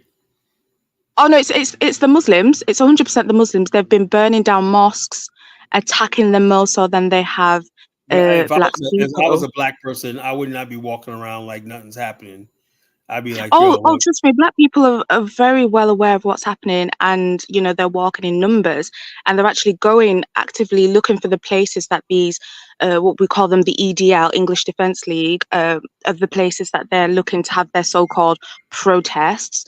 And once they arrive there, the white people tend to be quite scared, saying, "Oh, call the police." But They're where not was scared this of call you. the They're not police when scared. you were They're in their home dumping ground. black They're in people? their home country and whatnot. You guys are playing with fire, No, No no, English no, is Carla, no. We've sacrifice. got the videos. We've got all the images. They are very scared. You They're guys very only much got like scared. 3% of the population. How you gonna be No, like? no. I mean, they go to You guys are certain a lot of African, areas. a lot of Carla, African. I'm here in the UK. I've seen the videos, Yeah, but a lot of people be saying fairy tale because all over the and these UK. are hooligans. Don't forget, these are football hooligans. They're Yeah, not your average middle class or elite, quote yeah, unquote, but elite white person. These are yeah, about how white people are. working Easy. class white Yeah, people that are on benefits that don't even understand why uh, what's going on in the country in the first always, place. You interview them, they can't even answer they, basic they, questions. they want their country back and they want all foreigners out. Do you understand? They're talking Well, about it's you. not going to happen. So they need to go back and reread about their history and know why the immigrants are there in the first place before they open their mouths. No, Because I know after that, but World the War bottom line II, is, do you think they have a there right? was a million Indians, a million Nigerians and Ghanaians that helped to rebuild this country and those of the They don't care. Caribbean. So they need to They remember don't their care about that. history. They don't They care. need to remember their history. They're like the way they see it is like you were dumb enough to leave your country to help us rebuild ours. Now get the fuck out. Like they did the Chinese. The No, they Chinese. have an issue with illegal immigration. They're complaining about illegal It seems like immigration. they don't like with no immigration whatsoever, legal or illegal. That's what it Yeah, seems no, like. no, they don't. And they've got this fear of the Britain or England, should I say, becoming a Islamic country. That's what Rightfully they so. don't want. Why would the English person give his country? Let me ask you a question, right? Why is it Do okay for you you know to that England's national dish is a curry? So they're okay, already let me doing ask it you hold willingly. on, let me ask you a question. Let me ask you a question, Frenchie, with all due respect, right? Go Why is it ahead. okay for you guys to say stuff like we're gonna friggin' you guys are scared, you have no right to be scared of losing your land, your culture, and everything like that to us, right? The Englishmen have a history that goes back. We know the Englishmen. I read Beowulf and whatnot. I was intrigued by English history and stuff like that. Now you're gonna tell me that England's gonna look like Lagos and Bangladesh and shit like that as England. That's not the England I know. So they don't think they have a right to preserve their culture and who they are. What do you mean? What do you mean? That means the What are we bottom going line to is be in danger? not everybody. I think a lot of you people are being used by the new world order globalists, right? Because they don't want strong nation states. Strong nation states mean you got ethno states and everything like that. You weaken a country when you got people raising the Palestinian flag, people like this. And I asked Mike the other day, what do you stand for? Somebody, you coming to America, yeah, we're trying to get the money. We understand that, but America is like this. Black America, we know we do our thing and whatnot, in America, right? And white, we have this uneasy relationship with white people, whatever, like that, but we make it work. White America have their own version of America, right? But you got so many immigrants coming over here and don't know anything about this country, right? And I said, what do you contribute? What do you have to say about the culture and discourse? And they can't, I don't know. I just want to make money. And the bottom line is, in the world, is a backlash in the world right now against migrants, because the bottom line is people want to preserve their culture and preserve their land and everything like that, rightfully so. And I think people... How are immigrants preventing people from preserving their culture? How are immigrants doing that? If you go, like, me give you an example. If you England, don't you, the flag, the holiday in Britain should be celebrated with the Union Jack, right? That's Britain, right? That's their country, right? But if you got people out there talking about raising Sharia flag and stuff like that in London and whatnot, whole sections are controlled by Muslims and whatnot, you don't think that's right? No. But at the same time, when it comes down to like the developing countries, third world countries, right? They're so covetous about their culture. No, you're coming here to colonize me. You're coming over here to do this. You can't go into their countries and do that, but they feel like it's necessary to come to like developed countries and try to change the developing world. I can't speak for the Muslim population or these Asians that are immigrating to the UK. I can't speak for them because I'm not Asian. I can speak for my people, and I know that most Africans are going abroad to make a better life for themselves. Yeah, we understand mind their own business and make money. They're not looking for trouble. They are not looking for trouble. They just want to make their money. Let's see the African guy, right? Their money back home and eventually go back home. That's the plan. I would basically warn every African, right? You're not in the same boat as a freaking Asian, right? Because white people tolerate them, right? They're not gonna tolerate you guys coming in there raising up, talking shit. I saw a video. They don't tolerate them. The EDL group was formed because of the Muslims. They don't tolerate them. And you guys want to believe it's Muslim. I believe it's just racism. I don't think it's just Muslims. They don't want. No, it's racism, but they don't. They have this strong disdain for Muslims, for Asians, and Eastern Europeans. Let me give you in Ireland, right? The Africans are being targeted in Ireland, right? This one African guy gets on the camera and says, "Yeah, we need more money and stuff like that." And the Irish said, "You want more Ireland's taxpayer dollars to fund your life?" Yes, we need more social benefits and everything like that. And Irish shouldn't just belong to the Irish. Ireland shouldn't just belong to the Irish. I'm like, God damn, man. You don't say that on camera, Kala, what you're doing right now is what you accuse Africans of doing to you. You're literally telling, because I live in the UK and you're telling me about the UK, but I'm living it. I'm seeing everything that's happening right now. But you're basically telling me, no, it's this. But you don't like it when Africans do that to you, Kala. Watch yourself. Watch yourself over there, sister. Watch yourself over there. Because a lot of mine, I hear you, but Muslims and whatnot. Black people are going to be okay. Don't worry. Black people are going to be okay. Check this out. Chris Rock said it best. You guys need to listen to some of this jewel. He said, after 9/11, everybody kept saying, yeah, I'm an American man. Fuck the Muslims. Okay.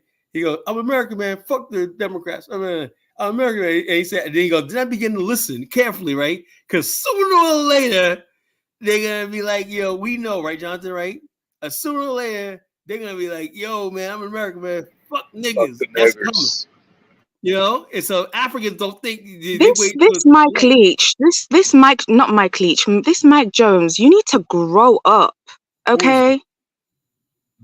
Because if you really want me, I'm being respectful because it's Caleb. If you really want me to get disrespectful in the chat and use stats to disrespect you, you need to be careful and watch yourself because you're talking a whole load of crap. And when I get that wrench, you will be gone. So you need to watch yourself. Keep it respectful. Okay? You heard her say, and use your words appropriately. You heard her. You are literally showing, you're proving the stats right now. Yeah, the bottom line is in You don't even know how to. You don't even know how to write properly and construct a simple sentence. You illiterate swine. I have no idea. I have no idea why so many freaking African Americans, Black Americans. I don't call them African Americans. These are the ADOS FBA minded people. He's literally obsessed. He's zesty. He's literally obsessed. He doesn't have this energy for white people or Latino people. He's worried about little old Frenchie. Why are you worried about me? I'm not worried about you, Mike. I don't like you. I'm not attracted to you. Okay? Focus on your own women and gaining their respect back, because they don't respect you. They're concentrating on marrying African men. Okay? So you need to concentrate on being a better man so that your women can appreciate you. Leave Frenchie alone. I don't like you, weirdo. Yeah, the bottom line, you told him. The bottom line is in our culture right here, right? We just have Black men, incels, that just sit around all day. And the bottom line is this: they they need somebody to blame their problems on, and everything like that. Because the bottom line is this: in America, right? I feel like we got Africans where I live at, in the city I live at, Chesapeake, Virginia Beach area. Yeah, but they're completely assimilated into Black America, Black middle America. We don't have like ghettos and shit like that here, for the most part. We got neighborhoods that are rough, but they're still middle class. There's still people that got homeowners and stuff like that. That's the difference about here. Our roughest neighborhoods, you got people that got money in them, But you got Africans who live in here one night. I could tell African family one night, because the kids are always so pleasant and quiet. You can always know it's an African family. You go out to eat and stuff like that, where kids are just so quiet and everything like that. And I'm not saying we don't have family like that, but every time I see a thing where you see the mom and dad and you see the kids, and the kids just real respectful, I said, they're supposed to be Africans. And I'm right. I hear them closely. I hear them talking to them. I said, okay, I was right. I was right. So basically, they sitting there enjoying themselves in Black middle America. They're going out to the movies, whatnot, enjoying our way of life and everything like that. I have no problem with an African that comes to our country and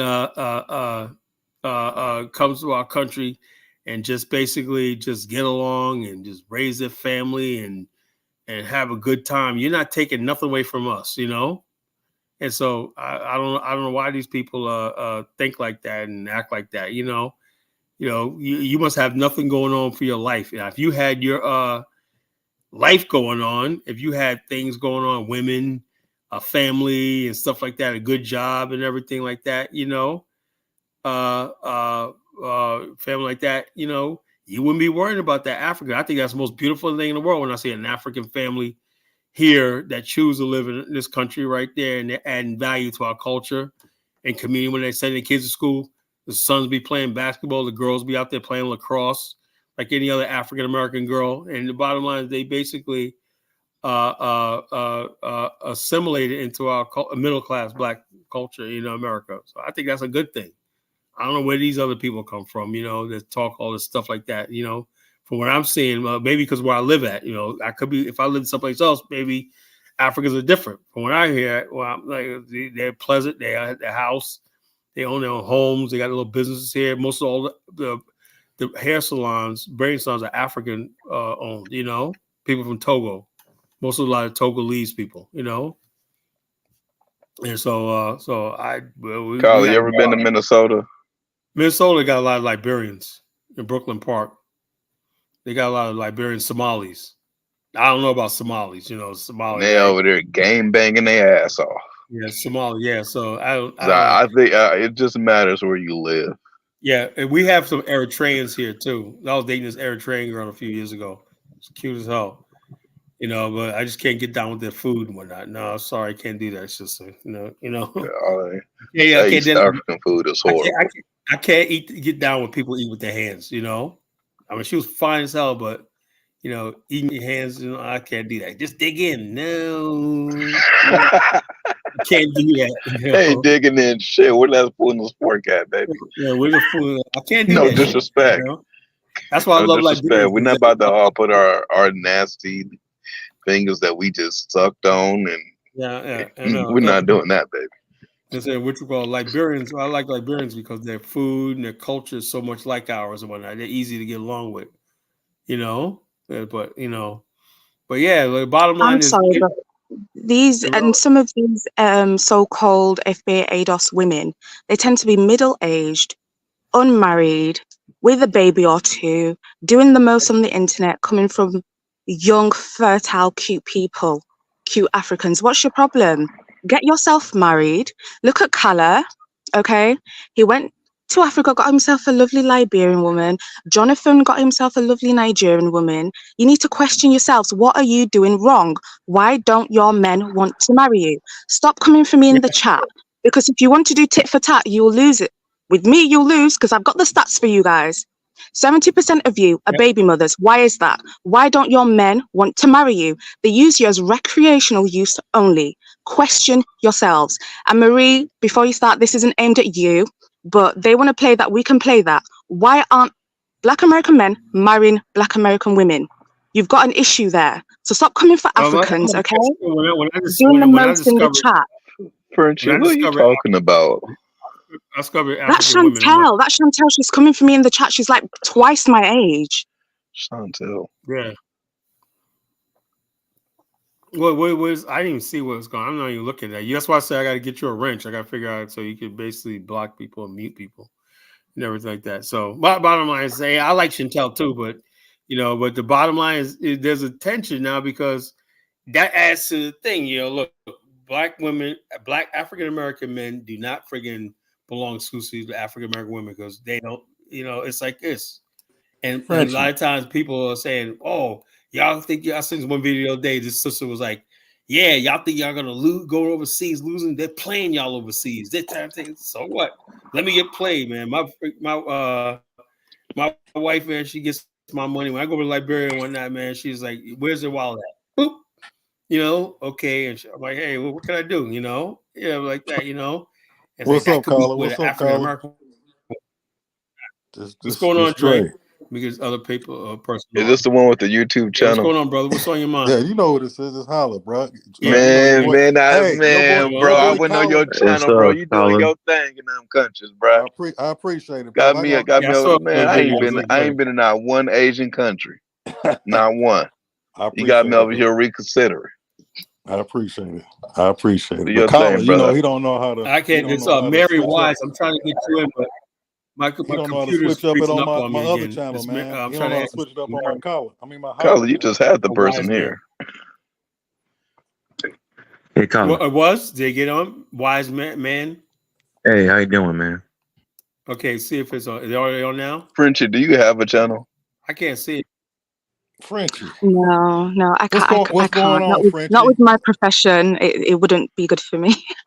Frenchie got a little anger in her right now. She got a little anger. Yeah, I have to give them that Cameroonian pepper because I don't know. But I see what you guys. I thought it was a dude, man. But Dre, did you see the chat? Like, I wasn't even saying anything bad, and they were just coming for me unprovoked. But one thing you got to stop doing, though, and I see a lot of Africans doing, and I see it in the comments. You guys got to stop stereotyping all the Black African Americans. You got to stop doing that. Yeah, y'all but gotta, the thing no. You gotta stop doing that. You gotta, cause we don't sit up here.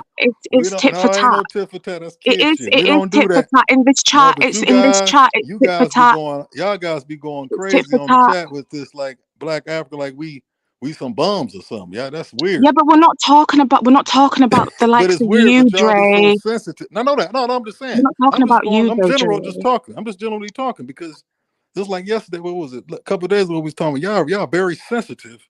If we say something about Africans, Dre, the sensitivity goes on both sides because look at the chat now. Look at the chat now. But what I'm saying at the end of the day, you guys African, you take it too. Y'all very emotional. They're very sensitive. Very sensitive. Very sensitive, and they hold grudges too. You can say that was sensitive, right? And we can take that was sensitive. Yeah, we can take that. I'm just saying. I'm just being honest. You guys are very sensitive. I just see it. That's all. We can take that. I'm saying no. You can't take it. You can't take it because in the chat proves that you cannot. The chat proves that you cannot take it, Dre. No. And this is the one-sidedness that I'm talking about. Why is it okay for you guys to insult us, but we can't defend ourselves?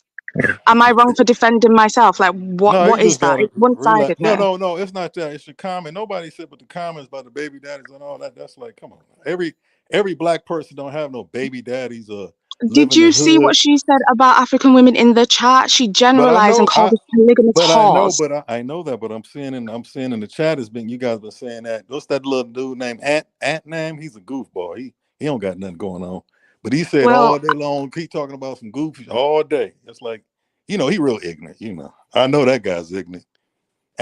Well, at the end of the day, I am going to defend myself and my people no matter what, especially if it's unprovoked. I don't care who it is.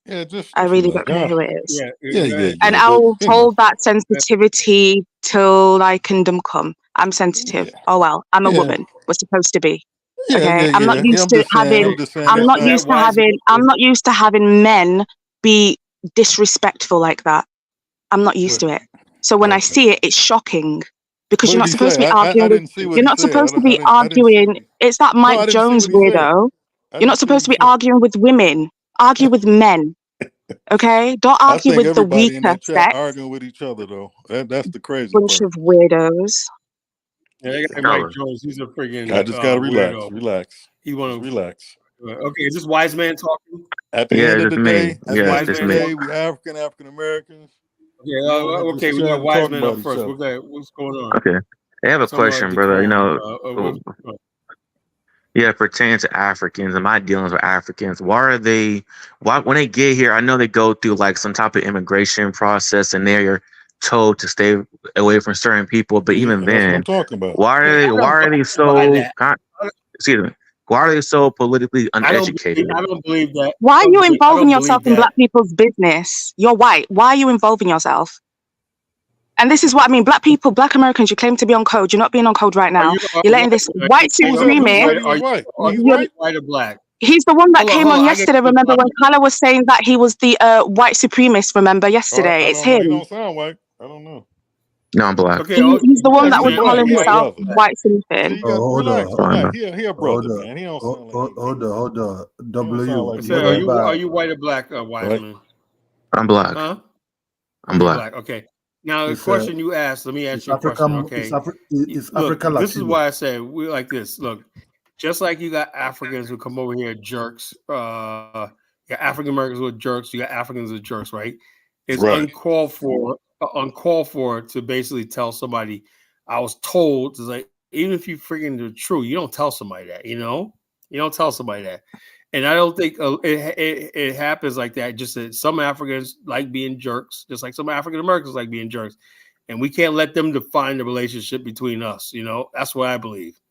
Right. Because like I said, when I meet Africans, right, like a woman, right, Mansa, he's from Senegal. He's my plumber. He's a cool guy. And he's a cool guy.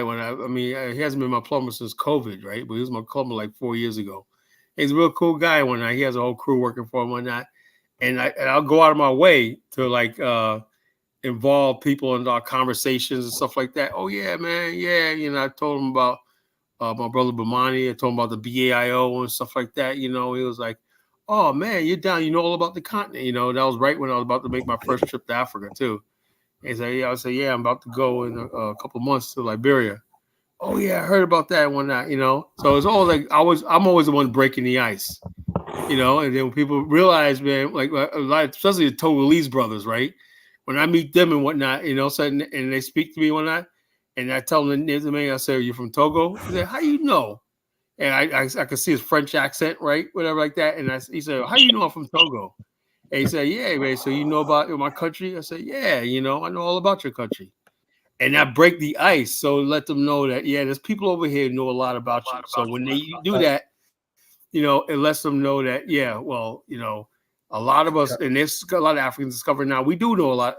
Study Africa. We know about Africa. You can't just tell us anything about your life. That we know you guys. The same way you know us or whatnot. We know you too. When you do it like that, let them talk, man. What the fuck are you, man? We basically fuck you. Let them talk, motherfucker. You always talking over motherfuckers. What's your fucking problem, motherfucker? Go buy your 50-cent T-shirt, fuck your fucking ass. Go pay your go buy your all right, decorum. Fucking fag, dog. What are we talking about? Cadola, y'all. Cadola. Wait, hold on. I don't hear Cadola. Let Carla talk. Let him talk, man. Cadola. Let Carla talk. Cadola. Why can't I hear Cadola? God damn. I don't hear him. Nigga, talk trash sometimes. Cadola, say hello. Man, hello, my brother. Hello, my Black American brother. So man, somehow Cadola's you got to come back and go because I can't hear Cadola what he's saying. Okay. Like I said, this is all jacked up. I hear you. Okay, that's good. Yeah, well, you hear me, but you don't. I don't hear Cadola. Man, Carla, I hope they refund you for this.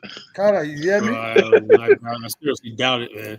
Well, get the money back, damn it! Y'all gonna have this crappy ass shit going on. Yeah, but Foster said there was something going on with String guy. How much you paying for string guy? Well, it's like $250 for a whole year. Oh, cause that ain't shit. Yeah, so I just paid. Carl, I thought you were about to say $200-something a month. I was gonna pray for you. No. It ain't that much. Don't waste that money. Blog Talk Radio is more expensive. Back in the days, Blog Talk Radio is more expensive. So yeah, $250 went and go ahead and paid it. Man. I said I was at my point, reached my limit. I said, I was like, you gotta get that unlimited. Yeah, you gotta do the unlimited, yo. Yeah. So I can unlimited people on the thing and stuff like that, and all to make this channel really pop. All I need is to get to my 1,000 subscribers. And then that's it. You get your 1,000, you good, my brother. I even said, Colin, you gonna get there with the diaspora war. I like doing shows like this. Oh, yeah. Everybody gonna join almost there. Just to come up here and defend you. Yeah, so I like this. Since I never ever made money off this movement. I done blogs, I put out books, everything. I never made a dime in this movement, And so I said, like, if I'm gonna do this right here. And I like doing it when so hey, look, somebody wants to send a super chat here and there. Hey, fine. If somebody wants when it gets monetized and I got ad money coming in per month, hey, fine. I take all that money, send it to Liberia because I got projects I'm in Liberia that I'm investing in and stuff like that, so I can have a steady stream of income off work. Same thing with work is just talking. I love talking, So why not make money off of it, Mm-hmm. Why not make money off it? So we can send super chats, right? No, I don't think so. No, I was looking for that. I couldn't find it. I didn't see the little money sign. You gotta be monetized. He's not monetized. That's why. Yeah, I was just thinking that. You got to get those. You calling my name? You got to get 1,000 subscribers. Yeah, subscribers to get monetized. Now, why can't I hear Cadola? I can't hear him. You don't hear me? I cannot hear anything Cadola's saying. How come you guys can hear him? Everyone else here Cadola but you. Host. Carla, do you got your Nigerian ear filter on? You filtering Nigerian voices now, Carla. That's how bad you got it. Carla, I just subscribed on my other page, so you should have 589. So I gave you another subscriber. Carla, if you want me to make some ads for you, I can do that. Yeah, he can get it quick. All you gotta do is advertise one of these lives. You know what I'm saying? Motherfuckers arguing on there. Just put it on. I generally share the live. That's all. He goes live. Oh yeah, that's all. That's all you gotta do. I know my wife. She got like maybe 10,000 some followers. Maybe she can promote your shit. Yeah. You know what I'm gonna do? I'm gonna do a little clip and put it on mine too. That's what I'm gonna do. Yeah, well, support Chicago. I really appreciate it. Get this. No worries, brother. You know what I'm saying? Party started. There's enough money out there, enough business, enough money out there. Also, when that because like I said, money for all of us. Everybody. I never really thought of money as far as doing this and whatnot. You know. Me and Frenchie, we gonna open up our own YouTube channel. Ain't that right, Frenchie? I'm saying, but no, I'm not allowed. Sorry, I don't want to get fired. I don't get mad at. Where you at, Frenchie? You in London? No, I'm further up. I'm further up north. I'm in Leeds.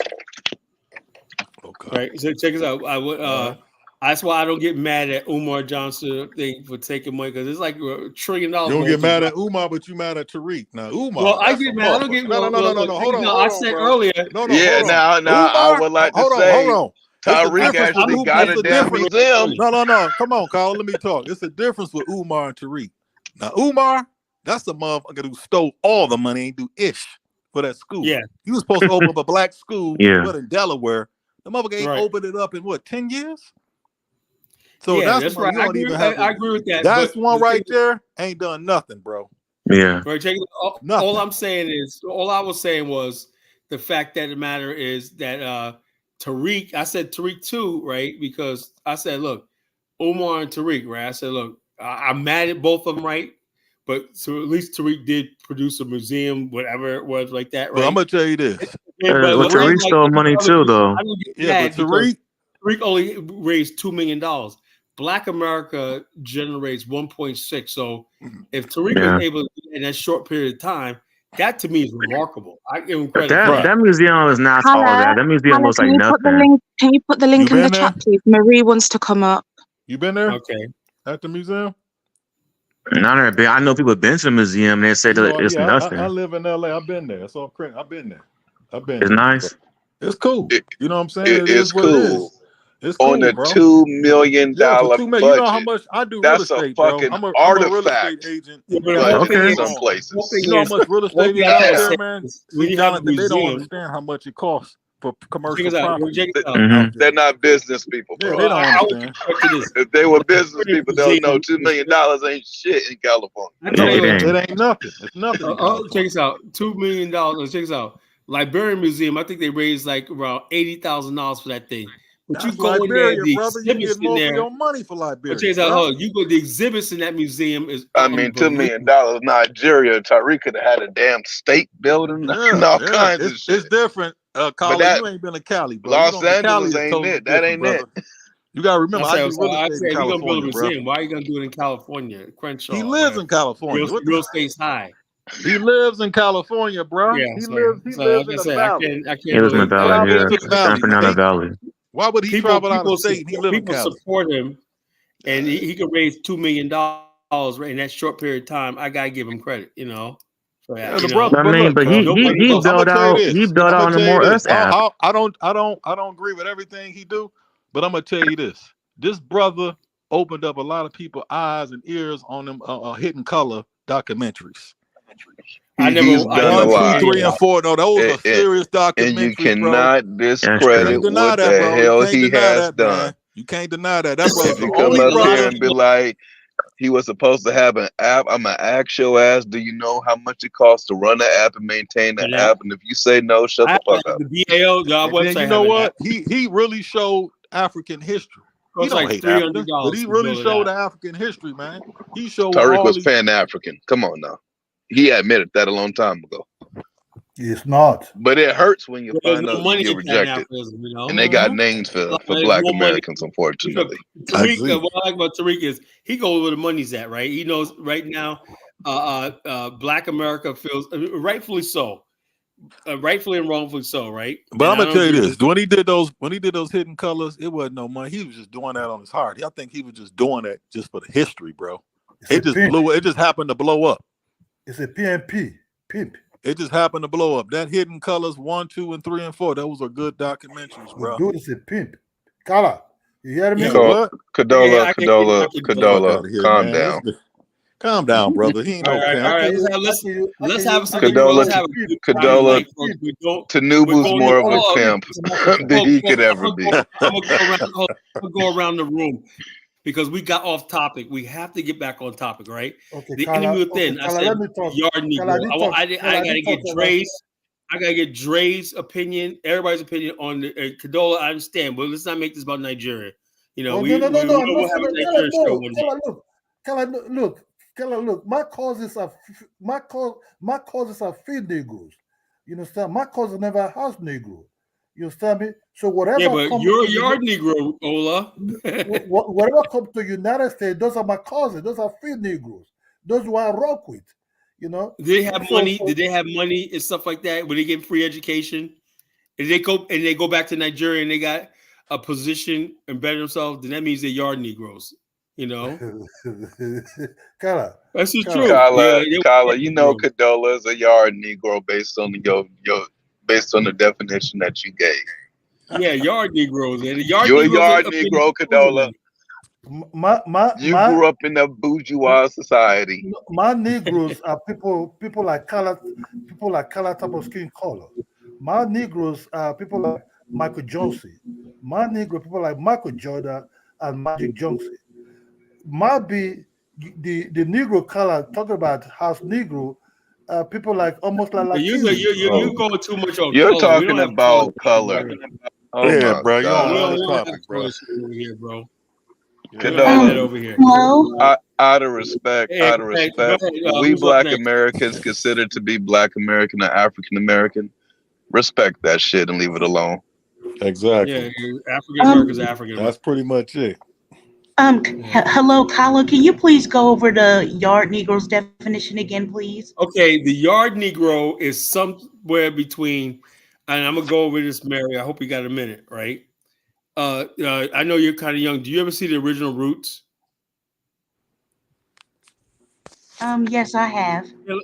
You saw the original Roots. I was about to say, girl, you ain't seen Roots. I was about to come down on you. Yeah, I seen the new one and the old version. Yes. Oh wow. Okay. We could talk. Let's have a conversation. Now remember that one part where Kizzy's boyfriend, Richard Browntree, Shaft, play. Remember that? Well, I don't remember Okay. Well, let me the. remind you the scene. Right. He was the driver to the his master. Right. He was a driver, and they have a position of privilege. Right. He ain't in the field. Right. One night he brought Kizzy back late, and his master said, I have a good idea, whip you and put you back on the field just for being a little bit late, bringing the horse and buggy back, right? And he got on his leg, no, master, don't be like this, So bottom line is this: the yard Negro is the Black people have a little bit of privilege, right? But they're not in the house. That's where mostly Negroes come from. Yard Negro. The house Negro was just like insignificant because it was so small number and stuff like that. And a lot of the house Negroes also plotted slave rebellions, poisoned their master and some of everything, But the idea of the yard Negro, his whole thing was, I ain't trying to leave this plantation, right? I'm trying to see how I could benefit, and the white man knows what he's doing, He said, I got a couple of smart niggas right here. I'm gonna give him a little a couple of days off a week. I'm gonna give him a bit of land for himself. I'm gonna give him a wife, a woman for himself, or whatnot. Why? Because he's gonna keep these other Negroes in line. It wasn't a house slave that kept the Blacks in line. It was a yards nigga. Same thing right now in the political sense. I did that to say the political sense right now.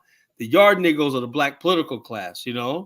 They go to the white man or the Democrats, or whoever, and pretend to speak on our behalf, and they don't, and they tell the white man what he wants to hear. And the entertainers, all those people are yard Negroes.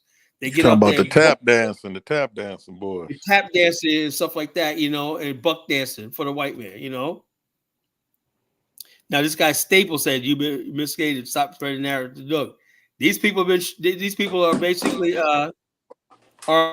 being shown up. The yard Negroes in the house tonight. They don't want to be put on blast. I knew they were going to show up, right? Now this Tory says, I'm a yard Negro. They're proud of it. They're coming out. I got a question. Yeah, go ahead. Is there a possibility that we looking at things 100 some years later, and we're saying, well, this is how they were, this is how they thought. But what if it was completely different? What if it was the house nigga, the house? I don't even want to say that crap. The house person. Let me say this, Jonathan. Go ahead. I say it's the same thing because the social hierarchy and of the power structure back in slavery, even though we're not slaves, actually, right? The social power structure never left, right? There was still going to be Black people on the bottom of this society. Really, you know what I'm saying? Black people at the bottom of society. And there's still white people on top. There's still Black people who are assimilated into the culture and everything. And there's still Black people who aren't assimilated, but they know how to be smart enough to play their cards right, where they could benefit from the system. So you just saying the Democrats got some Blacks that they using to pander to other Blacks? Exactly.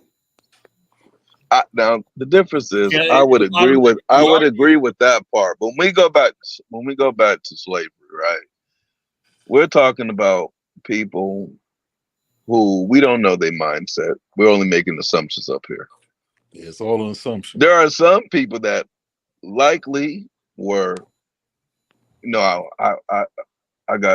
having a protest in Nigeria right now. My brother-in-law wants to go. His mama don't want him to go out. His dad don't want him to go out. Is that yard nigga shit by saying don't go out there? I don't want you to get hurt. I don't want this. Is that yard nigga shit? The bottom line, hey, look, this is why I say no, I ain't talking about that. If you don't control the context of your reality, what can you say? It falls into that same thing. You know that the leaders are the yard Negroes and slave owners. They to keep you in line. I get that. But now, Colin, if we take it back to slavery, these people, our people seen people get murdered, lynched, chopped apart, set on fire, eaten by animals. What if they were just trying to not let that happen anymore? But we're looking back at them like they were just some fucking traitors or some shit. John, I agree. I'm saying the yard Negro is also survival. He didn't want to get lynched and burned and whatnot, so he played his cards right. Well, I'm talking about the people in the field those are really the house Negroes to me because those the ones was in the house.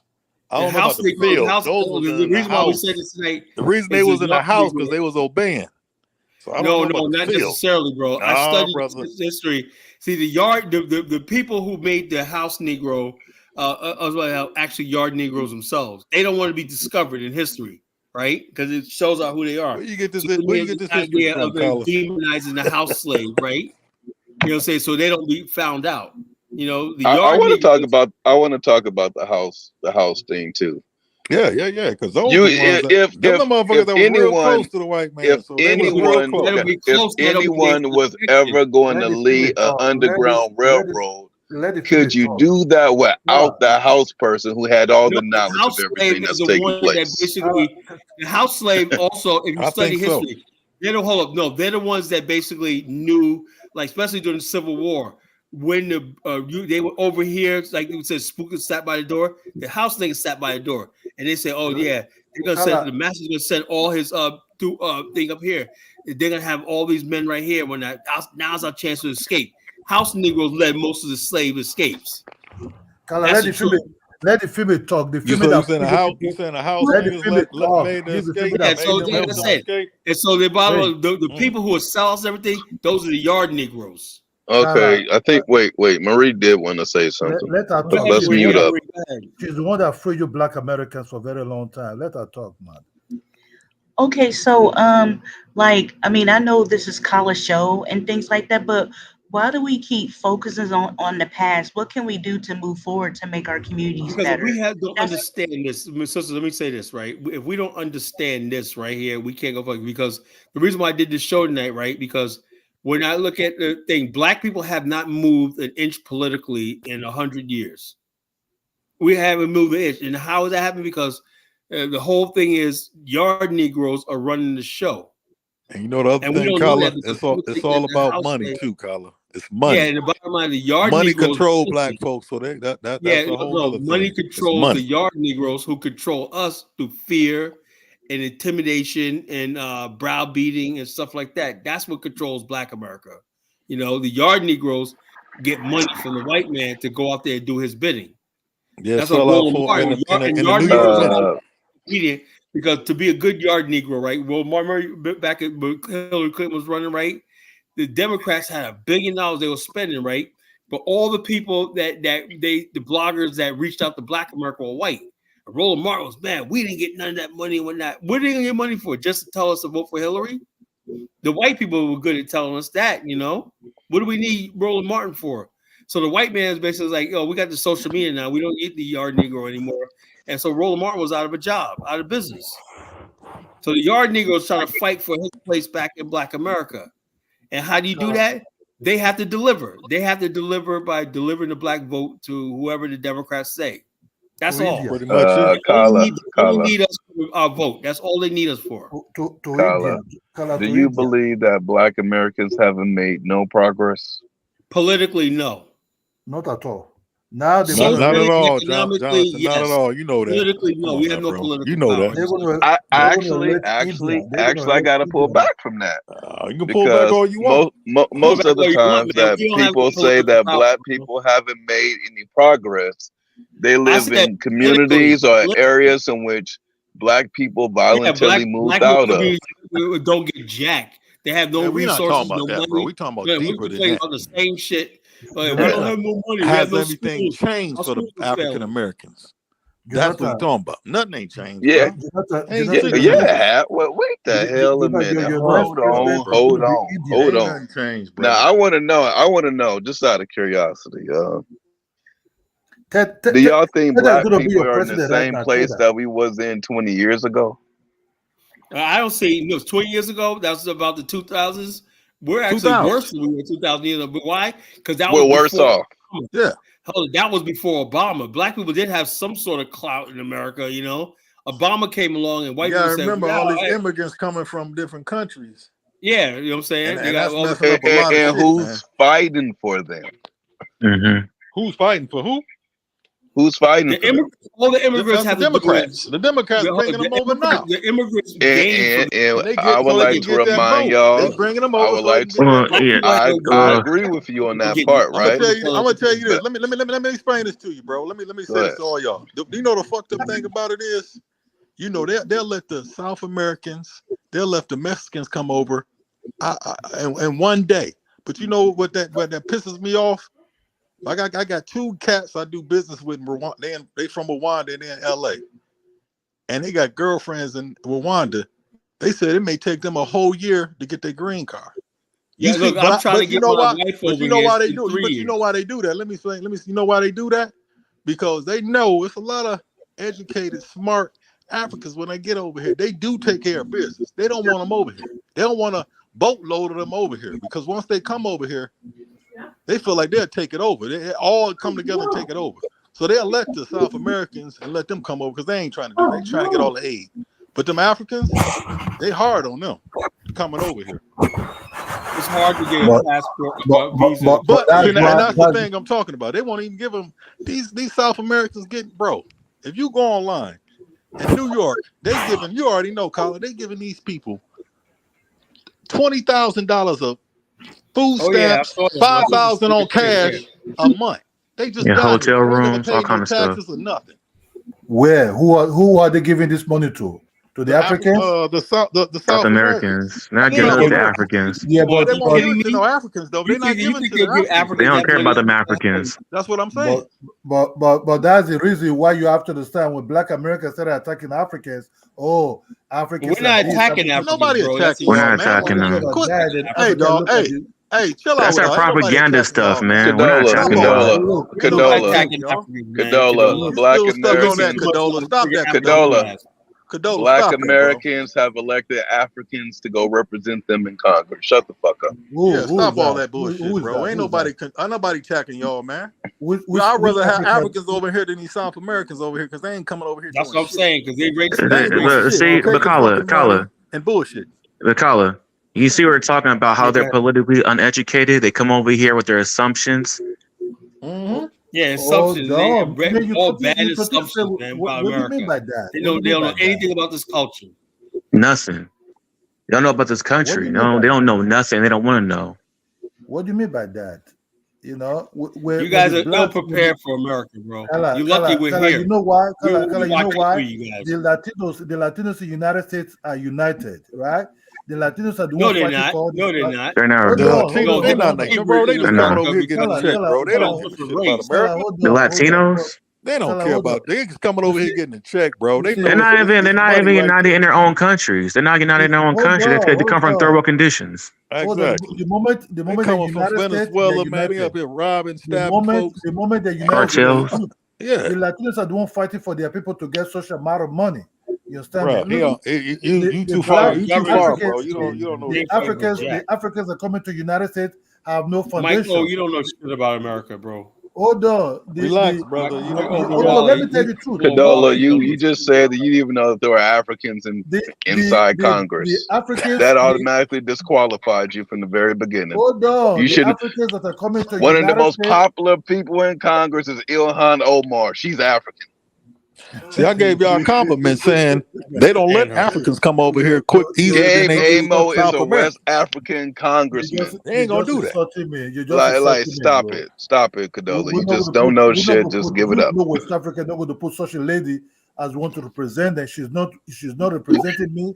We're not like Black Americans. Gabe Amos is an African representative serving in Congress. Mm-hmm. Africans can't get elected. Caribbeans can't get elected without the Black American vote. It ain't enough of you here.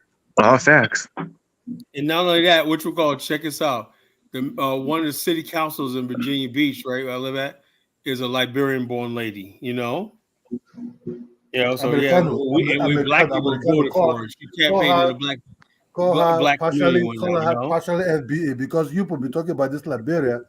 This Liberia you're talking about, these are not native Liberians, but these are Americano Liberians. It doesn't matter. We don't see. He's all hung up on native Liberians. Look, I don't give a damn about native Liberian. We don't see that. Kidola, man, you just don't Kala. What he don't realize is that the modern African American don't even look at Liberian as, if you're American Liberian, you still African to them. Right. You're an African. They don't separate that shit. They don't like them either. There's people who are American Liberians are just like Liberians. They eat the same food, everything. They're the same. There's no difference between American Liberian. That's what the Americans be supported by the worship. Supported by who? By the worship, by the big ship, the American. The bottom line is this: you guys misunderstand it. The USS Chester was a ship patrolling the area against the British who were expanding in the French was there. That was a warning to the British not to touch Liberia, because I think the United States deep down inside had a plan to fund the Back to Africa movement on that, but it never got, the political situation never got up because the Yard Negroes in America never wanted us to leave. Mm-hmm. The Yard Negroes in America, the Yard Negroes, you mentioned Liberia to them, they want to fight you. They ain't trying to leave this American plantation. Just like Smokey Robinson is the Yard Negroes right now. Smokey Robinson don't speak for the majority. See, the thing is, bro, you watching TV, all this TV, bro. You ain't in America, bro. You can't talk about Smokey Robinson did not speak. You can't even talk about America. You ain't even from here, ain't lived here. You can't just talk about America. You just watching TV, brother. You just watching TV. I know you people, man. Nobody co-signed with Smokey Robinson. Brother, you gotta be, bro. If you wasn't born and raised, you can't go off of TV and Smokey Robinson, brother. Well, you mentioned him. He's not even a factor. Exactly. He's not a factor. He's just saying stuff. Big factor. Yeah. Big factor. And no offense to Condola, you're a good dude, but no offense. But sometimes you just. Man, he has his way of seeing the world. Smokey Robinson, a factor. Yeah, you a good brother, but don't we mention him for, man. No, yeah, exactly. He an entertainer, bro. He not even a factor, brother. Let me tell you that's something. one guy. You can't have one guy in the whole United States. Majority of you people present you for identity to the world is all these Latinos, blacks. You have your miss. They're the one present your identity to Condola. FBA, to ADOS, to Freeman, bro. You just to all these ones. We keep mentioning all these titles and whatnot that you got. You got to come to America, bro. If you don't know about, no, man, I'm coming there. Forget about that. But listen, brother. But listen, seriously, straight up though, bro. You can't stereotype all Black African Americans in America, man, like that, bro. You ain't been here. You ain't lived here. You can't. You just gotta listen, bro. Come experience it, man. I want to go. Yeah, I want to go experience Africa. I'm gonna go to Ghana and okay, because if I don't know about Ghana or Nigeria, I'm not gonna sit up here and assume. I'm not gonna. Condola, are you trying to start the trash talking war? Are you trying to start that? But, we shouldn't stereotype any group of people, though. No, we shouldn't. We shouldn't. We shouldn't stereotype Africa. There's a lot of stereotypes by Africa being dangerous, being dirty, no infrastructure. We don't do that to you. We ain't talking about no Smokey Robinson in Africa, whatever the Smokey Robinson ain't got in Africa. Okay, Smokey Robinson factor. Why there's so many Black people from America moving in Africa, visiting Africa, investing in Africa. We always come back. We always come back to Africa. We trying to help. We trying to help y'all get out the dark and shit. You know, sitting on the beach. Hey, Kala. Hey, speak on that anyways about Black Americans going back to Africa. I'll be hearing horror stories about them investing in these scams and stuff. It all depends. Like I said, years ago, I told Kofi, my brother Kofi, little brother Kofi, said, don't do it in Ghana. He did it anyway, whatever like that.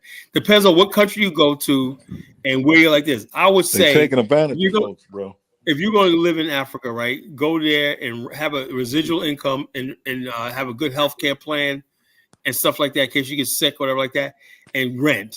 Don't try to go over there. You got black people who never owned a house in America, right?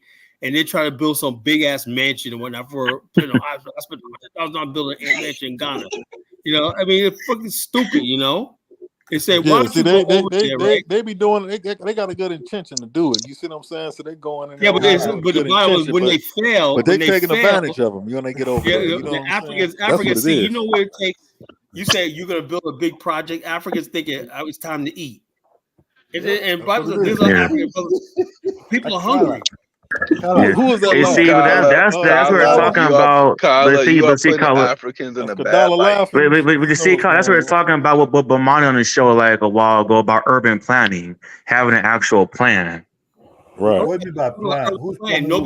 There's nobody. Like I said, if I don't know how it will work out in a land where you don't actually own the land, right? Because urban, when you do developers and whatnot, it has to be mortgaged. You have to own the property. That means for 1,000 years from now, that's how mortgage is signed. That from the core of the earth to the sun, that's the land.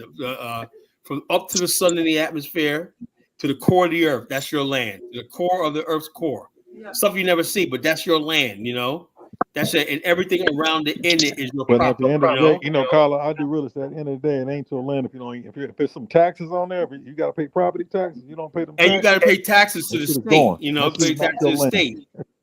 But the bottom line is this: you have to pay a mortgage on the land and stuff like that. I don't know how the land is over there. I don't know if it's one purchase. Now in Liberia, you can actually own. Brother, if you intend on actually buying land in Africa, get it in Liberia, Nigeria. There ain't no damn land taxes that you're gonna be paying. What about East Africa? What about Kenya? What about Tanzania? What about East Africa? I don't know. Any place, look, let me tell you something. I can't speak for them. I don't know. They say we got a 100-year lease. Don't do it. Now, South Africa, it's just like when you go to Africa, South Africa, man, you hire a realtor, you know, and you get yourself in a condo, an apartment, and stuff like that. Africa has to modernize. I am sick and tired of people talking about, oh, we got some land out here. You have no infrastructure on it, right? You have no development and stuff like all that matters. You know, you have no sewer system, no streets. You need a developer to come in, right? And to do that, you have to actually own the land. And so, like I said, when that happens, you'll see more of us going over there. Well, the Europeans own Africa. They own South America, bro, because you know it's cooler down there. They can't be up in the heat, so they down there. South America, South Africa. The Europeans own that South America. South Africa, right? South America, South Africa. Well, yeah, Europeans are there in larger numbers, but the Europeans own all the estate in South Africa. Right. Black people have a large number of land, but if the land's not developed, it's not estate, it's not real estate. You know, land is land, right? A raw land is nothing, right?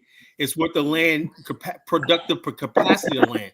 That means it has to be near a road, a railway. It has to have pipes, like sewer line. It has to be functional land. It has to be functional. Yeah, for productive land, you know. Zone, it gotta be zone. It gotta be zone. Commercial. Yeah, zone. So black people don't seem to understand that. But they don't have because they don't have the they don't have the plumbing and all that underneath, you know, they don't have the sewage. Right. And so the bottom line is all that. When you have land, so they way behind. They don't have the ability. And you know what solved that problem is with the planning and the local regional government saying, okay, if you give us a basic infrastructure, this is how much you're going to make in taxes. You know, by taxes. I just seen today. I seen some huts in Congo. I don't know who was burning them down, but they was burning them down like crazy because they trying to take over their land. Mm-hmm. You know, of course, the European, they trying to take over their land, so they were just. There's so much land in Africa. Why you got to burn the hut down? Because the land's probably in the way. The land. I think they said about oil or something in the ground. Oil or something like that. That's yeah. Yeah, So the bottom line is it's crazy. A lot of black people from America go to Africa. They know nothing about the continent, right? Because there's another thing I was talking to my friend about, right? He's African American, but he's actually Ghanaian, right? And we was like talking. I said, look, the bottom line is the biggest trick the Europeans played on Africa and black people is like we think we have a mineral card to play, and we don't. Everybody think Africa's we'll talk about. I've been studying for decades now. Oh, Africa, Kala, all the minerals and everything. But if you don't have any Kala, look. useful, it's nothing. Kala, Black America, actually, some of them want to feel Africa or want to be African, but some of them, when they get over to Africa, they cannot really survive Africa like that because I don't understand why they cannot really survive Africa. Oh, there's no light, there's no hot water and everything. You want to tell me There's that things we need, Kadola. We're used to this stuff.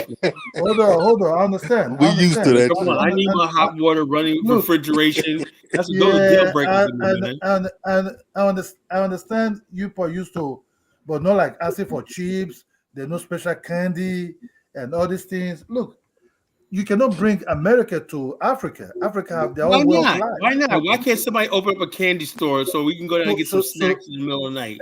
When people make money, you're gonna deny everything from us, Kadola?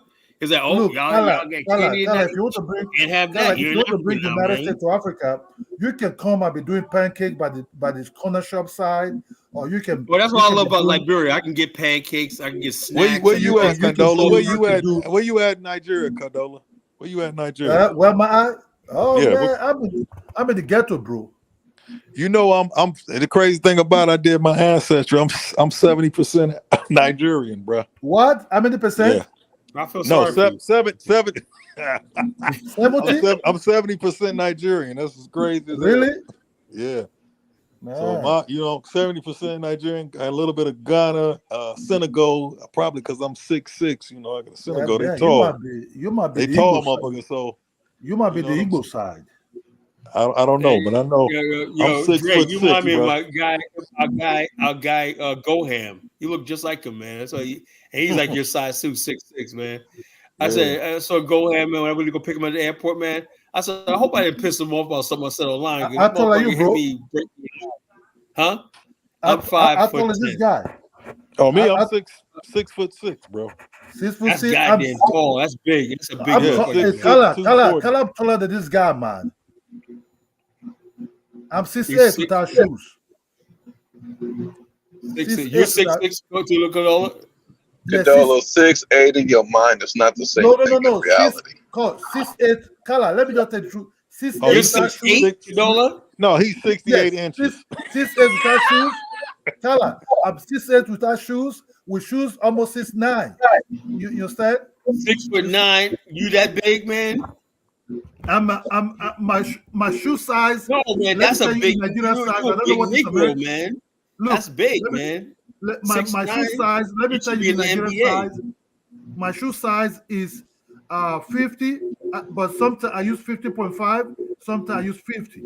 15. You got a big foot like this, like big foot. Yeah, that's a Euro 50. So I'm like a 47, 48 in Euro, but that's like 16. You know what I'm saying? So that's why Kala, when I take all these small cars, I can't fit into this Mercedes Benz. That's why I came to the United States to buy my Q56 long time ago. Most of my cars are American cars. You need like a Hummer, man. You need like a freaking big. He's the same size as me. I'm 6'6". Kala, I came to the United States to buy a Hummer, but when I get there, man, I saw different fine cars. That was when the gas was very expensive in the United States. So they started selling these cars, this SUV, very cheap at that time. That was 2012 July. Man, I don't think you 6'8", Condola. You 6'8"? Yeah. Did you play basketball? Oh, before a long time, bro. I play for my state. I play for Edo State. I play for my university, which is Benin. I play the junior team in Nigeria. Okay. Because I got a boy that plays Nigeria too. He from the Bay Area in California. Guess what? I play in Germany also, Augsburg. Yeah, I played overseas. I played in Thailand. What's up? I do. That's what mine, bro. I'm tall. but I get it half of my grandfather. So that would tell you if I do my fucked DNA up. test. That's fucked up. I'm 70% Nigerian. That's fucked up. Why? Why you been fucked up, bro? That's fucked up. There's nothing I can do about it, though. Why you been fucked I got some. Don't worry. Me too. You can. Yeah. I got Cameroon. So let's join the club, man. little bit of Senegal, Cameroon, Congo. Yeah, I got no ancestry. Yeah. I got no ancestry in the Senegal Gambia. I got a little bit of that damn European, because American. It was all mixed up. And shit. Kala, in Nigeria, when you're too tall, the women don't like you, especially if you're broke. Really? So yeah. America is different, bro. If you're tall, you can be tall and broke. You get all the women. Yeah. So when you I get tall, an American get a woman. Kala, when I get to Europe, that's when I understand. Whoa! They're like tall men here. In Africa, the women, if you broke, they don't. Nah, because if you broke, you're tall, man. You look ugly. In Nigeria, they don't really want nothing to do with you. But when I come to Europe, when you in America and you tall, you got to pass, bro. You can be broke. When I came to Europe, as I said, whoa, everybody start looking at me. Seeing these women that got their tall brother and whatnot, they just pampering them and taking care of them and shit. Oh yeah, what the hell? Oh yeah, because Africa, man, what the hell's he got? We're anomaly. We're anomaly, bro. We're anomaly. We're anomaly, bro. We're anomaly. It's not a lot of. Africa is not like that, bro. When you tall, you ain't got no shit on you, man. These girls, they never talk to you. They will talk to you, man. No, you acting like they can eat your height. They can eat your height. Yeah, Come on now. Jonathan, I'll tell you this, bro. When I was like getting to that age of liking girls or something, 18 or 19, I know what Nigerian girl told me, but guess what? After 7 years, I came back. I was in the church, the guy came to me and said, "Hey, hello, brother." Like, who the fuck are you? You understand me? But it saw me. I was tight at that time, That's fucked up. I'm 70% Nigerian. That's fucked up. So that's all. But now, 70% Nigerian. And I'm like, I'm 70% fucking Nigerian. What the fuck? You could have been born in New Jersey with it, man. Imagine that. Man, that shit crazy, bro. I did that ancestry shit. You know what I'm saying? I did the ancestry. Yeah, my ancestry. I'm gonna be honest. Do African ancestry. I do the real ancestry. 2833. Yeah, that's the one I did. That's the one. That's the one I did. I did both of those too. Hold on. Kyla, did you just say African ancestry is not the real one? No, because they're not accurate. Don't be supporting white DNA people. You gotta support your own black business, brother. Yeah, but I don't care about that. I want the truth. When I did my African, he didn't want to lie. No, we ain't gonna let you get with that contradiction. You gotta buy black, Kyla. This is what I'm talking about, right? Diane Samir took a whole bunch of people to Sierra Leone. If you have Sierra Leone ancestry, right, bloodline, you can get a citizenship, right? Suddenly, everybody that took that thing suddenly magically has Sierra Leone ancestry, man. Come on, Kyla, hold on. Come on, Kyla. I was one of those people. I got Sierra Leone ancestry. Wait. What website? You got that paid for DNA. What? Yeah. No, that's not true because my family comes from Georgia, North Carolina, and a lot of Sierra Leone people were sent there. Marie. No, baby, it's okay. And I found on the census on my father's side. Well, I would say do regular DNA test. Don't do that, Marie. You did the right thing. Don't listen to Kyla. I did 23andMe. He's being anti-black business right now for no reason. Don't listen to him. That shit is owned by a white motherfucker too, man. So shit, ain't no black owned, bro. It's all the same, brother. Yeah, The bottom line, they're trying to sell you on now Togo is probably looking at now saying, "Yeah, how can we get into this game with black people coming over here and whatnot?" And they'll say, "Send your DNA." $500. I got 10% Senegal, bro. Senegal, that shit crazy. Hold up. Why is it that I see no Negro coming from Guinea-Bissau? That's a huge area, right? Portuguese. No, A lot my, of people my came. test Ain't no does. Nigerian. 70% Nigerian. That's Tyler, my fucked up. test does Who the say hell that. wants to be from No, That's fucked after up. we Hey, saw, that's what I'm saying. You 70% going where Nigerian. you going where the popular places are. You know, you just happen to be. Kala, no, at the end of the day, Tyler, at the end of the my day, test did say if you that. can Nigerian, get a DNA all the test places. that allows you to get You know how citizenship Negroes in all always land, hold up. do so. Why Whether Negroes you just got happen to that shit or not, just buy it, English? baby. You're right about that, Jonathan. You're right about that because I got citizenship in Nigeria. Y'all can't be I'm complaining about. 70%. I go Y'all over there can't and be check that complaining shit out. about, man, we can't buy land, we can't own land unless we're a citizen. Cadola, Shit. I'm 70%. Fake Cadola, ass what can I do, DNA test Cadola? all the way. Look, Tyler, What can I do over there, Cadola? Cadola ain't give you no land. Cadola ain't gonna make sure. He'll be like, no, you ain't getting no land. Cadola gonna have me out there. Land in Nigeria Cadola gonna have me out there selling 50-cent t-shirts. He gonna have me out there selling G-Unit t-shirts and shit. well, Yeah, Tyler, bottom my line is, DNA did come back from Guinea-Bissau too. Guinea-Bissau. Okay. The African ancestry Yeah, test I that's did. a country wide open for black people. When that, that's a country wide. That's a beautiful country. They got so many inland rivers and stuff like that, and stuff like it's beautiful. Yeah. That is a really stunningly beautiful country, but nobody knows about it because they speak. Yeah, I got a couple percent of Benin Tonga, Bali.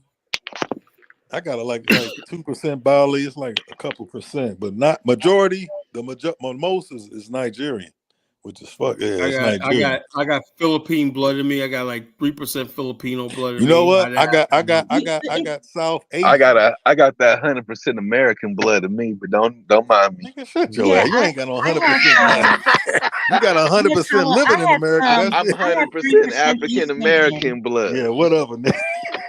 You ain't did That's your DNA that's yet. the best blood to have. I feel you though, brother. Our gene pool is like a jambalaya. It's like a mix. We're like a Creole. African Americans like a Creole. We're a mixture of all the different African cultures plus a little bit of European, Swedish, and all that bullshit. That means we special. We extra special. That's all. You know what? Now that's a fact. We got all of them in one. We got all of it. We the What? only people that can actually be like, we real Africans, because all of y'all other Africans, y'all from an ethnic group. We got hella ethnic groups. I told Zongo he's a Ghanaian. Bang. He's not African. He's a Ghanaian because we're mixed all the bloods. All the bloods. We got all of it. We the real Africans at this point. Yeah, I got like ahead, 7 of them. I got 7 of them. 1 here, 3 there, 40%. Yeah, you're right. But majority is that Nigerian though. That's that bull. God damn. 70%. It's okay, bro. It's all right. You got a little bit of scam in you. You just got to do your thing. You feel me? Brother, I ain't got no 419 it. What you trying to say? You trying to say because I'm from Detroit? Sell people houses that ain't yours. It is what it is, bro. Get in the business. Nah, bro. I got family in the business right now. I'll get you a part of it if you want to be a part of it. How to set up fake business emails and everything. I got you, bro. Let me know. That ain't going nowhere now. That don't go nowhere now. We it's did in that the before. bloodline. We did that. Yeah, that happened in 2008, bloodline. bro. They changed that shit. That shit ain't going down no more. I'm just fucking with y'all, Nigerians. Don't take that personal. Jonathan, I want to ask you something. Jonathan, I want to ask you something. You married to a Benin woman in Nigeria, right?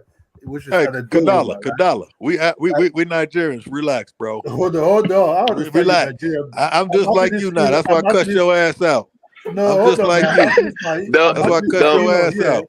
You see? Don't get him, bro. Nigeria, he all right. bro. You see, I'm Nigerian, bro. Relax. Hold on. You see, Jonathan is my in-law. Jonathan married to a girl from my state, which is my tribal girl, right? A dog girl, right? Jonathan, have my sister ever served you fufu or what do you call padinyam in Nigeria? Where the fufu at? Man, I need some fufu. And all kind of soup over there. I reject the fufu. Really? Yeah, I can't do that. I reject. I'm gonna keep it solid with you, Cadola. The most Nigerian I have ever really gotten is the goosey soup. I didn't even eat it properly. I ate it over some rice. Okay. And y'all don't eat that with rice. That's just how bad it is. Carla, Jonathan, really? Jonathan is a pure Nigerian man. He has been there for a very long time. I like the soup with rice. Jonathan is my in-law, so I cannot really attack Jonathan like that, like that, You like that. attack me, Olga. 70% The tribe will turn on you. You're by law. Cadola. 70% Nigerian, We will bro. protest against you we will protest against you. All right, Cadola. folks, we're adding Chantel on the line. I guess she wants to have something to say. Queen Chantel in the house. Everybody bow, please. I got 10 African genes all in one. This might go left. I don't know, folks. I'm not going to be Queen Chantel in the house. Everybody bow to her and give her the respect that she deserves. Cadola. Yes. Hey. Hold up, Maury. Say something. I know. And I the know other how to white make, Frenchies in the house too. God bless. I know how to make eforero. Okay, that vegetable soup. Yeah. Yep. Eforero spinach stew. Yeah, I know how to make it. Okay, wow. I've eaten it. I've eaten it. Hey, everybody on the panel and in the chat. Hello. So Frenchie clearly got an issue. She's in a chat. Chantel, New Orleans. I can hear the accent. Yeah, she's in a chat stating that Black American men don't want us and they're the better choice. And no, they don't want you. They don't want you. You are overweight, divorced. Your eggs are fried. They don't want wait. How you. you know about it? How you know about all that about it? They don't want you. You did your research on it? They don't want you. You were talking. You were saying a lot of things in the chat. You were saying a lot of slick things in the chat. Relax. You were like twice my age. You got to control this, you were like twice my age. You were talking a lot of crap in the chat. And you really thought I was about to let you get up here and talk about me and me not defend myself. Like, you're obsessed. You're obsessed, babe. You're obsessed, babe. You are totally obsessed, babe. You went to the extent. You went to the extent of calling me a catfish. Like, one person what at is a your time. issue? What is your issue? One mic. Let me say this. All right, look, people have been going back and forth all the time. Look, little girl. Like that. And I'm saying like this. Little girl, look, little girl. What we don't want to do is take it personally, you know. Somebody says something. That's what I'm trying to say. Frenchie said this, Frenchie said that, but forgetting that she was the first to at me in the chat. This is what I'm talking about. Why don't you tell the truth? Because we can go back and look through the comments. We throwing shots at African Americans. They throwing shots at each other. You know what I'm saying? I'm on these baby daddies. Let the record be clear, okay? My sister Chantel has always been probably like extremely either ADOS or FBA leaning, which she should be, no doubt about that. She didn't understand why we should go to Africa. And she recently, after getting the explanation from me and Kala, got to understand that, wait, that is a great idea. Maybe we should go to Africa. Yeah, y'all should respect this woman up here.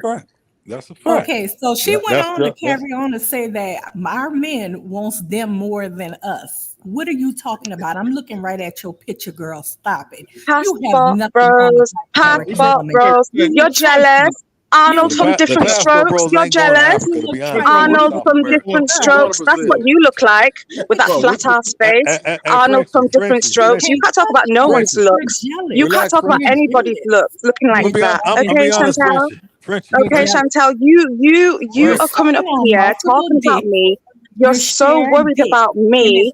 You're so worried about me. Why are you so worried about me, Chantel? Why are you so worried about me? Look. Why? The passport, you know, I'm a traveler. I'm going to tell you this. I'm a traveler. You see my YouTube page. The passport bros, they ain't going to Africa. They're going to South America. Thank you. The face of the passport bros. The face of the passport bros is in Africa, bragging about African women. The face of passport bros. The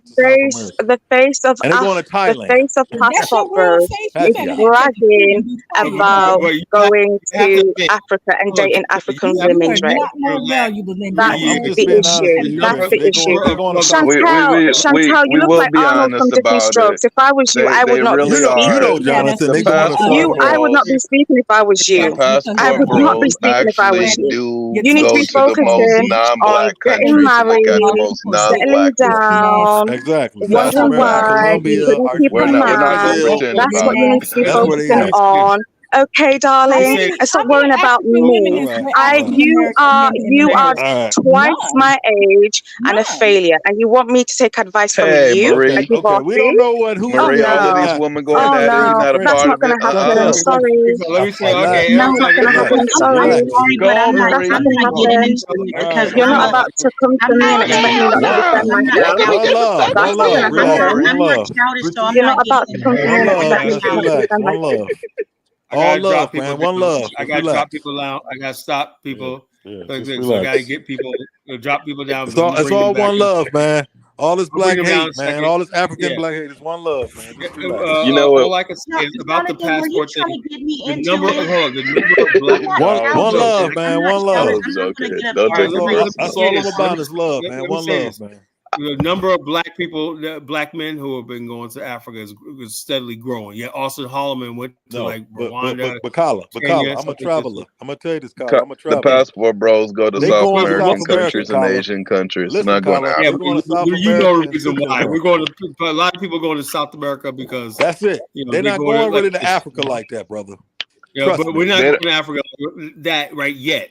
We got 8 passport brothers that got knocked down in Colombia, and they still going. They don't even care about if they get killed for it. They up in Peru. Brothers like this, but what I'm saying is this, brother Dre. I'm saying like this.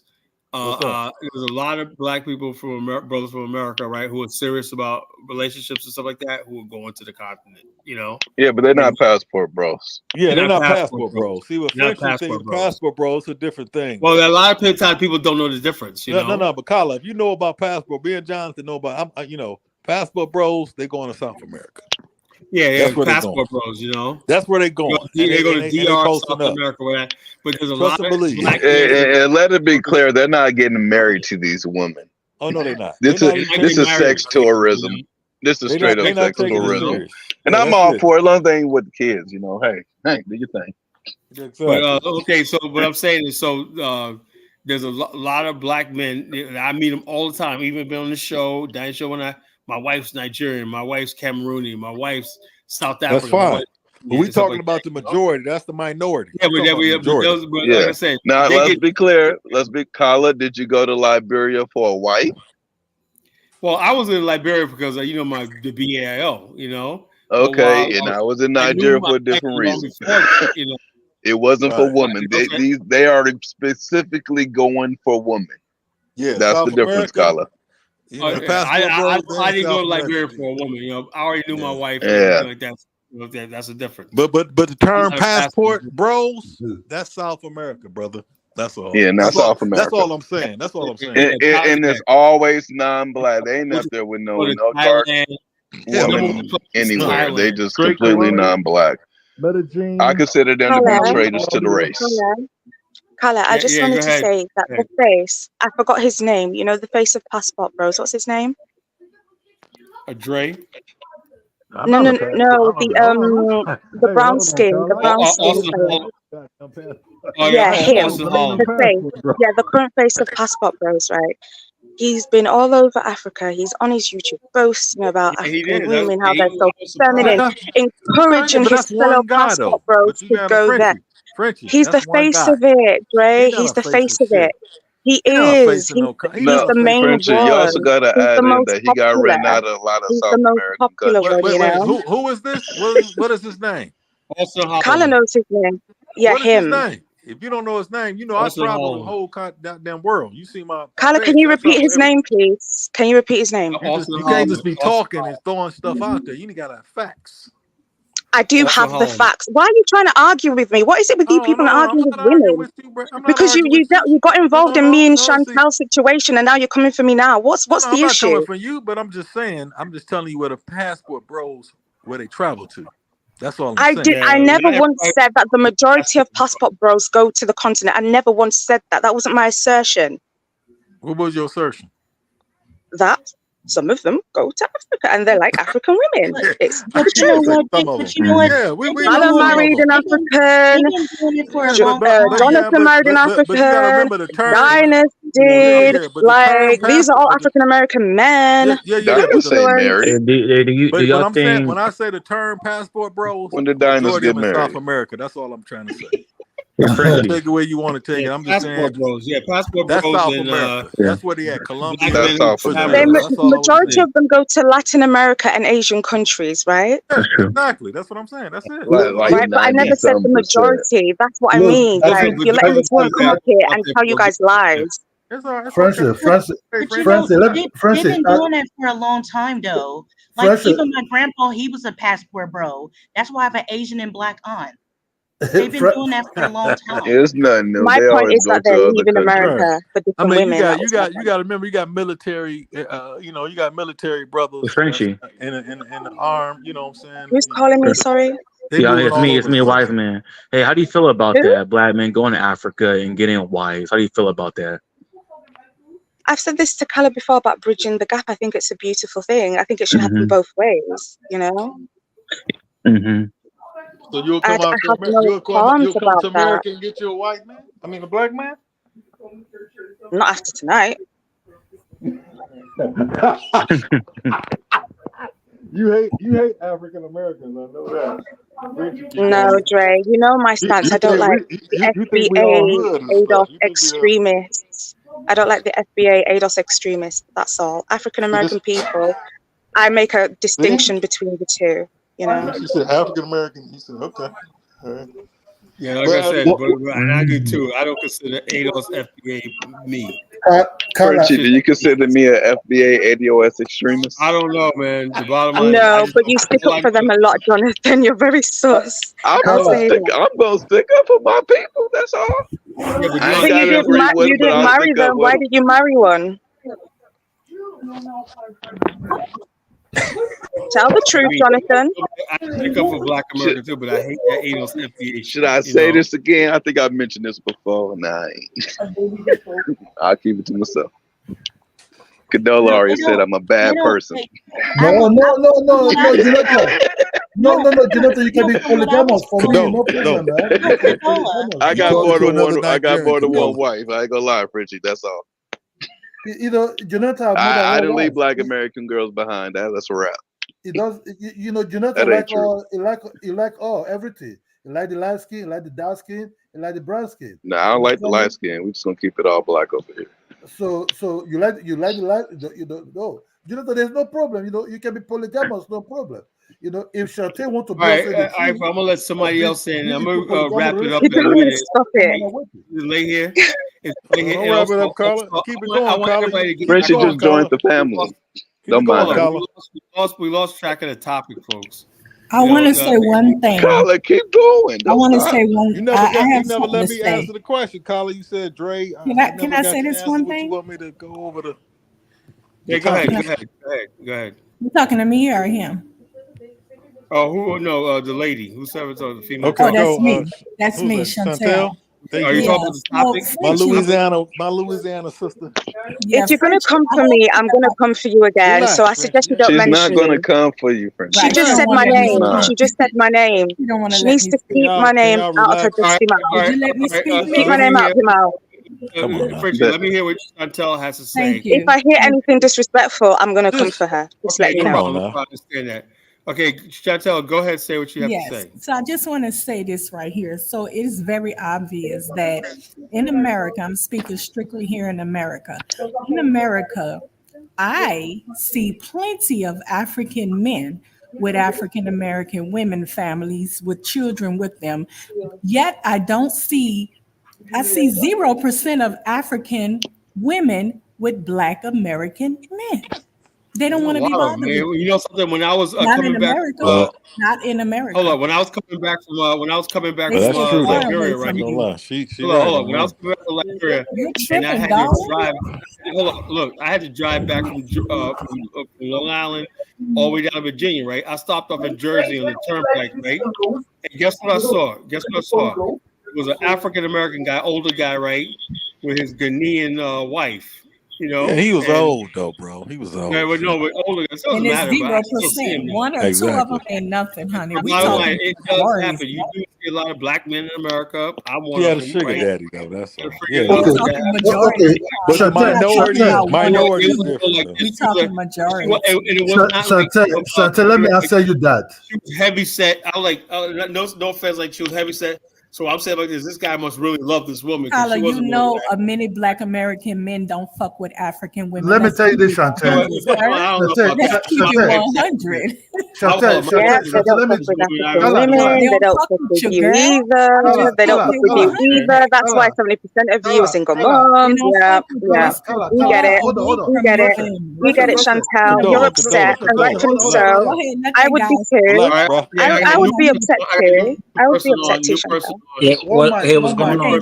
One mic, Cadella.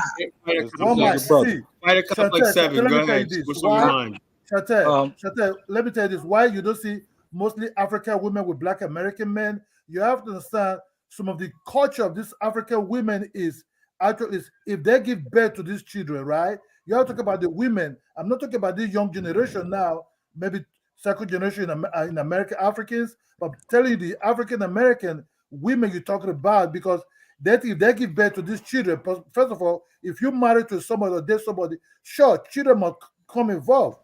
Can you slow down? I'm trying to understand you. Yeah, Okay. Cadola, African got women, that deep accent. I African told his women ass don't to slow know down. if they give birth to these children. Carla, you got someone named if they give birth to Fighter these children, Complex that's trying to get up. I'm up here. You understand me? Where these children going to belong to? And African women are saying it's easily for Black American men to leave their women very, very fast. They used to have it. My boy Goham, right? But Kadala, you know they got like 3 wives out there. A lot of brothers that got women on the continent, right? You can have 2 wives. Why? Because we love Africa. Those of us who 3 love wives Africa, in Africa, Kadola, you know that. Those of us who love Africa, right, are gonna try to marry. Kadola's trying to spread that polyamorous you know, Kadola, you know they ain't with one wife out there. You gotta spread that. You gotta spread the Kadola. Spread that polygamous life. Damn Okay, it. that's what I'm saying. They into polygamy out there. So what's his point? You know, Jonathan, you have 2 wives, which is good. You know, you did abandon them, right? But for African woman already have kids, then this guy just vanished to an African woman. That's a shock. So African woman can accept, okay, is number 1st wife or number 2 wives, but as long the man is there in the home providing, and this child have root, you know his father, you know everything. That's what African woman is really looking for. But for Black American, which African women? You need to speak for yourself, Kadola. Don't speak for all African women. Not all African women want that polygamous stuff. You live in London, no, right? We don't. Look, I'm a traditional man. Look, I'm a traditional man. Yes, you do, though. Yes, you do. No, that's what you want, because that's what you can qualify for at 40 plus years old. That's your last option. That's your last option, Chantel. That's your last option, being the 5th wife. You are run through. Stop aborting Black babies with your graveyard vagina. You have a graveyard vagina. Stop aborting Black babies. You can't Frenchie. I'll just run through. You can't say that, Frenchie. I gotta relax. That's nasty. Come on now, man. It's nasty. Frenchie, it'll be good. Okay, let me get Fighter Complex on the Mary Shah. Sorry, Carla. Sorry. Come on, running through, Frenchie. Relax, Frenchie. You're like that, but don't get yourself upset. upset. Relax, y'all good. All right, so what's going on? I think the most beautiful African woman is the Cape Verdean women. Those are the Who's this guy? I did one before, man. Yeah, I dated a Cape Verdean woman before. Cape Verdean is mixed. They're not even full Africans. What? Doesn't matter. Fine. This girl was African enough. They have dogs. They have dog Cape Verdeans too. Yeah, but you know they mix, brother. Come on, man. All right. I mean, what's wrong with that? I think nothing wrong with that. Nothing wrong with that. I think they're the most beautiful. Yeah, the mixed Africans are the best looking ones. And they identify with being African, This Somali dude is coming to create something else here. Chantel, I want to ask you something. Chantel, do you think you have enough African blood in you? In DNA or something wise? Cadola.